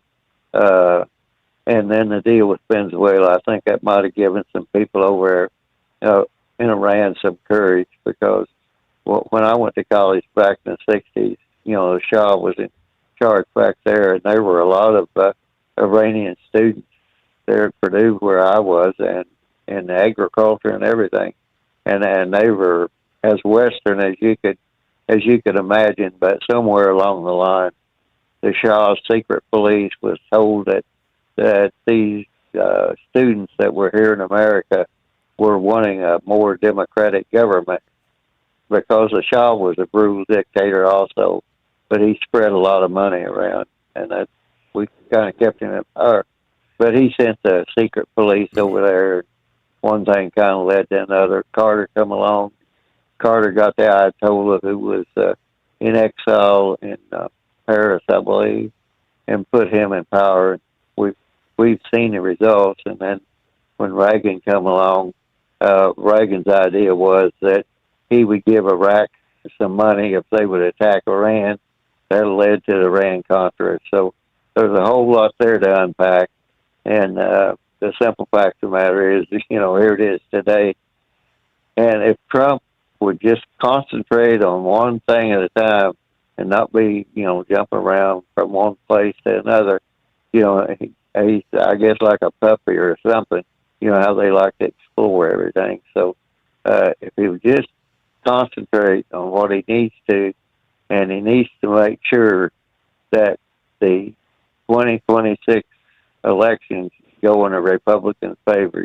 Don't get off track on that, because if he loses that battle, we're going to be right back to where we were with Biden. And I think in order to accomplish that, we pretty much we need to see, and haven't yet, he's talked about like a national voter ID, right? You need an ID. We've talked about this ad nauseum for years. The things you need an identification for in this country. Everything but in some states to vote. We need national voter ID. We need to crack down on this, Yeah, mail-in ballots just going out to anybody, everybody, and their brother. Mail-in ballots, way too easy to commit fraud with.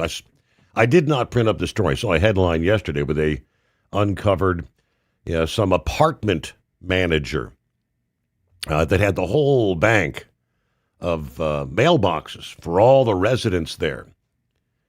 Obviously, he had the key, and using the key, he was taking the mail-in ballots out of the residents' boxes and voting for them.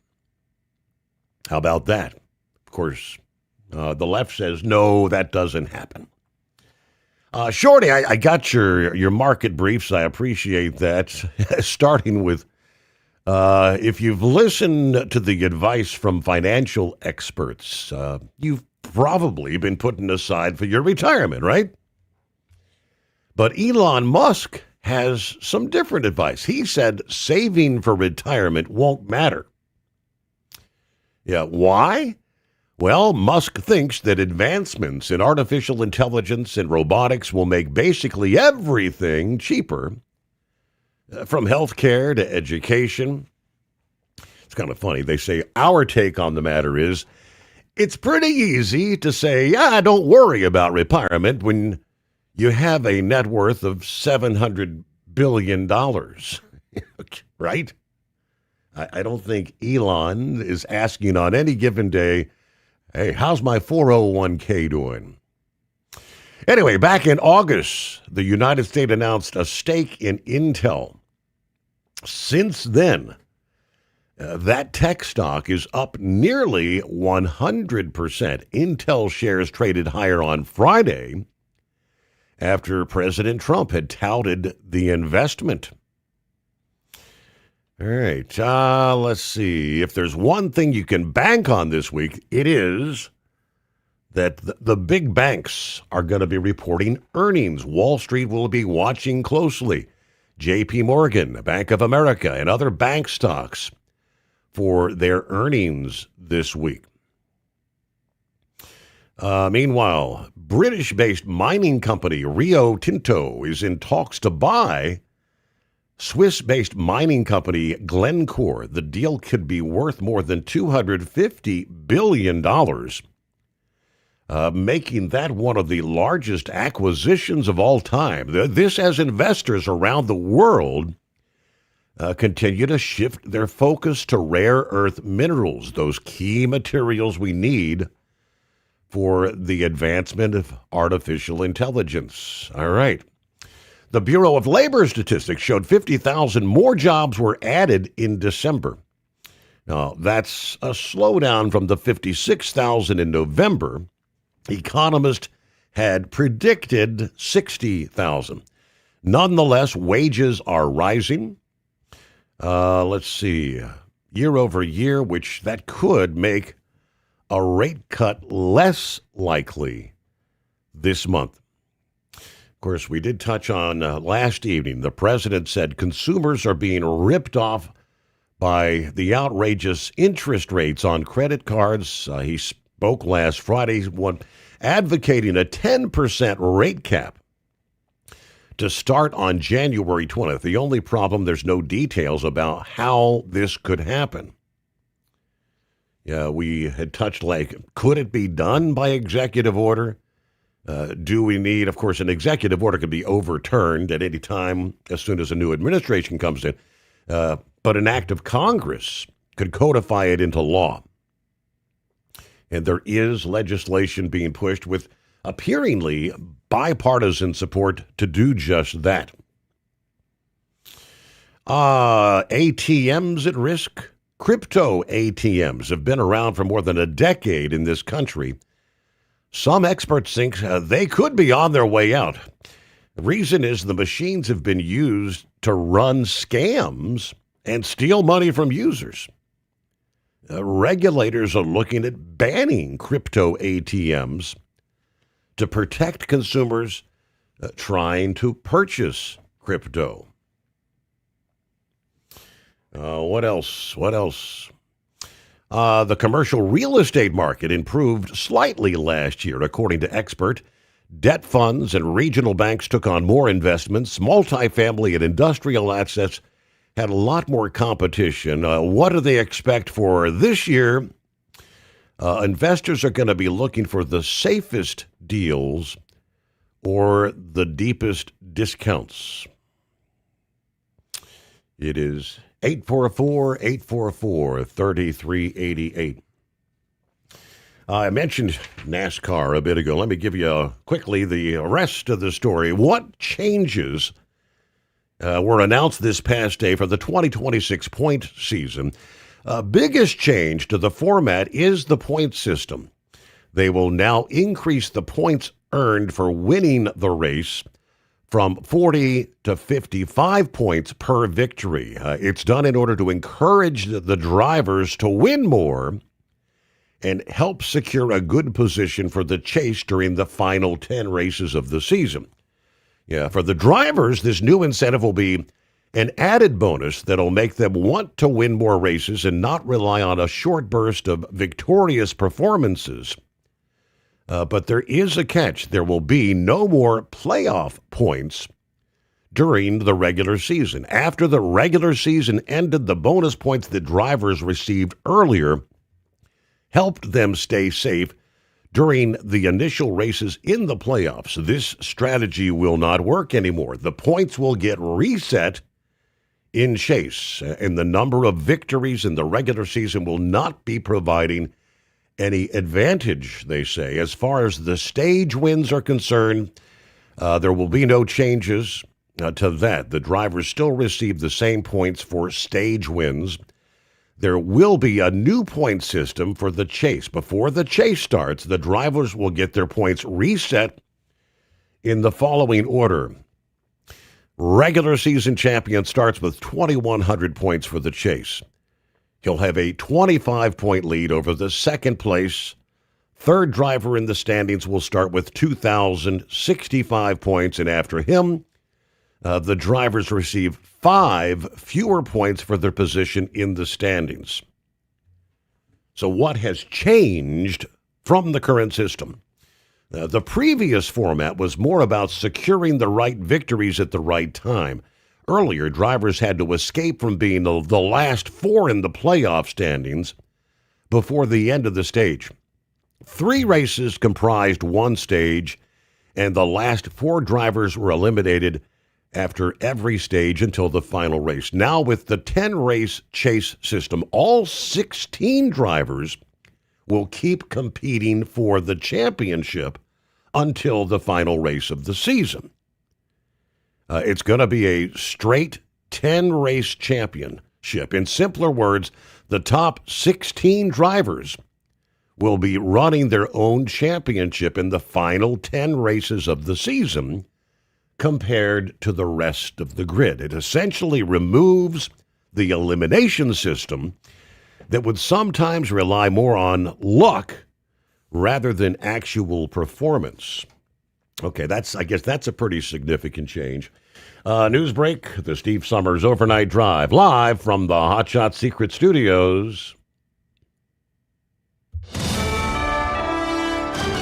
USA Radio News, I'm Anthony Lucero. President Trump says the U.S. is considering strong options on Iran as protests continue. While speaking on Air Force One, he said Iranian leaders have reached out to negotiate, but some noted protesters have been killed. Iran called to negotiate. Yesterday, the leaders of Iran called. They want to negotiate. I think they're tired of being beat up by the United States. Iran wants to negotiate, yes. The unrest, initially over economic concerns, have left roughly 600 dead and has become the largest anti-government demonstration in years. The Supreme Court will hear arguments tomorrow on transgender athlete bans in Idaho and West Virginia. Justices will decide if states can bar boys and men from competing in female sports. The rulings could affect similar bans in roughly half the nation. Homeland Security Secretary Kristi Noem accused Minnesota Governor Tim Walz and Minneapolis Mayor Jacob Frey of inflaming the public following last week's deadly ICE shooting. Noem made the comment during an appearance on CNN's State of the Union. They've encouraged the kind of destruction and violence that we've seen in Minneapolis the last several days, and I would encourage them to grow up, get some maturity, act like people who are responsible, who want people to be safe. Her comments come as large protests were held in major cities across the country in response to the fatal shooting, as well as the recent Border Patrol shooting in Portland. John Sommers, USA Radio News. Federal government is urging any U.S. citizens in Venezuela to leave immediately. The security alert was posted online by the U.S. Department of State Consular Affairs. It comes 1 week after U.S. forces captured Venezuelan President Nicolas Maduro and his wife from Caracas to face federal drug-related charges. Officials said Venezuela has a level 4 travel advisory, meaning do not travel. The alert warned of reports of groups or armed militias setting up roadblocks and searching vehicles for evidence of U.S. citizenship. I'm Rob Artier. From America's News Network, USA Radio News. Commerce moves fast. Your business should too. If you're not on the first page of search results, you're losing customers. Out of sight, out of mind is true. Don't let that be you. iLocal.net has helped local businesses dominate search results since 2009. For a limited time, iLocal.net is offering a free website analysis to improve the online presence of your business. Local business owners across the U.S. turn to iLocal.net to improve their search engine rankings. Search engines are constantly changing their algorithms. You need the professionals who know how to use those changes to benefit your business. Don't hope for new customers. Get found and be chosen. Call 888-699-2407 for your free website analysis. Don't wait. Call 888-699-2407. That's 888-699-2407. For your free website analysis, call 888-699-2407. The trial of the Atlantic City school superintendent, who's been charged with abusing her teenage daughter, has been delayed until spring. LaQuetta Small's trial had been scheduled to start Monday, but she's now set to face a judge on April 20th. Small, who is charged with endangering the welfare of a child, is accused of punching her daughter, dragging her by the hair, and beating her with a belt. Her husband, Atlantic City Mayor Marty Small, was acquitted last month on charges that he abused the teen and coerced her to rescind the allegations. Atlantic County prosecutors could still decide to drop the case against the superintendent. I'm Kristen Marks. The San Diego Union Tribune is reporting that disgraced former California Congressman Duncan Hunter is lobbying President Trump to pardon Raymond Liddy. Federal disclosure forms show Hunter is working as a consultant on an official pardon request. It's now listed as pending with the White House. Liddy was convicted in 2020 of possessing child pornography. He's the son of Watergate figure G. Gordon Liddy. Hunter himself was pardoned by Trump in 2020 for misusing campaign funds. The filing does not explain why Hunter is advocating for Lilly. None of the parties responded to the Union Tribune's requests for comment. I'm John Fink. Desmond Burke's trial for killing Detroit neurosurgeon Dr. Devin Hoover has been postponed. Jury selection was delayed due to an attorney's illness. The trial will now begin on January 20th. Burke is accused of shooting Hoover in April 2023, hiding his body, and stealing over $20,000. For USA Radio News, I'm Anthony Lucero. What if the music stopped? If the familiar voices were silenced? If there were no breaking news updates? What if your companion and connection to your community came with a monthly fee?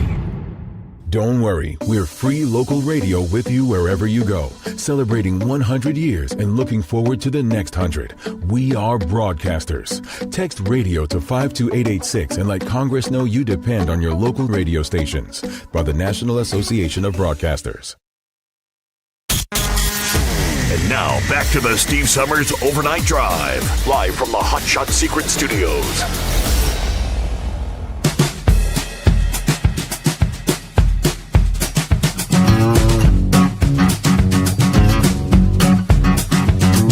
All righty.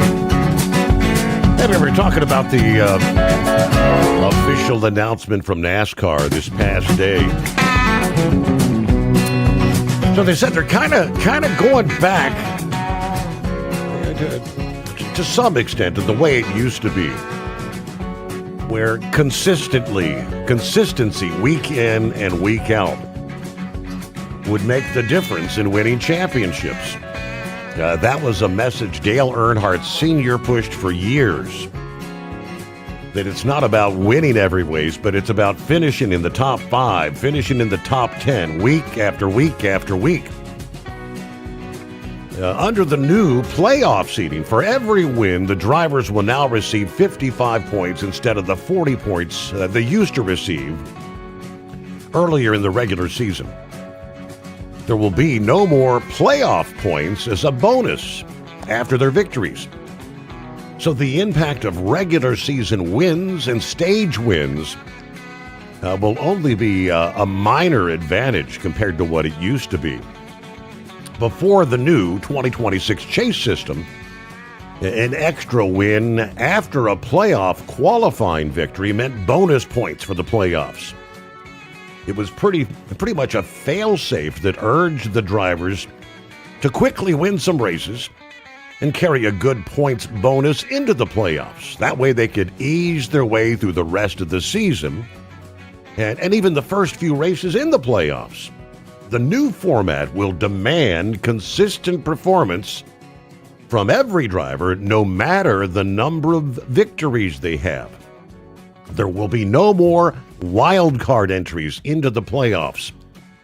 Earlier it was all about winning. If a driver won a race, that meant it was a guaranteed spot in the playoffs, right? Yet now, no matter the circumstances, only the top 16 drivers will advance into the playoffs. This way, even if a driver misses winning, he could still become a part of the playoffs with consistent results throughout the season. So lastly, they say which drivers and teams would benefit or lose under the new format. The new championship format will affect the big and the small teams in different manners. Earlier, the high-performance outfits were able to churn out good results for each driver and ensure a spot in the playoffs. This meant that they could focus on one driver at a time during various stages of the regular season. It was a surefire way that eliminated intra-team battles and helped the bigger outfits ensure overall success. When we look at the smaller teams, the previous format was a boon for them. They didn't have enough resources to bring regular upgrades or consistently stay fast through the season. A victory in the regular season meant they got a spotlight on them for the championship battle later on. Prime example, the likes of Ross Chastain and Trackhouse Racing. His wall riding maneuver, remember, that propelled him into the championship four and gave Trackhouse and Chastain a lot of exposure. The newest format will be very unforgiving in this regard. The smaller teams are going to have to fight tooth and nail to stay alive in the regular season standings. Later on, they'll most likely lose out or face complete domination by the top teams during the final 10 races. The bigger, more powerful teams will now have to focus more on both drivers at the same time.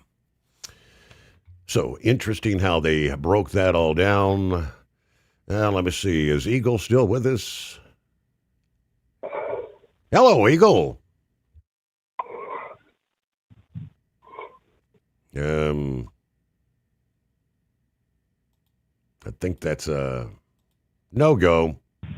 Hey, Plowboy. I'll take Eagle's turn. Hello, good morning. Hello. We got you, Plowboy. Go. There you go. I heard him doing his normal second call. So,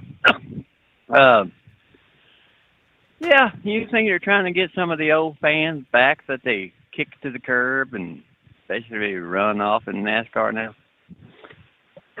I think it's a step in the right direction. I don't know if it's going to be enough to get them all back, but I do like the idea that, just getting a win.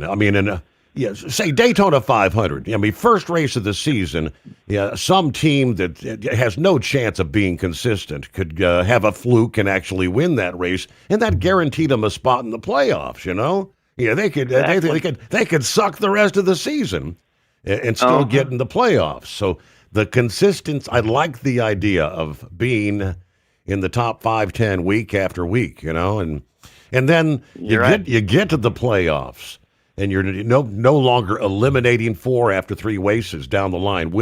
You got to be consistent through the last 10 races. Yeah, I don't know. It's going to be a new. So this is this year's or this? That's for this year. That's for this year. And good. I might turn the damn thing on as long as they don't sell their the Prime Video, whatever that crap is. That's another discussion. We're going to have to watch race number 1 on Prime, race number 2 on Paramount, race number 3 on. It's I don't know. Yeah, burn me. I'll hang up on that crap. Yeah. I'm sorry, Steve.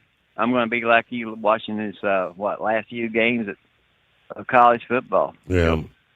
I saw somebody posted a little meme the other day that, for the final NFL playoffs, the NFL's decided each quarter of a game will be on a different network. Oh, right? Wouldn't surprise me. Right? Wouldn't surprise me. Now, you brought up here something 2 minutes ago, and thanks for bringing that one up. That's the reason why I fell off of Facebook here a few years back.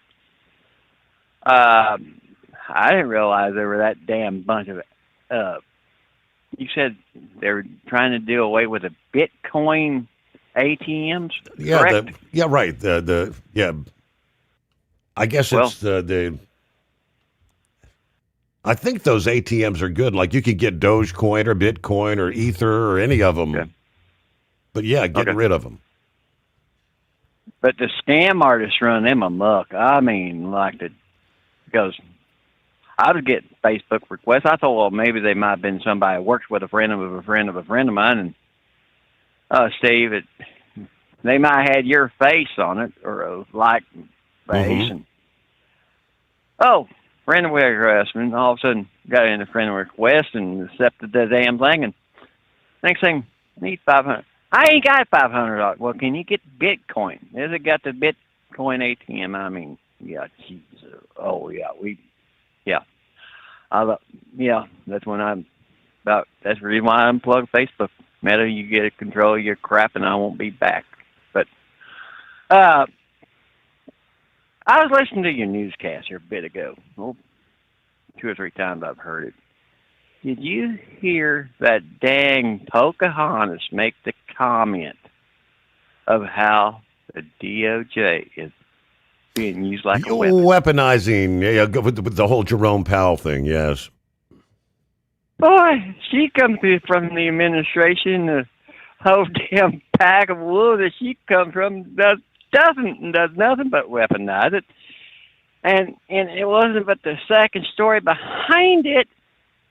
They were talking, some judge came down and told our administration, now he's going to have to kick like $10 billion to the 6, 7, 8, 9, 10 states that they've cut the funding off of, and one was in Minnesota.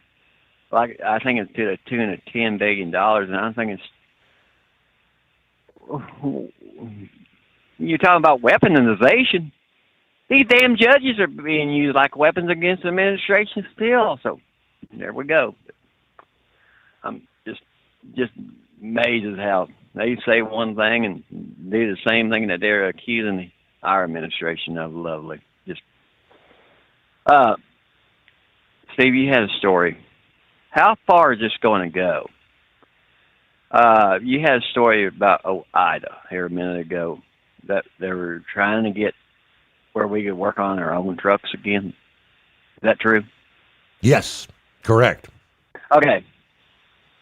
I haven't seen that story. I'm going to have to pick it up. I wish they'd go nationwide with every damn thing. Because, hell, we've been fighting it for quite a few years with a right to repair with John Deere.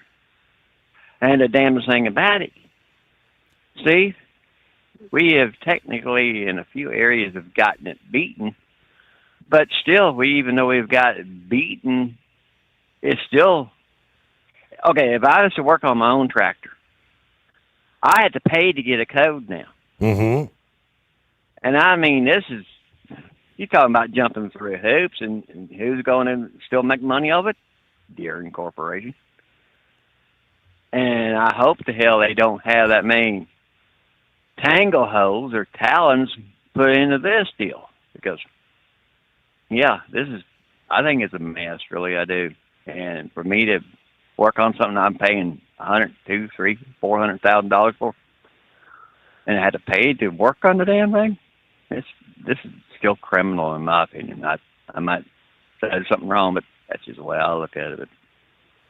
Well, I didn't know whether you got my text here a little while ago, 43 degrees. And Steve, we got a problem up here in Kansas City, Missouri. We ran out of moisture, my friend. Oh, yeah? And it doesn't look like we're going to get any in the next 30 days except for hit and misses. And really, we're kind of concerned about our wheat program we got going on. That's one thing about the snow. When it comes through here, I've cussed running in it.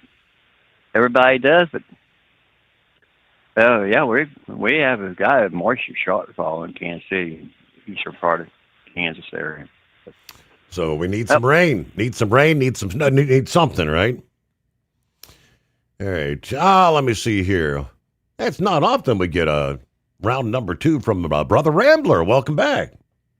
Well, thank you for taking me back, Steve. Yeah, I didn't want to be on the phone too long because I didn't know how many more callers you had, and I wanted to try and give everybody a chance. But I had a few things to get off my mind. First off, few callers back was talking about an adult entertainment establishment or something that he reportedly says Captain Ron works at as a maintenance man, and kind of funny how that got announced, and the next caller was Wade, breathing like he was the breather off that 1978 horror movie, you know? Right.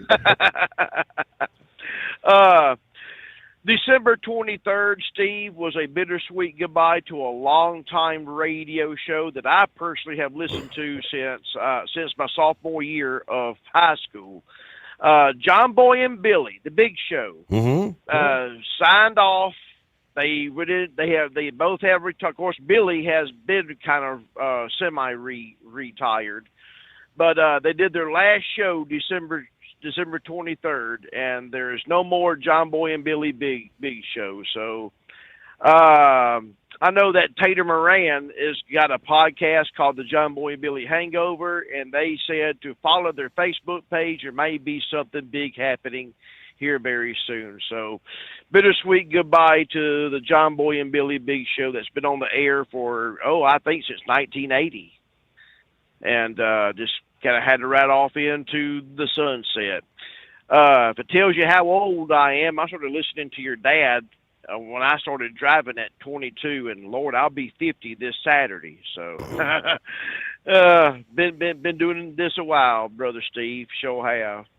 Man, my Detroit Red Wings have been on fire, and man, this past Monday, we retired number 91 Sergei Fedorov's jersey, and he was a great Red Wing. Won a couple of Stanley Cups with us, and man, we've been playing just lights out hockey, and Alex DeBrinket's just been racking them up. So congratulations to my Detroit Red Wings. Now, the next thing I want to get off my chest, I'm going to just say, because I'm not giving no spoilers, if you know, you know. I'm going to say a few names. If you don't know, you're going to scratch your head and say, what on earth is he talking about? But if you know, you know. Number 1, Cammie, you're stupid. You're stupid, Cammie. Number 2, Tommy will recover and be back on top. 3, Cooper definitely has outkicked his coverage, and he is a hero. And 4, T.I. Norris is a blessed man to have the kind of physical therapist that he has. Like I said, if you know, you know. Yes, indeed. That's right. I have not got a chance to see the latest episode yet. Princess told me it was the best ever. I'm not. All I said was that Cammie is stupid. Okay. And that's all. I'm not giving nothing away. No spoilers. That's just my personal opinion I think Cammie is stupid. Very, very stupid. Very, very ignorant. She should have sold Mextex or Tex-Mex, whatever it was, and got on with her life. Oh, and I like the way Miss Angela handled a certain situation with Ainsley also, and how a certain roommate got put into her place also. And when you see it, let's just say this certain roommate I thought was a dude, but it wasn't a dude. Oh. But they got, oh yeah, you're really gonna like this. So, like I said, when you get off the show, if you want to grab a cup of coffee and watch, it's about an hour long. It is one of the best shows yet. One of the best shows. And like I said, you may agree or you may disagree with how stupid Cammie is. Other than that, that's no spoilers, because I didn't want to get on here and give up any spoilers. I Right. just said what I said, so that way you could be your own judge if you're out there and you hadn't seen it, or if you have not seen Landman, start watching it. Now, there's a lot of stuff that me being a preacher, I have to overlook.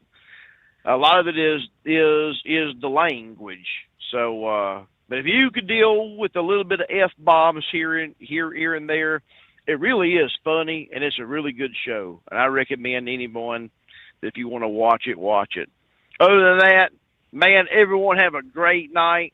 Remember this, that I love you out there. I pray for everyone I possibly can, and I know we all are going through some things.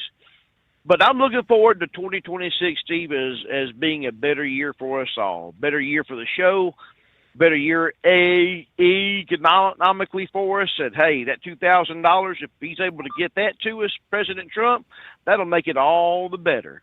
So we love you out there, and I'll leave you with this, and that is love. Love is more than just a four-letter word. It's something you have to do. It's something you have to enact. And if Jesus can love you, and he does, oh, Brother Rambler loves you, and I do. And, Steve, I'll call you another time. Make sure you go watch Landman. It is well worth it. All right. Appreciate you dialing us back up, Brother Rambler. And we wind things down. Want to put your business on a brand that is heard in some of the biggest radio markets on some of the biggest radio stations in the United States? Or maybe you want to have your brand take advantage of the explosive growth in podcasting. Why not do both? The Steve Summers Overnight Drive offers the best of both worlds and is ready to put your business at the front of everyone's waking thoughts. I'm sorry, am I moving too quickly for you? Well, at least you'll be on their mind in there somewhere. For sure, the Steve Summers Overnight Drive was recently named one of the top 15 late-night shows in America. So advertising on the Steve Summers Overnight Drive will put you in front of the very clients you want to walk through your front door. Interested? Maybe you want to take a test drive, kick the tires, do a sample tasting, which might be kind of gross. Get details at overnightdriveradio.com or email rwild@lubricationspecialties.com. And let's put the Steve Summers Overnight Drive to work for you today. Well, we're off the air. For good, I think. Your factory fuel filter is letting you down. AirDog heavy-duty diesel fuel systems don't just filter your fuel. The AirDog fully optimizes your truck's fuel system for peak efficiency. The factory-provided filter simply removes particulates and water from fuel. The AirDog system removes all contaminants, including entrained air, water, and particulates, and feeds the engine pump with optimal pressure. Check out airdogdiesel.com to learn how you can capture every bit of performance and efficiency from your fuel system. Did you miss an episode of the Steve Summers Overnight Drive? Or just want to relive a little bit of the magic? Don't worry. You can download the Steve Summers Overnight Drive wherever you get your podcasts. Don't miss a single second of the show that was recently named one of the best late-night shows in America. Make sure you like and subscribe to the Steve Summers Overnight Drive so you don't miss a single episode. The Steve Summers Overnight Drive. Available wherever you get your podcasts or online at overnightdriveradio.com.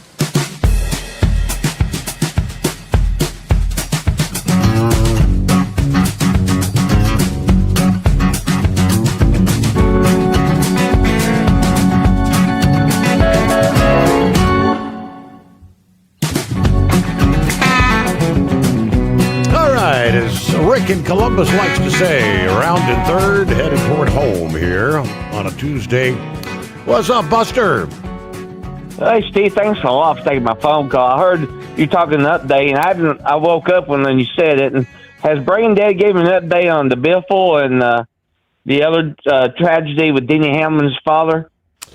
No, the Brain Dead, I think he starts, tomorrow will be like his Monday. So, no, we haven't had any updates from him thus. I haven't really heard anything as far as any sort of update on either one of them myself. My nephew ate Sunday dinner with us up in Knoxville, and he said he was in NASCAR, 18-wheeler driver, and some other things. One is Biffle. They think the luggage door was not totally secure, and supposedly luggage came out in flight and hit the engine. Secondly, on Denny Hamlin's father, he said Denny's father was so depressed and so hurt, and his health was going down so bad. Possibly he helped intentionally make the oxygen go off, exploded in the home, and it's why anyway. So that's what I got. I know it's about time to go home, and thank you very much. And look forward to hearing Brain Dead. And have a blessed day, sir. Okay, yeah, interesting. Yeah, I hadn't really heard if they thought there was anything, in regards to the fire. There was it intentionally set? Anything sinister? I had not heard any updates. Real quick, I can tell you President Trump says we are open for business when it comes to Venezuelan oil, having met with some of the big energy companies last Friday. Said they've agreed to spend $100 billion to rebuild the tattered oil infrastructure, and that Caracas has agreed to let the U.S. immediately begin refining and selling up to 50 million barrels of crude. Quote, we're open for business. After meeting with executives from 14 oil companies at the White House. China can buy all the oil they want from us in Venezuela or in the United States. Russia can get all the oil they need from us, as they do like oil. Even though they produce a lot of it. But China and Russia and everybody else is able to go and will be open for business almost immediately. The plan is to spend some $100 billion, meaning that the giant oil companies will be spending that money. Billions of their money, not the government's money, he said. They don't need government money, but they need government protection and government security, that when they spend all this money, it's actually going to be there. And with that, we call it a day. Thank you so much for spending some time with us here on the Steve Sommers Overnight Drive.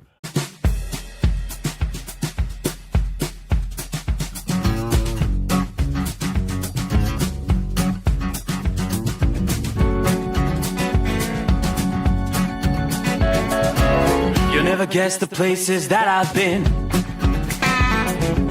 You never guess the places that I've been. 'Cause everything is like a dream, yeah, but only in that dream that I live in. I'm never gonna let the day begin. Never gonna let the day begin. 'Cause everything is like a dream, yeah, but only in that dream that I live in. Oh, don't wake me up before you go, and I'll just make this bed my home. Oh, darling, please just let me sleep. Give me my dreams.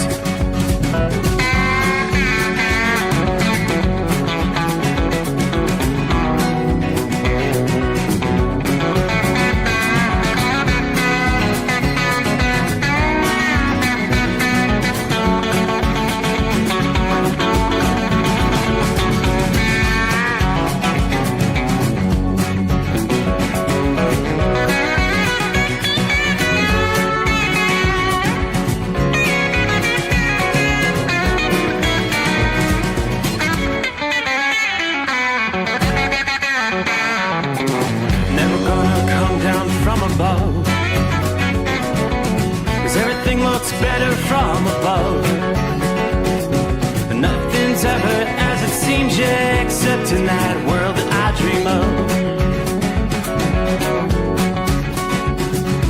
Never gonna lose the ones I love. Never gonna lose the ones I love. 'Cause everything is like a dream, yeah,